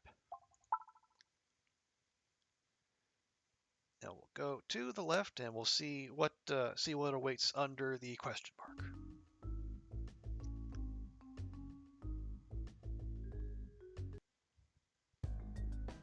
Another encounter. Well, boo.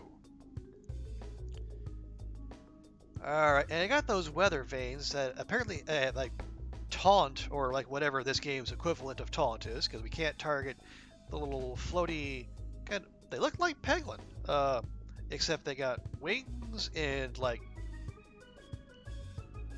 purple horns, I guess, and they also have like satchels with bombs hanging out of them, which is concerning.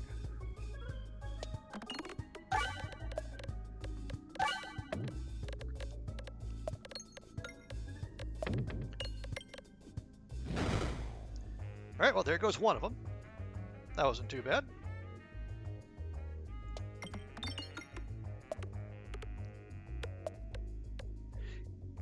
There we go. I was wondering if it was going to hit one of those crits or refreshes it was constantly shuffling about.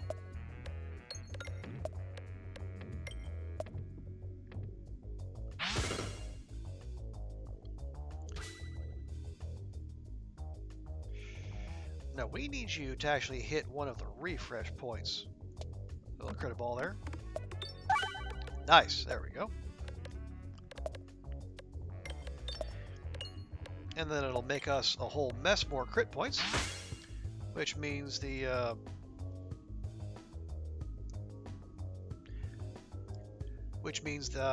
basically everyone's base attack will be better. Actually, the base attack will be better than their actual crit attack, which, but again, telling them not to hit crits would be, well, ridiculous, because that'd also be telling them not to refresh the board. That is something we very much do not want. Okay, no, thank you, no for Batu. Still don't need healing. Appreciate you, though.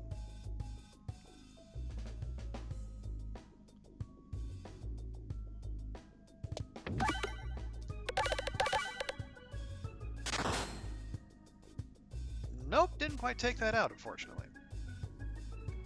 Yeah, Boldy's not going anywhere, unfortunately.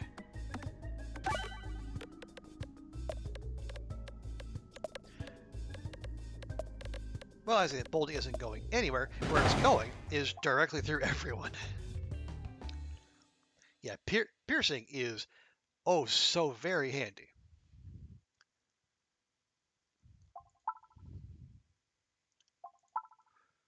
Alright, well that makes you slightly not crap.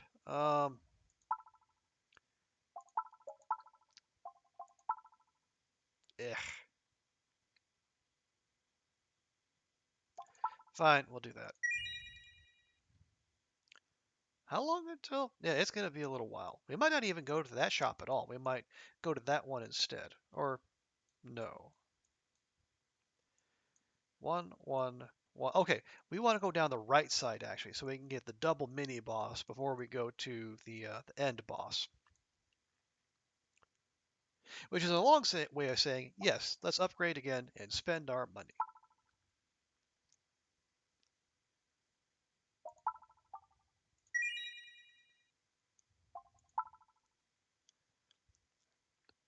And can we slip through there without detonating that bomb? Ooh, just.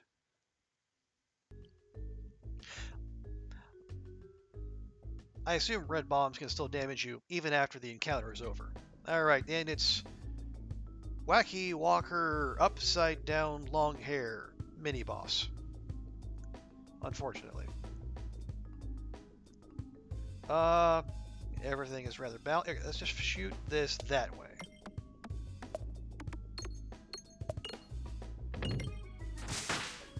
Alright, that's not really what I was looking for.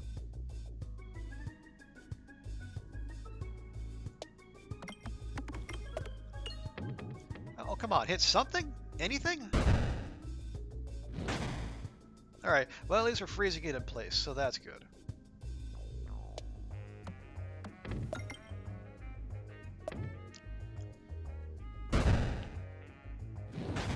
Yeah, the inverse gravity here is really rough.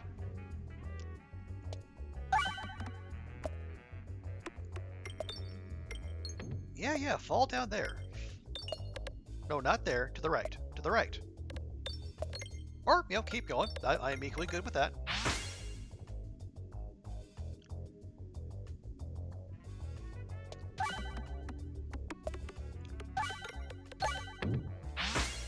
Yeah, but between like the wacky gravity and like the pull of the black holes, this is a potential run ender if we're not careful.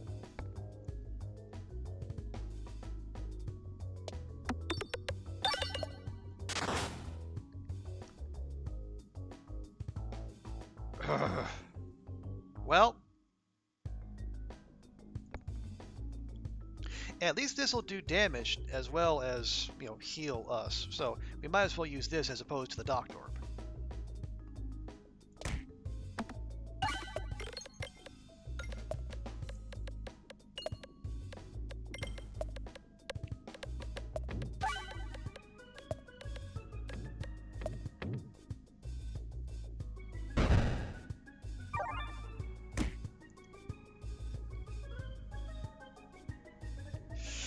Not great, but better than nothing. What was that? What just that it did everything it could to avoid the dang refresh. Ridiculous, I tell you. There we go. Ugh. Okay. No. Again, like normally a Matryoshka would be interesting, but our deck is just too big as it is. So we want to go, no, we want to go left and then right and then left.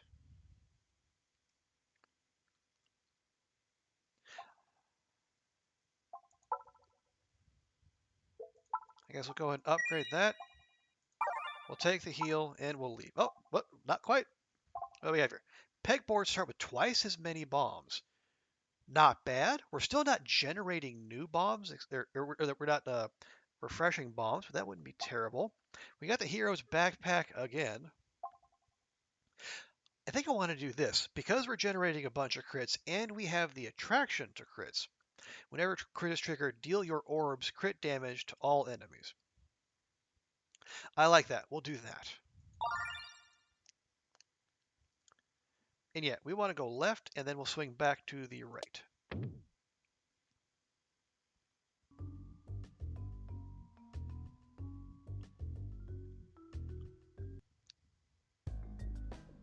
You again? Ah. Okay. So that the increased difficulty on Crit Ball 2 is because mini boss encounters can happen in question marks. Now, the question is, since we're facing another mini-boss, does that give us another mini-boss relic? I guess we'll find out.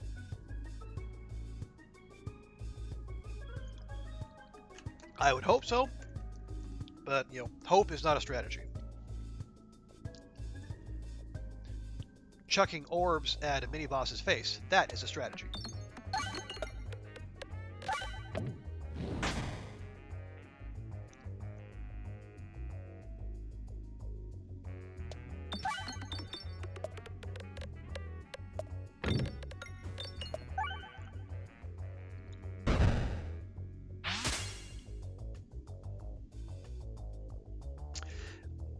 Could use one of my brand balls right about now, but apparently we're not going to have that option.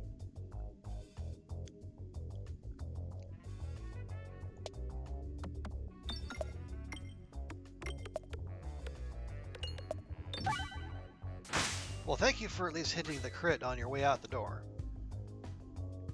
Sheesh. Alright, moving on.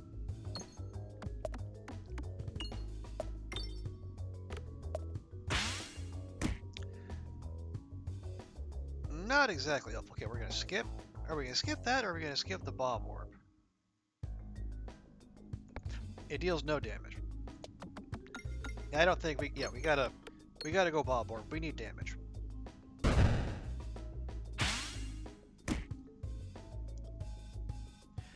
And Brand Ball, of course, is here. A couple orbs too late.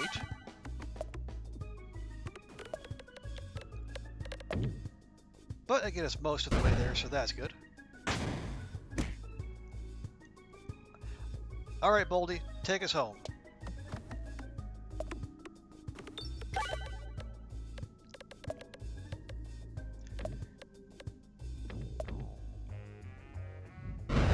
There we go, lovely.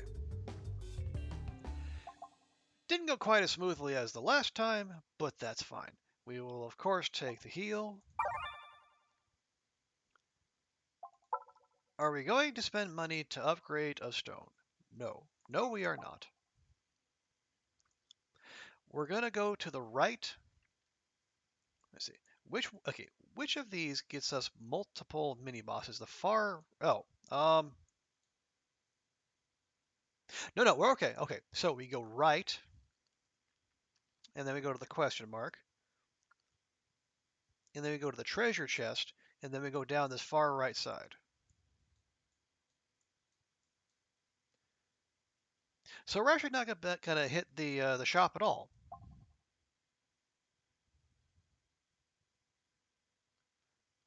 Does that mean we upgrade Does that mean we actually upgrade the stones?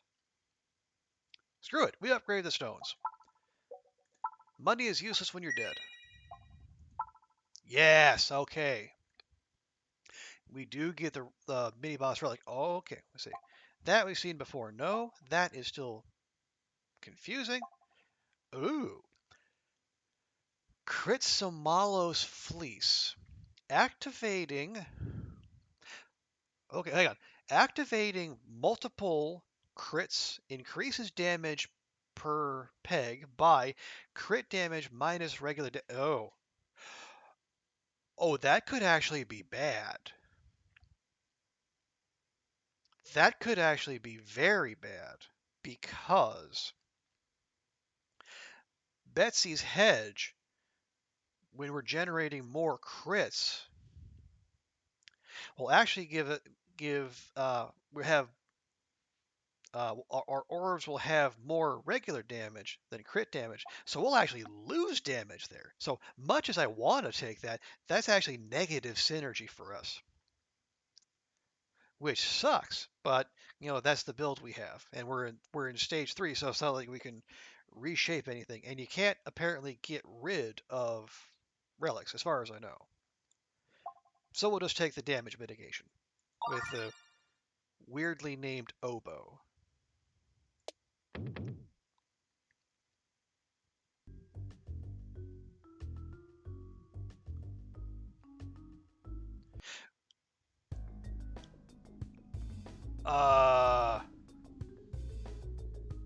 Okay, this is strange.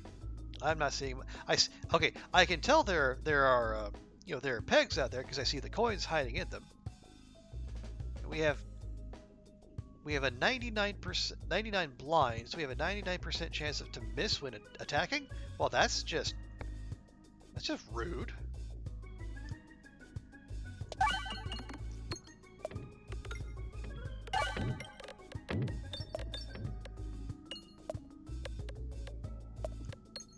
Oh, oh, holy! Oh, hang on, no, this is okay. A good thing we skipped that because this is actually great. Because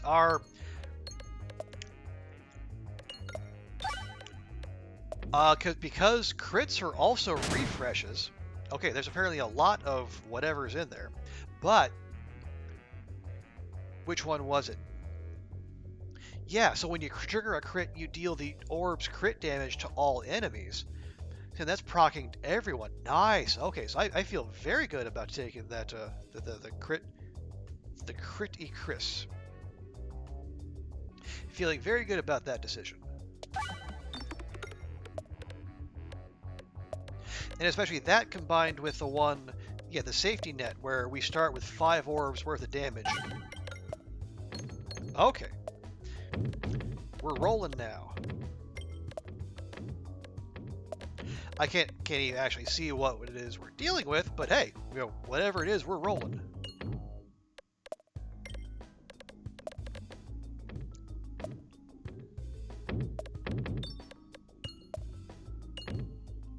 And there must be a lot of pegs because we're hitting a whole bunch.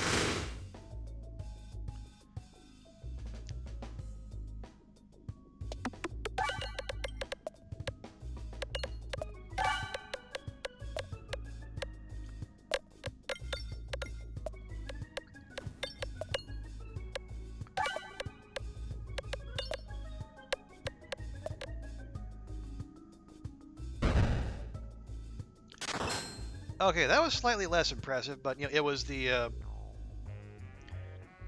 ball lightning, so that's targeted, and then it doesn't have strike through. So it's not. I guess that was to be expected.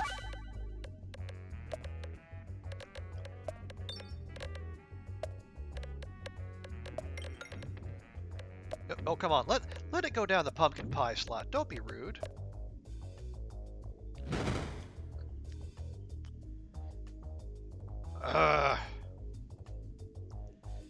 Why, once again, do we have the Doctor Orb and the Nosferatu back to back? We don't need healing, but we don't have a choice.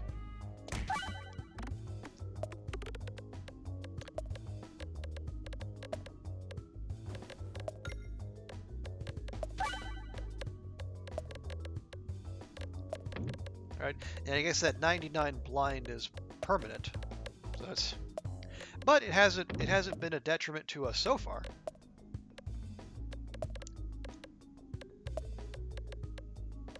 I'd make some comment about what's happening, but I have no idea what's happening. Other than like we're gonna fantastically overheal.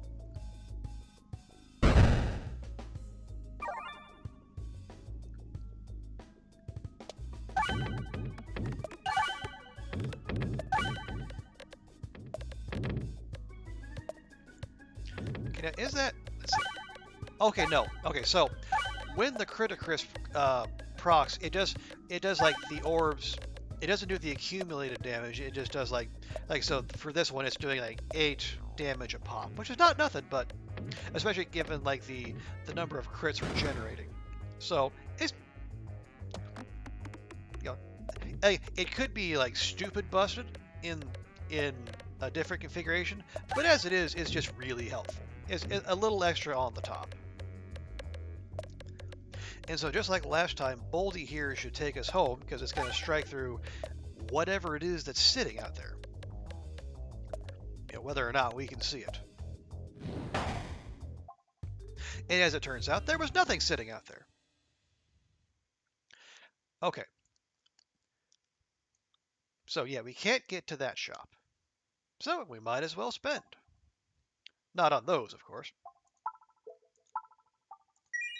There. Our stones are as stony as stones can be.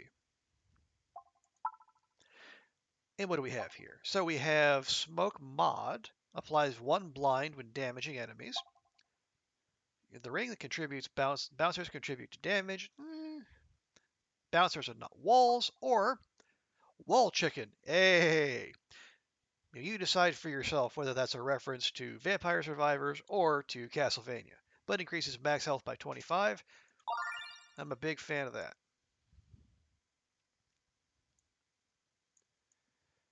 Yeah, we want to go to the right. Is it going to let us? I certainly hope so. All right, yeah. I guess we cleared out most of everything, which is good. Makes navigation much simpler. The walls of the corridor appear to be tearing, revealing worlds that look very similar to your own. The tears grow larger and larger as you progress, revealing countless monsters. Near the end of the corridor, you see a forest boss through a Peglin-sized tear. A forest boss? It sounds like that needs killing. Let's go! And it's the big old red slime again. But unlike the first time through the forest, this time we are much better armed. So we're going to skip Bob Orb, and we're going to jump in with the Elector Magnet. Wow, it almost perfectly traced a path right around the outside there. Well done, Elector Magnet.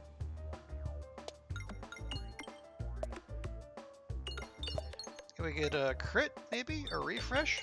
No? Just some cash? There we go. I mean, it's dead anyway, but it's, there's no such thing as too much overkill.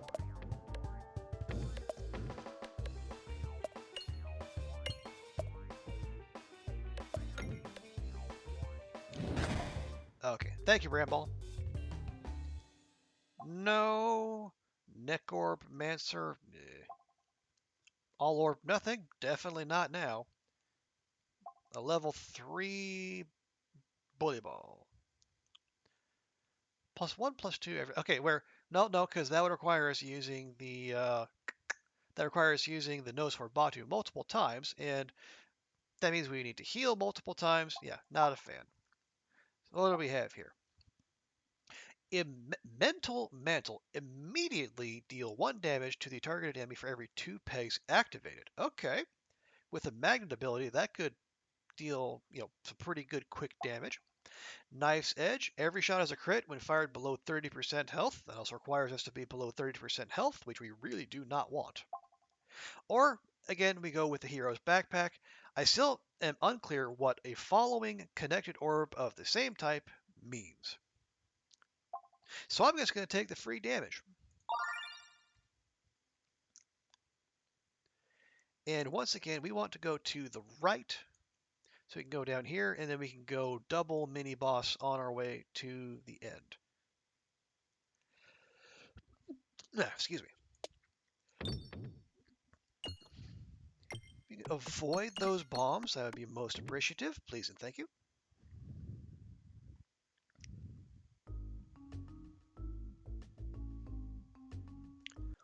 All right, treasure chest. What you got for us?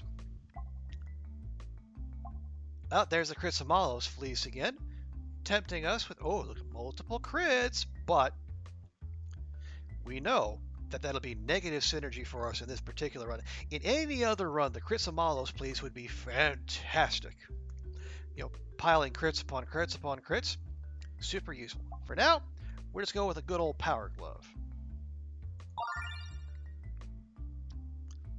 Yep, and then going to the right.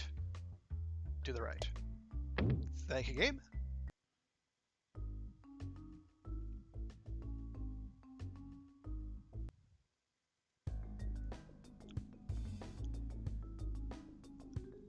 Okay, we got a whole bunch of these Peglin looking, maybe not Peglin, imposter kind of bomb toting whoever's.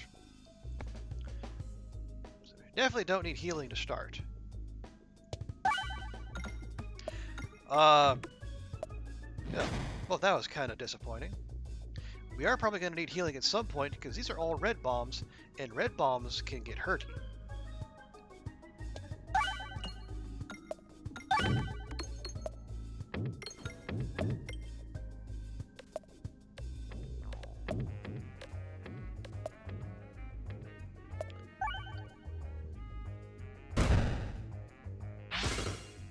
Alright, well, a little hurty. Not terribly so, apparently.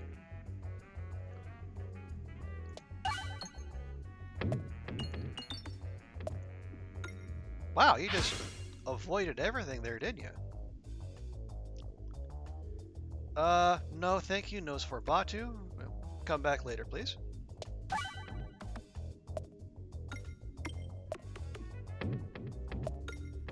Yes, yes, okay, that's fine. That's fine. There's a clutch save there by the pumpkin pie.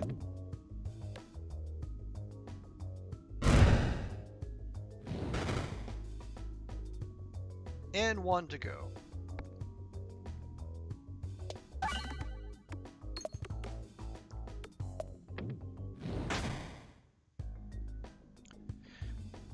Alright, we're going to bring in the closer in the form of Boldy. Go ahead, do your thing, big guy.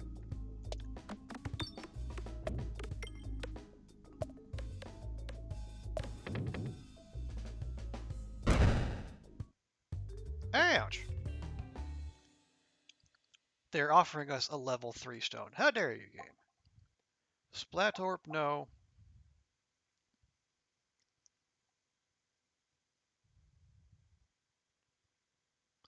Okay. Our deck is bloated, without question. But more overflow damage, I am...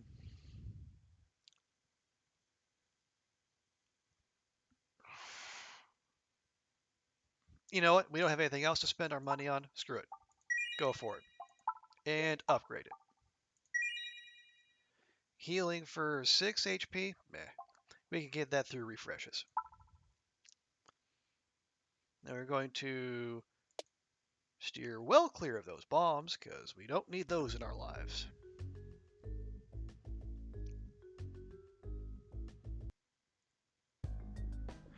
And it's this knucklehead again. Wacky walking, upside down, long hair, kicky facey mini boss. I gotta say, folks, I'm not a fan. I know that's a hot take, but I'm making it. I do not care for this mini boss.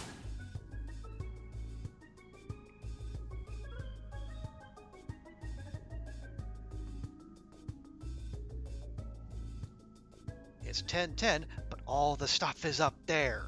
In this, we're just skip it.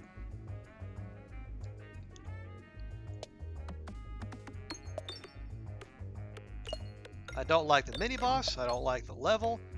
No, sir. I don't like it.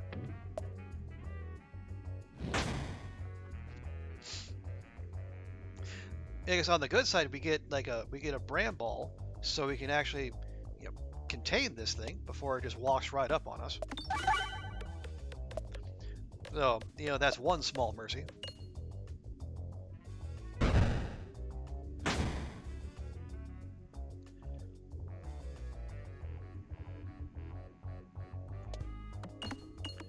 Alright, and maybe we can get some refreshes and crits in more helpful places, because right now they're all stuck on the far end, and that kind of setup is the whole reason I talked myself into getting a reorbanizer, because that's just ridiculous.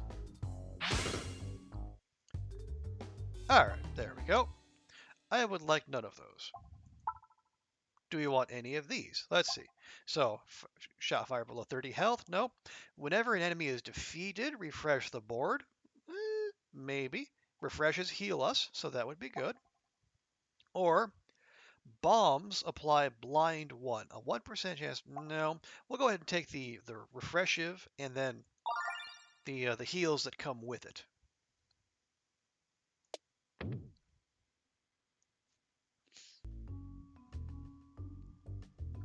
All right, getting close to the end here, but Yeah, we're not home free yet. So we got more of those fast-moving, maybe art not quite completed guys, but that's fine. You know, it's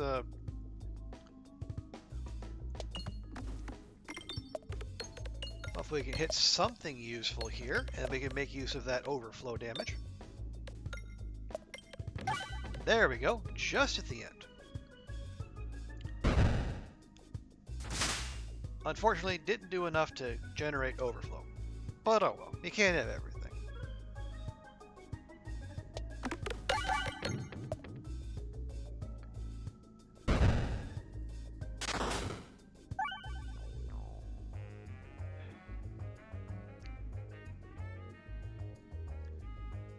Okay, can we get there? We can just squeeze that in there. Very good.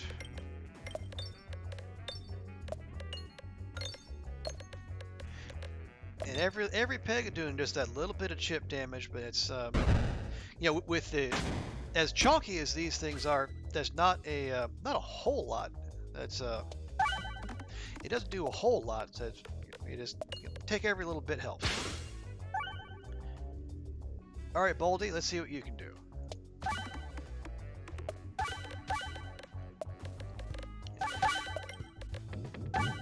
Yeah, if circumstances were different, I would be delighted at seeing it, you know, touch off all of those crits. But unfortunately, you know, our weird build being we didn't even get to chuck the orb. It actually got by the mental damage.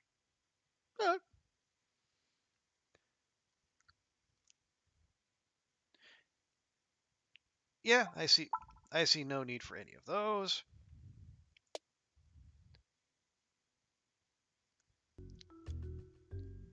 We got the question mark, mini boss, and then the final boss. You just barely notice an elongated figure lurking in the shadows. You hear an oddly alluring voice in your head. Do you crave power, little Peglin? Would you like to make a deal?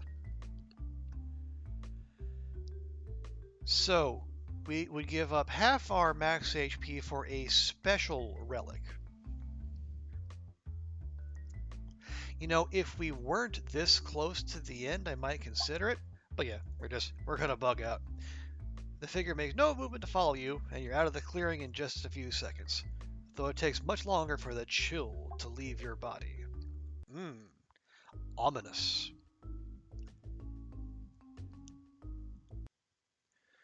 But this thing again. Good grief. What is this, like the fourth time we've seen it this level? You know, I think I said nice things about Peglin so far, and I mean them.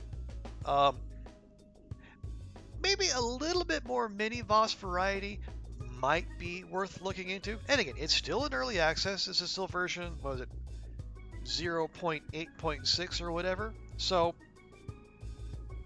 yeah, there's still time, but yeah, I am not, I mean, I wouldn't be thrilled to see the same mini-boss over and over again, let alone this one. We're just going to skip Boldy for now.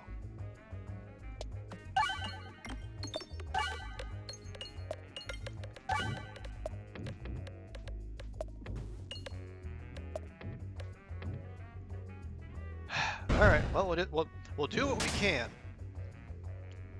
But yeah, it's There,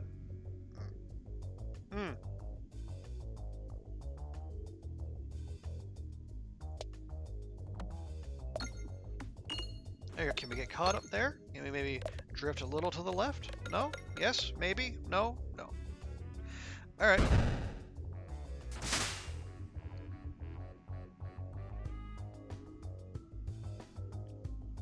Yeah, don't like that the bramballs are that tucked away that deep, but you know, can't get everything.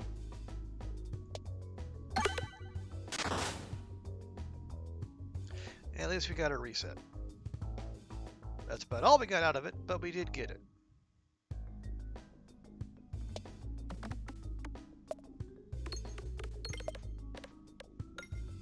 All right. Oh, that was a kind of a fancy escape on your part, I guess.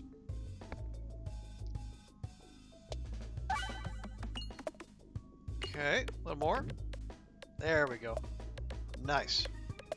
Alright, so we took one little bit of damage. That's not terrible.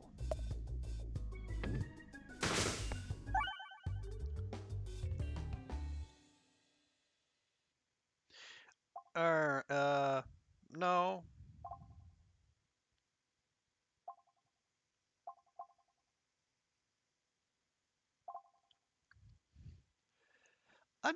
Restore. Heals 4 when... Okay, so okay, only use me once per battle. I wonder if we can... Well, you know what? I mean, we have money, and we're not going to be able to use it otherwise. What do those upgrades look like? Only used once per battle. Increases max HP by 2 when fired. Heal 8 can only be used once per battle. Okay.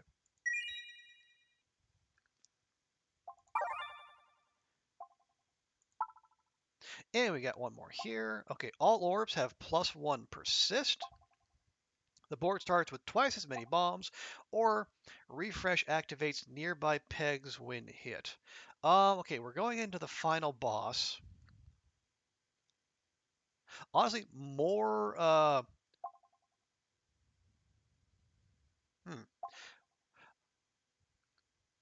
Yeah, we don't have anything generating more.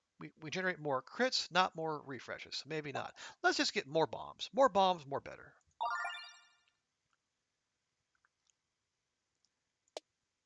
All right, here we go.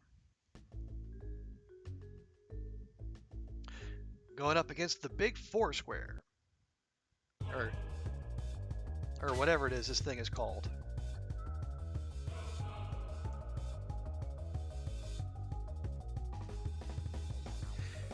Do we want to start with the critical?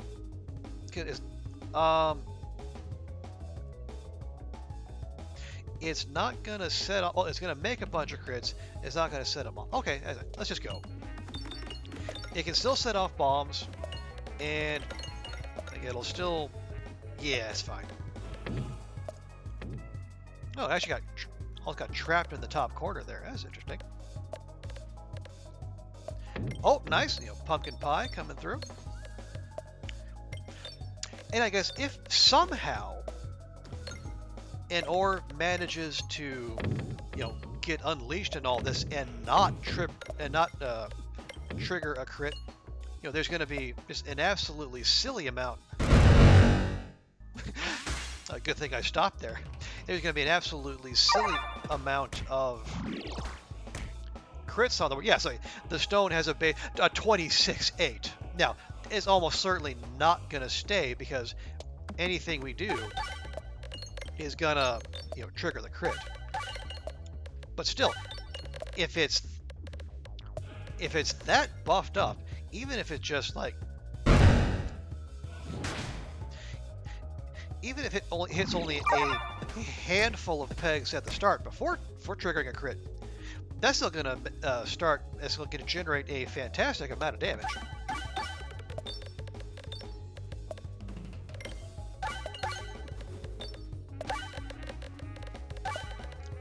Yes, there we go. Go get him, Boldy. You show them who's boss.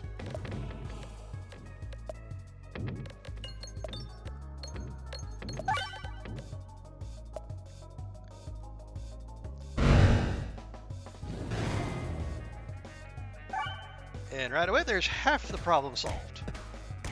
And we left behind the 2 that actually, hurt us, but that's entirely fine. Because they are also conveniently right on top of each other, which means the ball lightning will hit them both at the same time.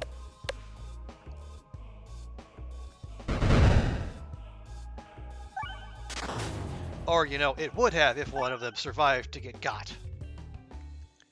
Woohoo! Crucible 2 cleared, Crucible 3 unlocked. And we unlocked a few extra orbs. Yeah, we never actually got to use the Wrist Orb, but hey, it's there now. And we unlocked a whole bunch of other new relics. And let's say there's a custom mode where you can start your setup runs with select orbs or select relics, which is pretty handy. Crucible 3. Pegboards contain one less crit. Okay. So you kind of get the idea as you progress, the Crucible restrictions become more and more onerous. Well, but folks, that's going to do it for me.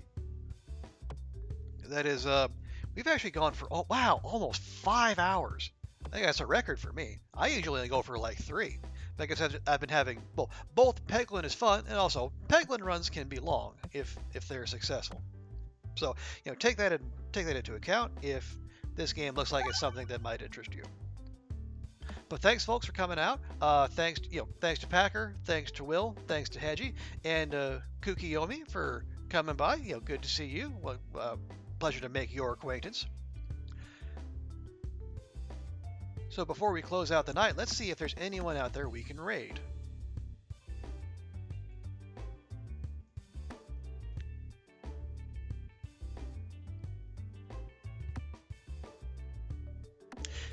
My friend Daunt is still playing Surviving Mars. That's another one of my favorite chill games. Maybe we'll go pay her a visit. Alright, so folks, if you can stick around and stick around through the raid, I would greatly appreciate it. And then once the raid is done, if you just head off wherever you need to, that's perfectly fine by me.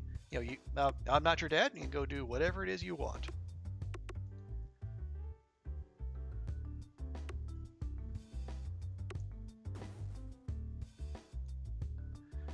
Alright, so we're going to head off. So again, folks, thank you so much for coming by. We're going to be back tomorrow night. We're probably going to end up doing some more Long Dark. I'm not sure what or how, but that's more than likely what we're going to do. But thank you all. Thanks to the chatties. Thanks to the lurkers. We're going to head off and see Dot, and I will see you all right around 9 p.m. local time tomorrow. Bye for now.